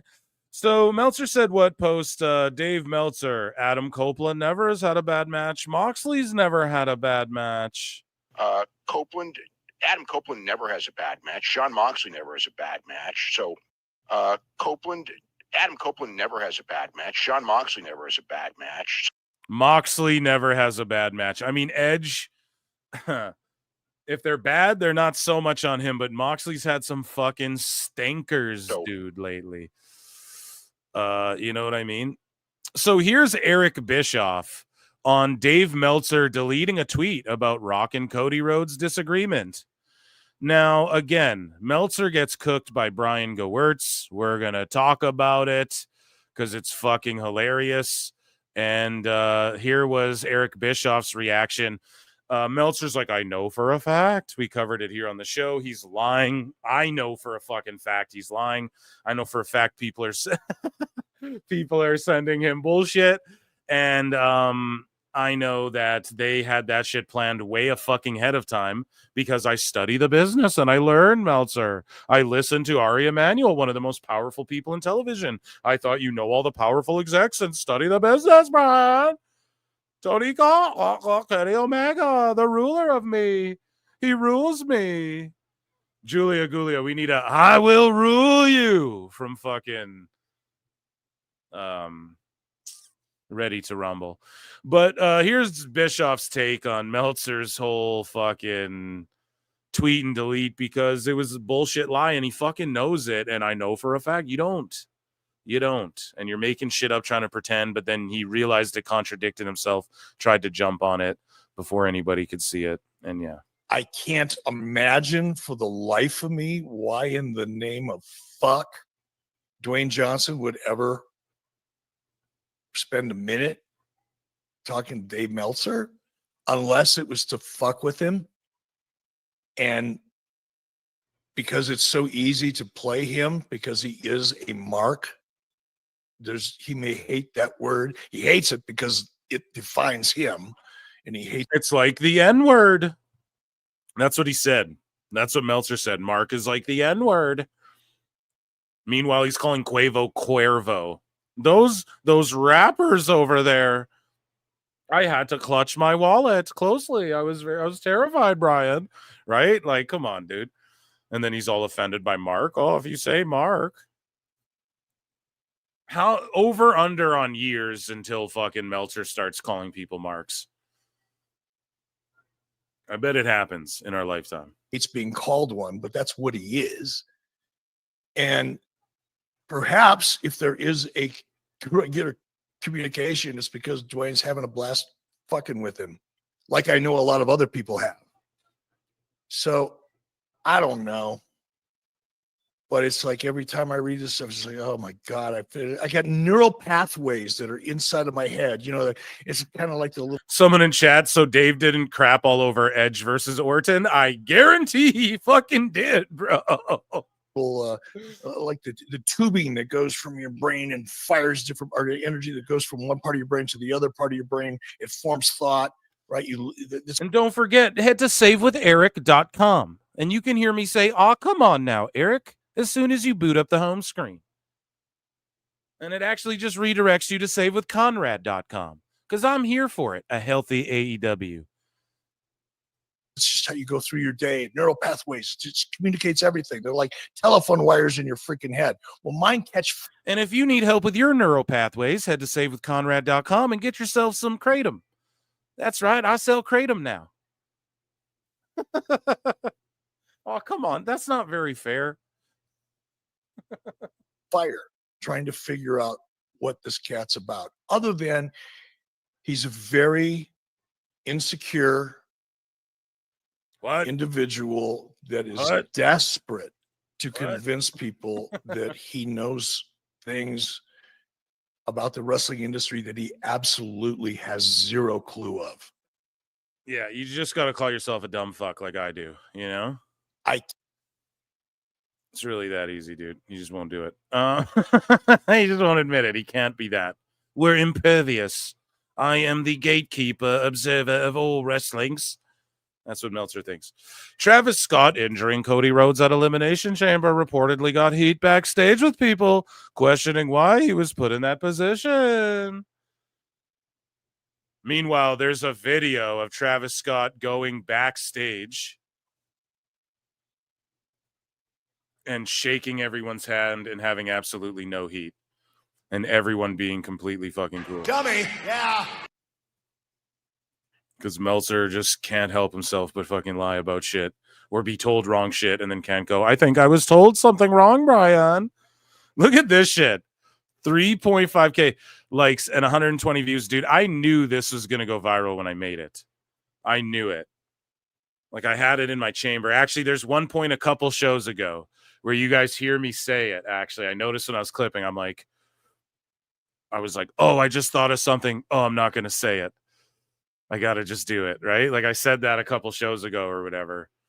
And it was this meme. It just dawned on me when we were talking about, like, the faces. I was like, oh, I should put Meltzer's face on there and make a joke about AEW or whatever. It'll be funny. So, yeah, shout out me making the Meltzer dumb moment there. So, the Young Bucks were backstage at AEW Dynamite in Oceanside, California. And there are plans being worked on for a return. So Meltzer letting it be known, man, that the Buckaroos, and you know that he's telling the truth about this because they texted him. Uncle Dave fucking let it be known we're coming back. And so, yeah, dude, they will be back and shredded, I guess, like a preteen boy. The Rock reportedly legitimately, so again, more lies. Dave being a complete fucking stooge. Flutes in the chat for this dummy shit. Yeah. Because this is just amazing. Liar! So Dave goes, Dwayne Johnson legit. He wasn't going actually to wrestle and decided to be a part of the Mania build and wanted, actually accept to be aligned with Rhodes going heel. There are those in the company who believe the only thing that could have hurt the company would have been a Rhodes heel turn at this time, Brian. The feeling is that this current crowd is Cody's crowd. There is the argument you don't mess with a successful formula, Brian, unless you're Tony Khan. I can say that. I thought the idea of the Rhodes turn with The Rock was, the wrong thing. Only that I didn't think it would kill off the boom because right now, the boom's in AEW, but except it's about the idea. Because it's always ideas and feelings and never just facts, Brian, of WD. Do you guys notice that? The idea, the feeling, racking my brain around the feeling of this idea. It's never just like a fact or anything. There's never a guy. Half a dozen people. Well, 24, but half a dozen. If you break down the key demographic, Brian told me there was heat backstage. Like, there's never just a name or a guy or like a fucking, none of it's true. It's just like feelings and all this shit. Fuck's sakes. Where is it? Where was I? It's so stupid. I don't know. I fucking lose brain cells reading this shit, and not so much the headliners. Okay, sorry. Let me bring it back a bit. I can say that I thought the idea of the Rhodes turn with Rock was the wrong thing. Only that I didn't think it would. Dave, no one cares what the fuck you think. No one cares, dude. No one asked what you think. I can say that I thought the idea of the Rhodes turn with The Rock was the wrong thing. Only that I didn't think it would kill off the boom because right now it's about the idea of WWE being cool and not so much the headliners. Oh my God. So Dave's saying that WWE's just cool. None of these stars matter. Drew McIntyre, Punk, It's just that, well, WWE's cool, man. And this is like a thing they just invented, that WWE's cool. It's not cool because everyone's fucking buying in. So that's what determines cool is society, not your old fucking ass. The idea is that, like, well, WWE's cool again, I guess. So even though it's fucking really not. And I know because I'm fucking 70 years old, Brian, and I fucking... Like, I don't get this, man. I don't get what he's trying to say and do when he talks like this. It's so disgusting. And just to sit there and be like, it's about the idea of WWE being cool and not that, bro, WWE's still cool if Cena's babyface or bad guy. Like, you're just so out of touch. What can we say about Dave that hasn't been said? This is insanity. Headliners, it's more of a team thing than in previous booms. What other previous booms? So like the Attitude Era where everyone's like, it was a team thing. We had hot stars, but everyone knew their position on the card. Everybody knew what role to play. Everybody was working at a high caliber. Everybody wanted that top spot. That's how it feels today. So like the Attitude Era, Dave, but you're talking about the 40s and the 70s again. Is your fucking brain not working, dude? Rhodes turned down the idea and they went with Cena as the second. It was like Sting. It was like Sting and Hogan. Sting was in the wings. As a matter of fact, Sting was gonna. I mean, they called up Hogan and he was like, sure, I'll come drop the leg. Shut the fuck up, Dave. Ugh. So Kevin Owens versus Sami Zayn unsanctioned match at Elimination Chamber, 5 stars. And it's like of course he gave the match that in kayfabe and like realistically just made the least sense. Like, oh, we have a unmarked referee with a black shirt who gets knocked out, and then we send out officials, and this match is unsanctioned, but here's our fucking logos on the mat, and we're, people are gonna be like, not again, Phil, but it just is what it is. This was the most AEW shit ever. Okay? And of course, Meltzer. Are you sure about that? Of course he gives it 5 stars, dude. Now, I expected this, but he just never ceases to amaze, just confirms that what I think about Dave is typically always correct. The Rock has been claiming that John Cena's heel turn has been the plan since. Oh, here, sorry, I got to do it as Dave. Actually, The Rock has been claiming that John Cena's heel turn has been the plan since Bad Blood. However, others have called that the Hulk Hogan version of the story. Brian. Oh my God, dude. He thinks it's 1994 again, bro. Oh, man. Fucking Mark! Dave thinks it's fucking 1996. And this is how easy you can work Dave. Dave calls his source. It's Terry Taylor. Terry Taylor picks up the phone. Hello? And then for some reason, Dave is on like a corded phone, right? And he's like, oh, hello. Right? I don't have a fucking filter for that, but I should figure that out. But he's like, Terry Taylor, what's happening? And then Terry Taylor's like, oh, yeah, that's is it real? I think that, The Rock went into business for himself. And then Terry Taylor's like, yeah, the old Hulk Hogan lie. And then Meltzer's like, oh my God, it was the Hulk Hogan lie. Dun, dun, dun. And then he just goes and says this shit like a moron. And it's pretty funny because it keeps happening time and time again. And the dirt sheets who back him up on this is true. No, it's not. Okay. None of this shit is true. They plan this all out. They don't plan Cena's heel turn just the night of, like Vince planned. Like the fake story about Vince planning Undertaker's loss. Like Vince probably even knew he was going to do that for a while. I bet he wasn't, or maybe Vince was changing a lot of shit on the fly. So maybe I'll believe that. But yeah, they plan all of this way too long in advance for you motherfuckers. And notice too, when The Rock puts the fingers in the air and then he did the 3 and then he did the 2. And notice as well, when he was in the bloodline, he'd throw the 1 up with the L with his thumb up too. So when he does the 1 throat slit with his thumb up, that'll be a callback to fucking him doing the L in the air. That's at least the way I'm looking at it, man. I just feel like they're dropping symbols on us and shit. The Rock literally said it, like the thing, and all of the bloodline have said it. The things we do on camera matter. Every single thing you see is meticulously planned out, indelibly planned out. So I truly, truly believe that and have faith in that as far as that stuff's concerned, right? And there's no way Cena, this was like a last second fucking thing, man. They try to always pull that shit because they're getting worked like little kids. And it's good to believe that, but it's, don't be like, here's $6. Like, adults have agency. You're taking advantage of fucking fools. You know what I mean? So Wrestle Pierce the plan was for John Cena's heel turn along. So here, I'll do it as fucking Meltzer. Sorry, my bad. We're in the Meltzer moment.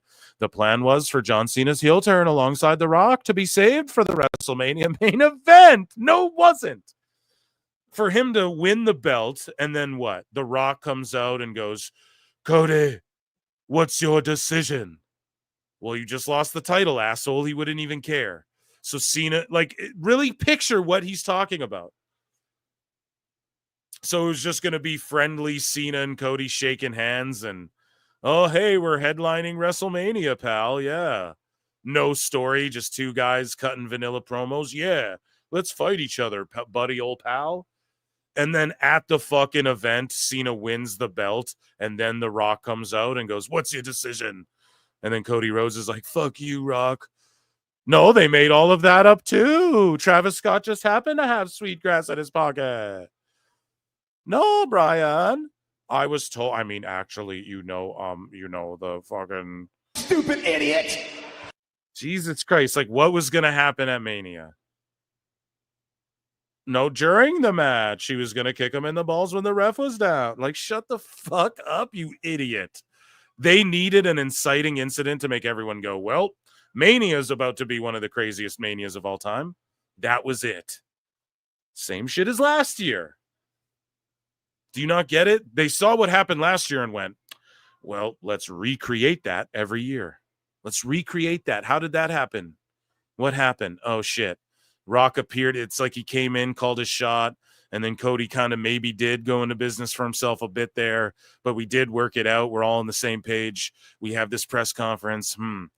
Yeah, we need something like that right before Mania every year. That's all. They just figured out the sauce, dude. They just figured out some new spice in the sauce, and Triple H is back there. You got Shawn Michaels cooking there. What is it? Motherfucker, a little more oregano. Shit, that was it's perfect now. That's all it was. Oh shit, there's a little more salt. There's some fucking paprika in that bitch, and now it's just cooking. They figured out another thing you can do now, bro. It's real fucking simple. You're just a dumb fuck, and you're trying to. I have the inside scoop because I was at Collision and I wasn't the first to report on it, Brian. So we need to just make shit up. $14.99. Tony Khan. Right? I've lost my mind tonight. So there's reportedly backstage heat on Travis Scott for his blow that left Cody Rhodes with a broken eardrum and a black eye. Well, he doesn't have a fucking broken eardrum. Shut up, bitch. That didn't happen. We know that that's a lie. So. Tell us what you know, you goddamn liar. So Dave goes, as you can imagine, that got all kinds of heat backstage. When? You mean that 5-minute video when he comes back into Gorilla and he doesn't have heat with anybody?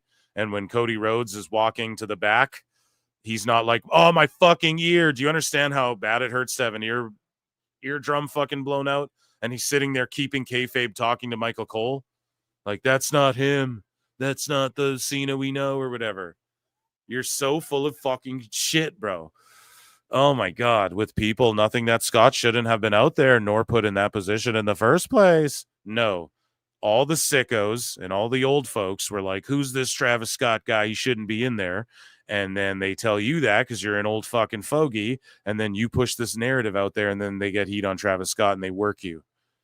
And then when fucking Cody Rhodes lands that big slap on Travis Scott at Mania, the roof is going to fucking come off that place if there even is one, right? I don't know if you know anything about that, Dave, because you fucking be going to indie shows instead of these big ones. But yeah, dude, you need to shut up. The one story that I'm making up right now, Brian, the one story that maybe you'll believe is that Scott was told to make it look good, but it was too good. Yeah, he for shoot slapped him. Dave, you ever been really slapped?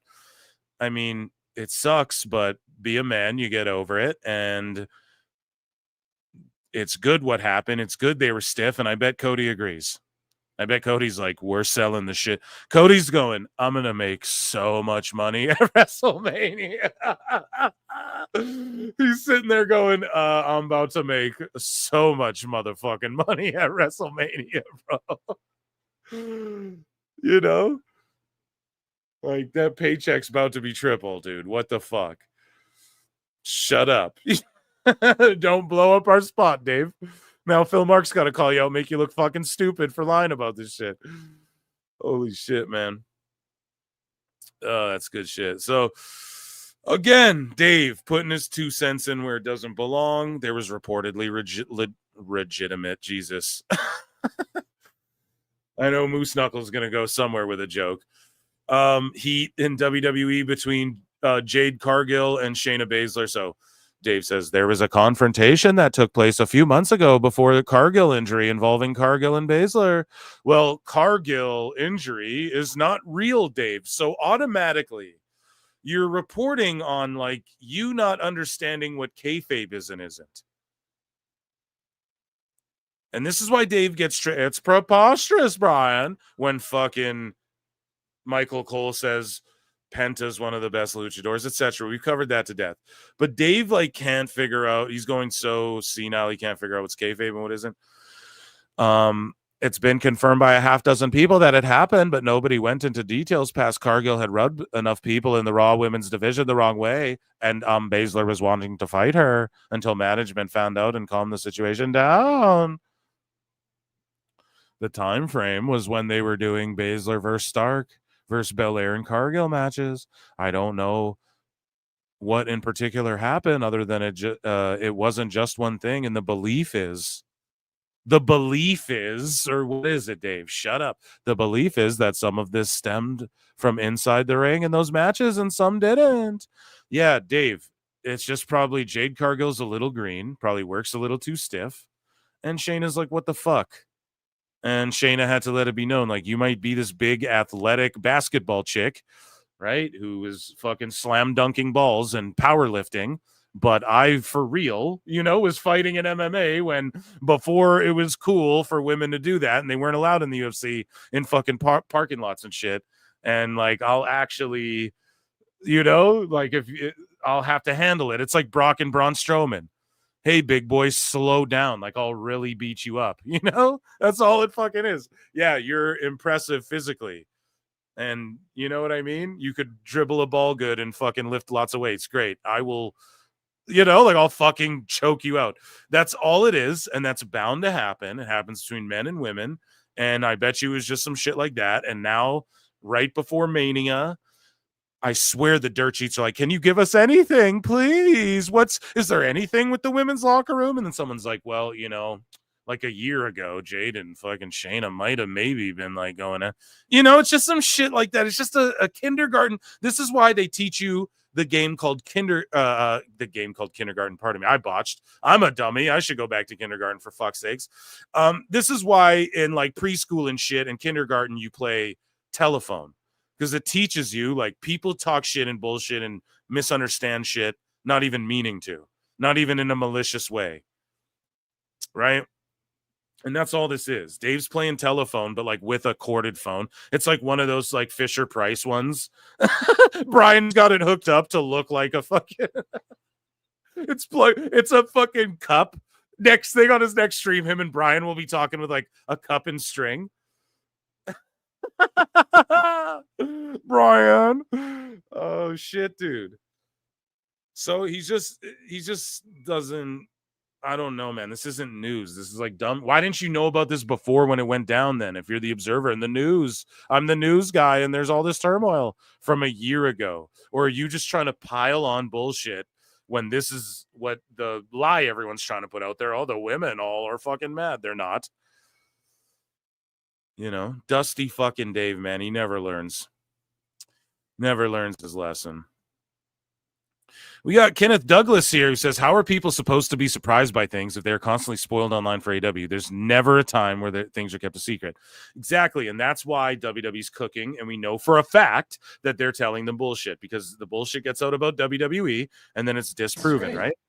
And we know that they're swerving the internet really well because none of us expect like any of this shit to go down exactly to a fucking T the way it has been a lot of the time. Now, sometimes the expected is the respected, the expected is the respected. Like thank you for doing the thing that we need that right now. But a lot of times, we like to be swerved, especially like my wife said when she saw me freaking out during the John Cena thing and yelling. She was just laughing. She had a smile on her face. She's like, you've been watching this your entire life and it still finds a way to make you that happy and that excited. I'm like, exactly, And only WWE as well. Like, it's a rare moment you get a TNA where, when I was a kid, maybe, you know, Jeff Hardy shows up in TNA, you're like, what the fuck?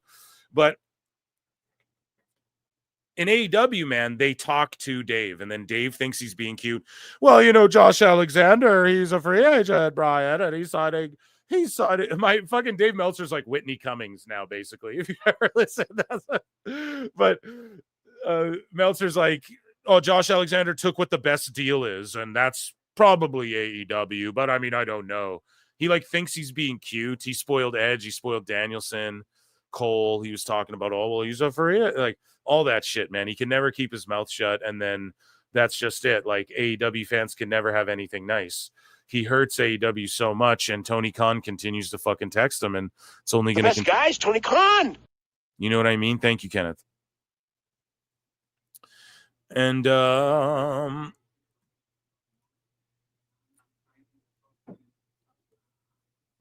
so let's see. Nathan says Dave went back and gave Moose and Lexus King a 4 stars. And then Lexus King fucking kind of poked fun. He goes, should have been 5, but it wasn't in the Tokyo Dome, SMH. That's so funny that they use that people use the joke that the IWC uses, you know? But hey, let's face it, I'm practically on the same level as Kurt Angle at this point. And then, yeah, he went back and gave Moose versus Lexus King a 4. Now, what I think Dave's doing, because he's so disingenuous, right? Disingenuous Dave. I think he's purposefully like bloating. You notice he's really giving out big stars for WWE matches. I think he's purposefully doing that so that he can go, look, see, I rate them so high. I'm telling you, to try and say, he'll do anything to save face. He'll lie. He'll fucking trash women. He'll fucking, block like billions of fucking people just for saying like, well, you're friends with the Young Bucks, so wouldn't you be biased there? Boom.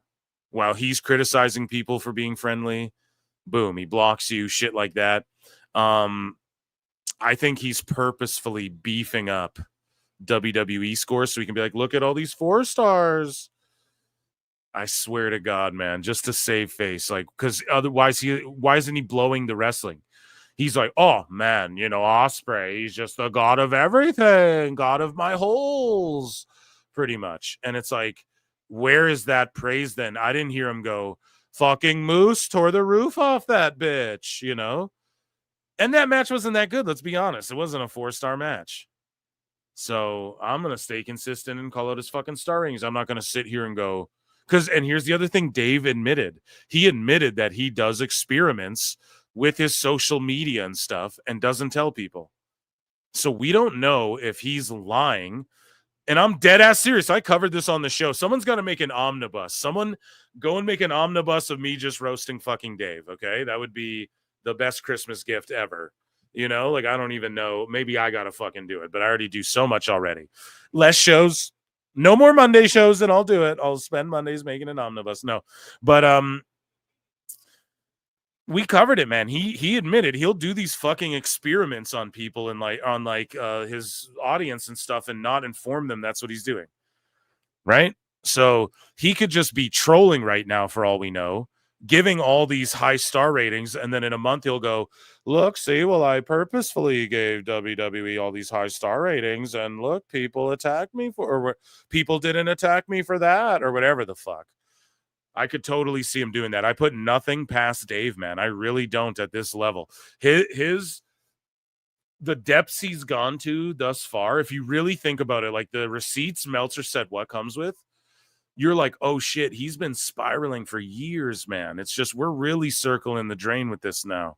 And I know he gets triggered by that too, but when you say it about AEW, but Dave, your brain, bro, your fucking mentality, it's really going. But anyways, Meltzer just lying. It was confirmed by 6 people.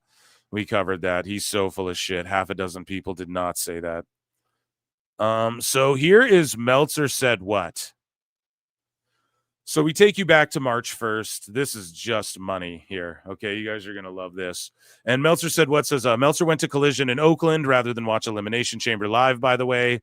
And Why is this a bad thing, Phil? We've covered it before. Let me just beat it over your heads again in case it's someone's first time listening. So this is why it's a problem, right? Like, I don't care. Go to whatever show you want. Enjoy what you enjoy. This is why we fucking roast Meltzer. Because Cena was advertised, Cody Rhodes and The Rock were advertised, Punk was advertised, Trish was advertised. All these people were advertised for this fucking show. And okay, Cena has 43 dates left. If you are real wrestling fans, I don't give a fuck who you are. Tanahashi was probably watching that shit, bro. You're not you know what I mean, Chad? You're not a wrestling fan if you weren't like, what the fuck? At Cena's last 40 fucking, I don't care if they turned him heel or not. You know what I mean? Or he has like 30 dates left or whatever. If The Rock and Cena and Punk, the fact that in 2025, those three are all even on a show together, period, and you're the Wrestling Observer, that should be your focus. And I'm talking, I don't care if you're at Collision, sitting on Tony's lap, watching it on your fucking phone. You should be locked into that. So not only were they not locked into that shit, but him and Brian watched it after, and then were complaining about how the fucking, why you can't watch it on demand after the press conference. The fucking press conference isn't, they're complaining, and then they give out these generic takes. Oh, this was amazing. This was great. This was awesome. Fuck, you guys are clowns. Okay, so Meltzer was at Collision, dude, under Tony's desk, allegedly, right? I don't know. Allegedly. Okay? Allegedly. But, yeah, dude, Cena turns heel and fucking Meltzer's at Collision. Right? So then Meltzer said has a new clip and goes, obviously you can tell from what happened on the day of the show and the lineup switch. As soon as I saw that switch happen, it was like, there's a reason. So let's just listen to Dave give his breakdown. I don't want to quote it all. Oh, man. But Dave is just such a putz, and he wants to sit here and go, well, in hindsight, I knew there was a reason they did this switch, and but I still didn't watch it. I was still sitting on Tony Khan's fucking lap, or he was sitting on mine. And I had my hand up his ass instead of watching this fucking show. But I had a hunch. I had a feeling. Ooh, right? Here we go. Here's Dave. I think it came down, basically how everyone said, that he wanted Cody. That would be a bad move. Because again, you had that in the Observer that his plan A was to have Cody turn heel and join him. Right. I think that would and a complete and utter fucking lie, dude. Without question, an unbearable lie. Where's my liar? That would have still left Cena as the baby face, and that match would have still happened the way that it did. Yeah. Cena would have been the baby face, and whether he would have won the title or and not. It would have been the same thing. It would have been the same hype. It would have broke the internet. It would have got all the hype about Mania, the same viewership on Netflix. It wouldn't have even mattered. You would have got the exact same thing as long as there's a baby face and a heel, Brian. That's why Brian doesn't get a fucking pass, because that's what Brian just said. Oh, it wouldn't matter. You'd still get the match, right? It'd be babyface heel. No, stupid. It's not the same thing if Cody turned heel, bro. It's not the same thing at all. I don't know. Obviously, you can tell from what happened on the day of the show and the switch, putting them on early and putting them on last. As soon as I saw that switch happen, it was like, there's a reason. There's a reason you changed that. And when the show was over and Cena had turned, it was like, okay, the original plan, which was for them to do the you don't know. You were at Collision, bro. How the fuck would you know? The Women's Chamber, the Trish Stratus match, and then the Rock segment. It's like you couldn't turn John Cena on Cody Rhodes then. Yep. No shit, Dave. It was always planned. Oh my God, I study the business. Ari Emanuel's on Pat McAfee saying that it's going to be something crazy, and Dave doesn't hear that. You know what I mean? Because then he'd go into the match as a heel. It just wouldn't work. So that's where it was kind of like, okay, something's going on. And that's when I started. I basically pointed that out. Something's going on. I pointed it out from fucking Tony Khan's private bathroom that Adam Cole hit in on his fucking return that they hit him in. Like, you guys know what I'm saying? What the fuck are you talking about, Dave? Oh, I pointed this out the next day when I actually got around to watching it, when I got home from Collision. What the fuck is he talking about, man? And, the answer was that, well, You know, it was a change that day. And yes, Oh my God. He's lost touch with reality, dude. they were going to go with John Cena. That, you know, when Cody turned it down, John Cena was the one who got the thing. And the deal was to do the turn in the match at WrestleMania. So, you know, that was what the decision. So he just kicks Cody Rhodes in the balls, and The Rock and Travis Scott aren't there. And he just turns heel because Dave is, if anyone believes this, I feel so bad for anybody who he's robbing money from. And I feel so bad for anyone who buys into this horse shit at this point. Wasn't, or the decision you do it earlier. And we don't know, you know, I mean, yes, it probably would have been one of the, you know, super memorable WrestleMania moments, probably the most memorable, you know, just that great WrestleMania moment had they done it this way. But so there's not going to be a great WrestleMania moment when fucking Stone Cold's glass shatters and everybody erupts and he stunners The Rock and stunners fucking Travis Scott and has a beer bash with Cody Rhodes at the end. Or if fucking there's not going to be a great moment when it's Yeetamania and we're yeeting all over the fucking place and you're sitting there crying. Right? And you're sitting there fucking writing on papers and trying not to watch through fucking tears in your eyes. Because you know what I mean, dude? Like, what are you talking about? So John Cena winning isn't going to be some of the craziest shit ever if he does? Or Roman Reigns coming out of nowhere and just Superman punching fucking John Cena into oblivion? That's not going to be awesome? I smashed your knee to oblivion. What an idiot. you know, there's a lot of other reasons why maybe you want to, you know, it gives Rock a Oh, there's a lot of other reasons why maybe you'd want to get a bunch of heat and mainstream attention and create one of the greatest wrestling moments in the history of mankind before fucking WrestleMania 41 off the back of one of the biggest WrestleManias with one of the craziest and greatest moments in the history of fucking mankind. Why would you ever want to do that? Why would you want to keep fucking making the business hot? That's so weird. I thought you'd want to do flips in a gym for $8 million a year and fucking wrestle fat schlub Triple H's on indies and go to Ring of Honor and fucking, you know, sign NDAs. I thought you'd rather do that. purpose to be around more. It you know, it's not a face versus face match with Cody and Cena. It is a face versus heel match. Cena's still going for the record, so to speak. The record, so to speak. I think, and also, you know, but let's face it, you know, they know as much as I know that the Netflix number drops every single week. Oh my God. They know as much as I know. They know as much as I know. Shut up, bitch. You don't know shit, dude. You don't know fucking up from down. And so he's just like, oh, you know, that fucking number's going down. So why? This is why they'd make great TV. Oh, they're a TV show, and they know that, and I know it's a TV show. So why wouldn't they make good TV? Like, what is he even talking about, man? He's such an idiot. No pop. Kenneth Douglas for 50. My fucking God, dude. What the hell, chat? Air horns up for fucking Kenneth here. 50 membership, dude. Weird. We almost got to play this guy. Hey.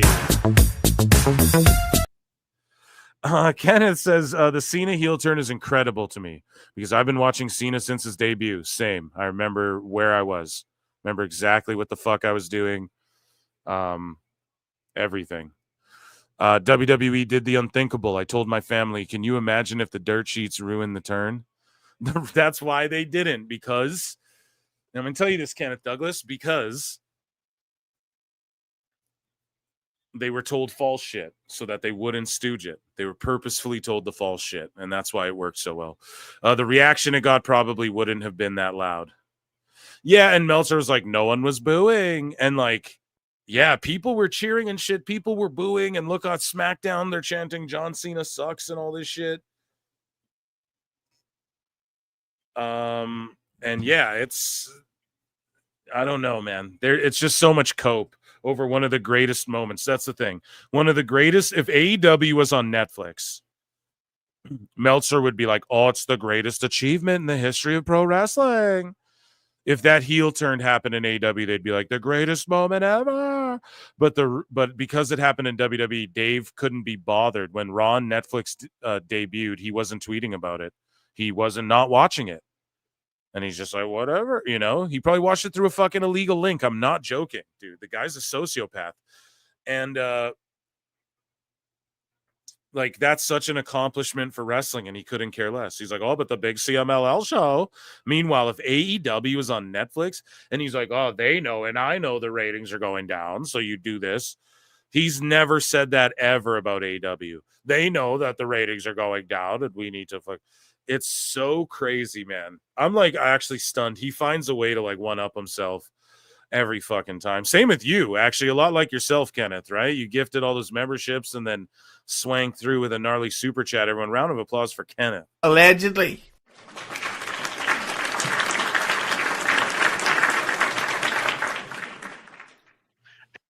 Yeah, Meltzer, man, can't get it together. And so here is a post that's unavailable. Yeah, so this is what I said to the AEW Defender. So I put it in Dave Meltzer's moment of the week. I was like, it's not that Meltzer lies about people being dead who aren't, about studying businesses he's never studied, uses fan-made spreadsheets he found in random discords as internal memos, and does whataboutisms all day. It's because people like me want to be the old senile guy. What the fuck did I say? The old senile guy hopped up on steroids with Just for Men running down my bald spot while I can't control my tongue whenever I talk about New Japan. Shut the fuck up. All you coping delusional goofball accounts are cooked in 2025. Go away. Pretty crazy. Yeah, I snapped. Because fuck that, dude. They not like us. They not. No, I'm just joking. That's Cornette's bit. But yeah. So we have Raj Giri arguing as we chronicle here. Raj Giri's infamous arguments with Dave. Wavy Davy. And so let's see. Let's follow the timeline here. Robbie Stevens says, why do they keep the numbers so private? Talking about the max numbers. Meltzer goes, 1, because almost all individual streaming numbers for shows are much lower than the top shows on television. There are exceptions, but only a few. So it's better the illusion than the reality. 2, it gives the services a leg up in negotiations with show producers for new shows because those that negotiate can't point to numbers and value. Okay, actually, Dave Meltzer on point there a little bit, okay, with some of his insight there, I guess. And so Raj goes, do you have the Nielsen numbers for the TNT True TV airings of the Mavericks-Lakers game from Feb 26th? WBD hyped 2.5 million viewers for the game, including Max, so it might give a decent estimate of Max viewership if you subtract the TNT True TV numbers from the total. Boom. That's something for like Ref MJ from NJ to do or something. So Dave responded here, and he goes, so here we're fucking Meltzer goes probably no Feb 26 TNT aired NHL, not NBA. So Dave thinking he gets a point up on Raj, and Raj goes, sorry, it was Feb 25th. It was the late night game that ended on the 26th on the East Coast. Do you have the TNT and True TV numbers for that game? So Raj just sticking to the point, like, Dave, you're not going to win by playing semantics and not answering a question. And then Dave goes, probably fits with what I just said. They used the tagline Max record, but wouldn't have had access to the number, though. It was listed as a combined number. I mean, I have the numbers, but they don't. The NBA doesn't. But I do. I'm not even sure they included the true number since the number they used was the TNT number, Brian. Raj Gary. Yeah, dude, Dave is just becoming like Whitney Cummings. I swear to God. We'll bring it back to the roots, you know? And then Raj goes, that's why I was asking. There's been 3 different things posted. WBD's report said it was TNT True and Max. SBJ said it was TNT True. FOS said it was just TNT. Do you have the number of what the game did on TNT and True TV? It was just 2.5 on TNT. What did it do on True TV? He's just trying to see. What he's doing is he's just pulling Dave's card right now. That's all it is. And then Dave goes, don't know the true number. I seem to recall 100,000 to 200,000 for a 1.5 to 2.5 million TNT number would be normal. No, Dave, you don't get to go, I don't know the True TV number, but I recall this number that I'm making up right now, Tony Khan. I seem to recall 100,000 to 200,000 for a fucking... No, you don't, man. What are you... Liar! the TNT number would be normal. The only time I can recall an AEW simulcast on True, it did 20% of the TNT number. Pull a card, bro. Who's got that fucking stat? Who the fuck? 20%. That had to be like years ago, bruv. And then Raj says, so the True number was too low to get the Nielsen number. Do you have the actual TNT number? I'm assuming it wasn't exactly 2.5 million. So I don't know if Dave responded to that or not. So Brian Gewirtz responds to goofball wrestle goofists who said, I'm going too hard in the paint tonight. Wrestle purists. The plan was for John Cena's heel turn alongside The Rock to be saved for the WrestleMania main event. However, the decision was made on the day of the Chamber. We just heard Dave spout that bullshit. Wrestle purists run with it because they're goobers. And Brian Gewirtz goes 0 for fucking 2.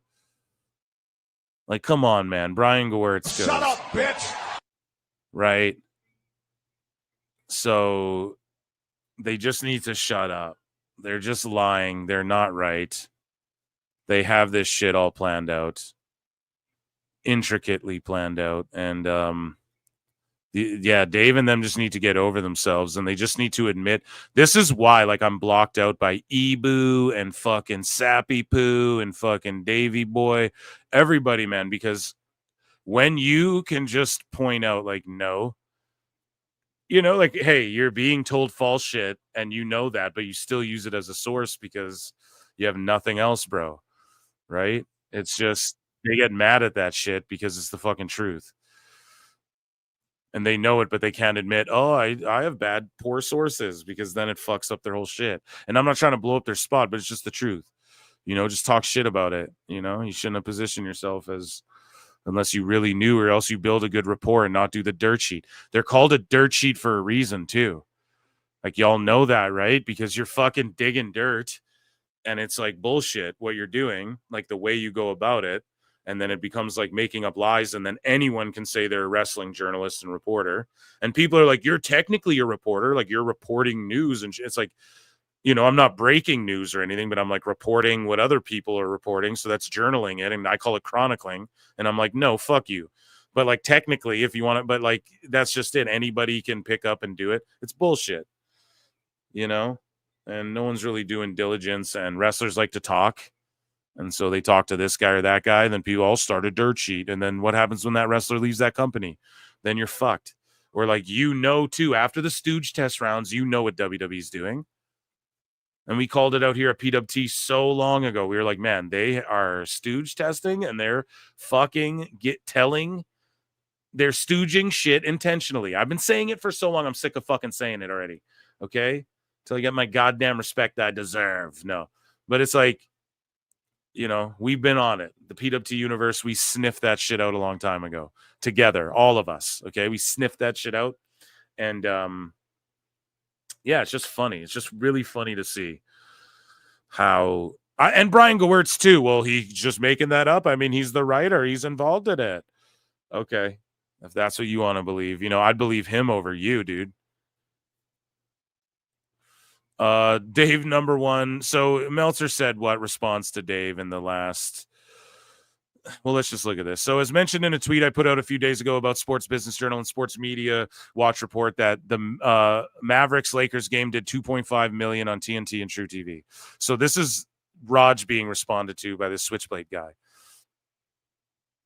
So whatever the fuck, the 2 million stuff.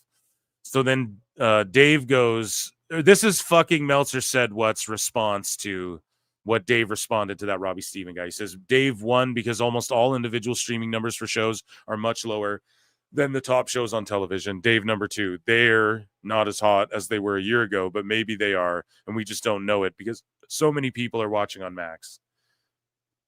So he's just showing a flaw in his logic. So Dave will say in one instance, because almost all individual streaming numbers for shows are much lower than their top shows on television. But when it comes to AEW, what does he always say? Well, it could be 30%. I mean, it's like 1 million. I mean, if it's 60, great. NFL does 30, so AEW does 30. So he tries to say, like, well, we just don't know. It could be 1 million, likely 1 million, because we don't know. So many are watching on Max. I mean, we polled our people and like 30%. You know what I mean? So he just doesn't keep the same energy, and his inconsistency and his bullshit's why dumb idiots like me even are able to fucking own him so easily. If the promotion's dead, they're not going So let's hear what Dave had to say here. to draw with it. If the promotion's alive, they will, and that's why I think like next Friday, we're gonna have a lot better understanding of Max and of AEW than we have right now. How hard is it going to be to get that number though? Because they were pushing the Prime thing really hard. So now Exactly, man. And just say that to Dave. Dave, you know that they fucked up this whole promotional shit and they started promoting Prime right after Max. You know? It's so stupid, man. This is just a clusterfuck of fucking idiots trying to just convince each other, no, it's good, right? Right? Yeah. I swear, Tony Khan. they got YouTube and pay-per-view.com and No, it's a combination of numbers. It always was. I mean, here's the thing. In theory, Amazon should help, right? it should. In theory, it should help. Maybe, bro. Maybe. In what way, though? Like, it's more accessible. Like, maybe some people will, like, sign up for fucking Amazon. Like, I don't know how is it going to help. The way I look at it is how many AEW fans are on Amazon. Now, Amazon, they do have some success with series, and sometimes they fucking drop shit where you're like, whoa, that's really good, and it does well. Maybe they did the market research. Like, I'll give them the benefit of the doubt. They're like big, like not as big as Netflix, but they figured it. Well, as far as their streaming and shit, but they figured it the fuck out, I'm sure. And I'm willing to accept that this is a calculated move on their end where it's like, okay, because, they're getting more signups and shit, hopefully. But in theory, though, again, it's a theory, Dave. We can't prove. You're just saying in theory it should be a good thing. And, like, I guess maybe, yeah, I'll say it is. But that's yet to be seen, I don't know anybody who uses Amazon's pay-per-view function. Like even the hardcore boxing fans, yes. I don't know anyone else who uses it, but basically, you're going to have access to that information, or Tony will have access. Tony's going to have it. Well, Tony's gonna have. I mean, Tony, he's the best. I mean, you didn't know. The best guys, Tony Khan. Of course, he'll have access to everything. He has access to every part of me. The best guys, Brian. Tony Khan. So cringe as fuck. Brian. So this is what I mean. Tony ain't even telling Dave the numbers, bro. It's quite interesting. About your reporting of it, like how. Do you think it changes? And even Brian's like, bro, how are you going to change your reporting of this? Like, what are you going to do? Like, you understand that you can't prove any of this shit and you're talking shit, right? But he just won't say that because he's a pussy. Yes. Listen to that. Tony will have access. Tony's going to have it. About your reporting of it, like how do you think it changes? Yes. But we'll know. We'll know in some form. This isn't. We'll know in some form. You're made up in your fucking brain form, dude. Like Max numbers, where like literally nobody knows. This will be numbers that literally nobody knows. So I just make it up and make up a lie. So you just admit that you lied and made up the 30% thing, and then fucking all your dumb idiot fucking followers regurgitate that shit. Grant, not too many people are gonna know, but it'll be enough to where we're gonna. It's like all. So what Dave's trying to do is like, well, we won't know, but like, I'll know. Don't worry. Whatever I say, just believe what I say. But like, no, we won't actually know. Such a scumbag. We'll have an idea. We'll have an idea by the end of the week on what's going to be your over/under. Man, I don't know. 125, 130. I mean, total pay-per-view buys for Revolution, 125, 130, 125,000 or 130,000 pay-per-view buys with Amazon for this Revolution. Dave is so cooked, man. Yeah. I mean, yeah, in that range. What do you think? I mean, I know why we're looking on our board and everybody thought higher, but it's like, You know, they're not as hot as they were a year ago, but maybe they are, and we just don't know it because so many people are watching on Max and we're not seeing it. And you know, What the fuck? Maybe they're hotter than they were a year ago because so many people are watching on Max. He really thinks that if that was the case, if their show is hitting 500,000 viewers they'd be in the top 10 on Max. Dave is fucked up, man. He's cooked. Again, like this, What was the world's end number? World's End at the end of the year. That was up a little bit. So probably, 105, 110. I'm gonna guess 105, 110. So why would this pay-per-view with no heat behind it, and it's not as hot as it was even a month ago, doing its lowest shit, and you think it's gonna, with Amazon, it's gonna do 130, 140, 125 maybe. The other one did 105, 110, even though you know it wasn't even 105, you motherfucker. And you're about to say this one's gonna do. So you think 30,000 people are gonna use Amazon extra just because AEW's on Amazon? This is where the delusion comes in, guys. So he thinks what? There's tens of thousands of people that have Amazon that are like, oh, AEW, I'll fucking buy this because.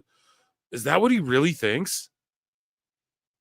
Oh, man. This is historically a pretty good drawing show for them.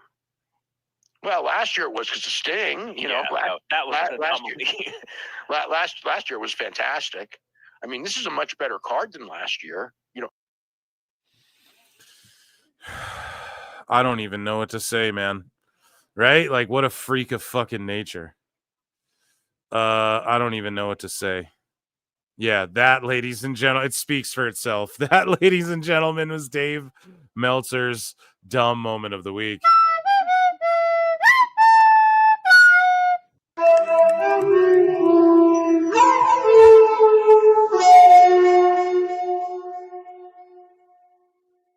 Okay, ladies and germs, I want to thank you for being here. Hold on, I got to share this with you so you guys can see it. Here, guys, I want to thank you so much for being here tonight. Round of applause for the PWT universe. You guys have just been fantastic. Thank you so much for being here. It's Saturday night. Could be anywhere in the world, but you're here with me, and I appreciate that so much.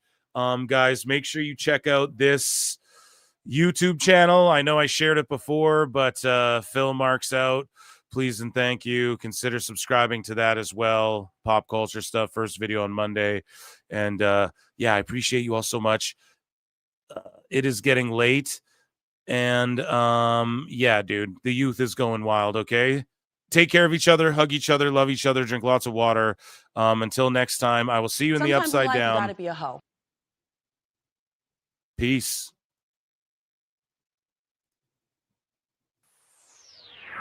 I look and see it's not just me. Jeff, why do you insist on doing this dumb internet shit on TV? I look and see it's not just me. This place is a fucking joke, man. You're a clown. I quit. So many of us have stood where we stand. We are the young, so raise your hand. So many of us have stood where we stand. We are the young, so raise your hand. We call us problem child. We spend our lives on trial. We walk an endless mile. We are the youth gone wild. We stand and we won't fall. We're one and one for all. The writing's on the wall. We are the youth gone wild. No. It doesn't make logical sense. But it makes yes, of course. But it makes wrestling booking sense. Of course, this makes no sense. Of course, okay, it makes no sense. However, in pro wrestling booking, which often makes no sense, you would do that. It's about making money. It's not about anything else. Wrestling's always been about making money first and foremost. That's it. Yes, I look and see it's not just just me. Last weekend was the greatest weekend in AEW history. This is the greatest week. I look and see it's not just me. Security, my safety, my life was in danger at a wrestling show. So many of us have stood where we stand. We are the young, so raise your hand. So many of us have stood where we stand. We are the young, so raise your hand. We call this problem child. We spend our lives on trial. We walk an endless smile. We are the youth on trial. We stand, we won't fall. We're one and one for all. The writing's on the wall. We are the youth on wild. We call this problem child. We spend our lives on trial. We walk an endless smile. We are the youth on wild. We stand, we won't fall. We're one and one for all. The writing's on the wall. We are the youth on wild. Get wild! Yeah! If you're familiar with how we do things often here on these Wednesdays, it's a lot like one of my favorite movies, Time Cop. What? Fuck you. Fuck you. Yeah!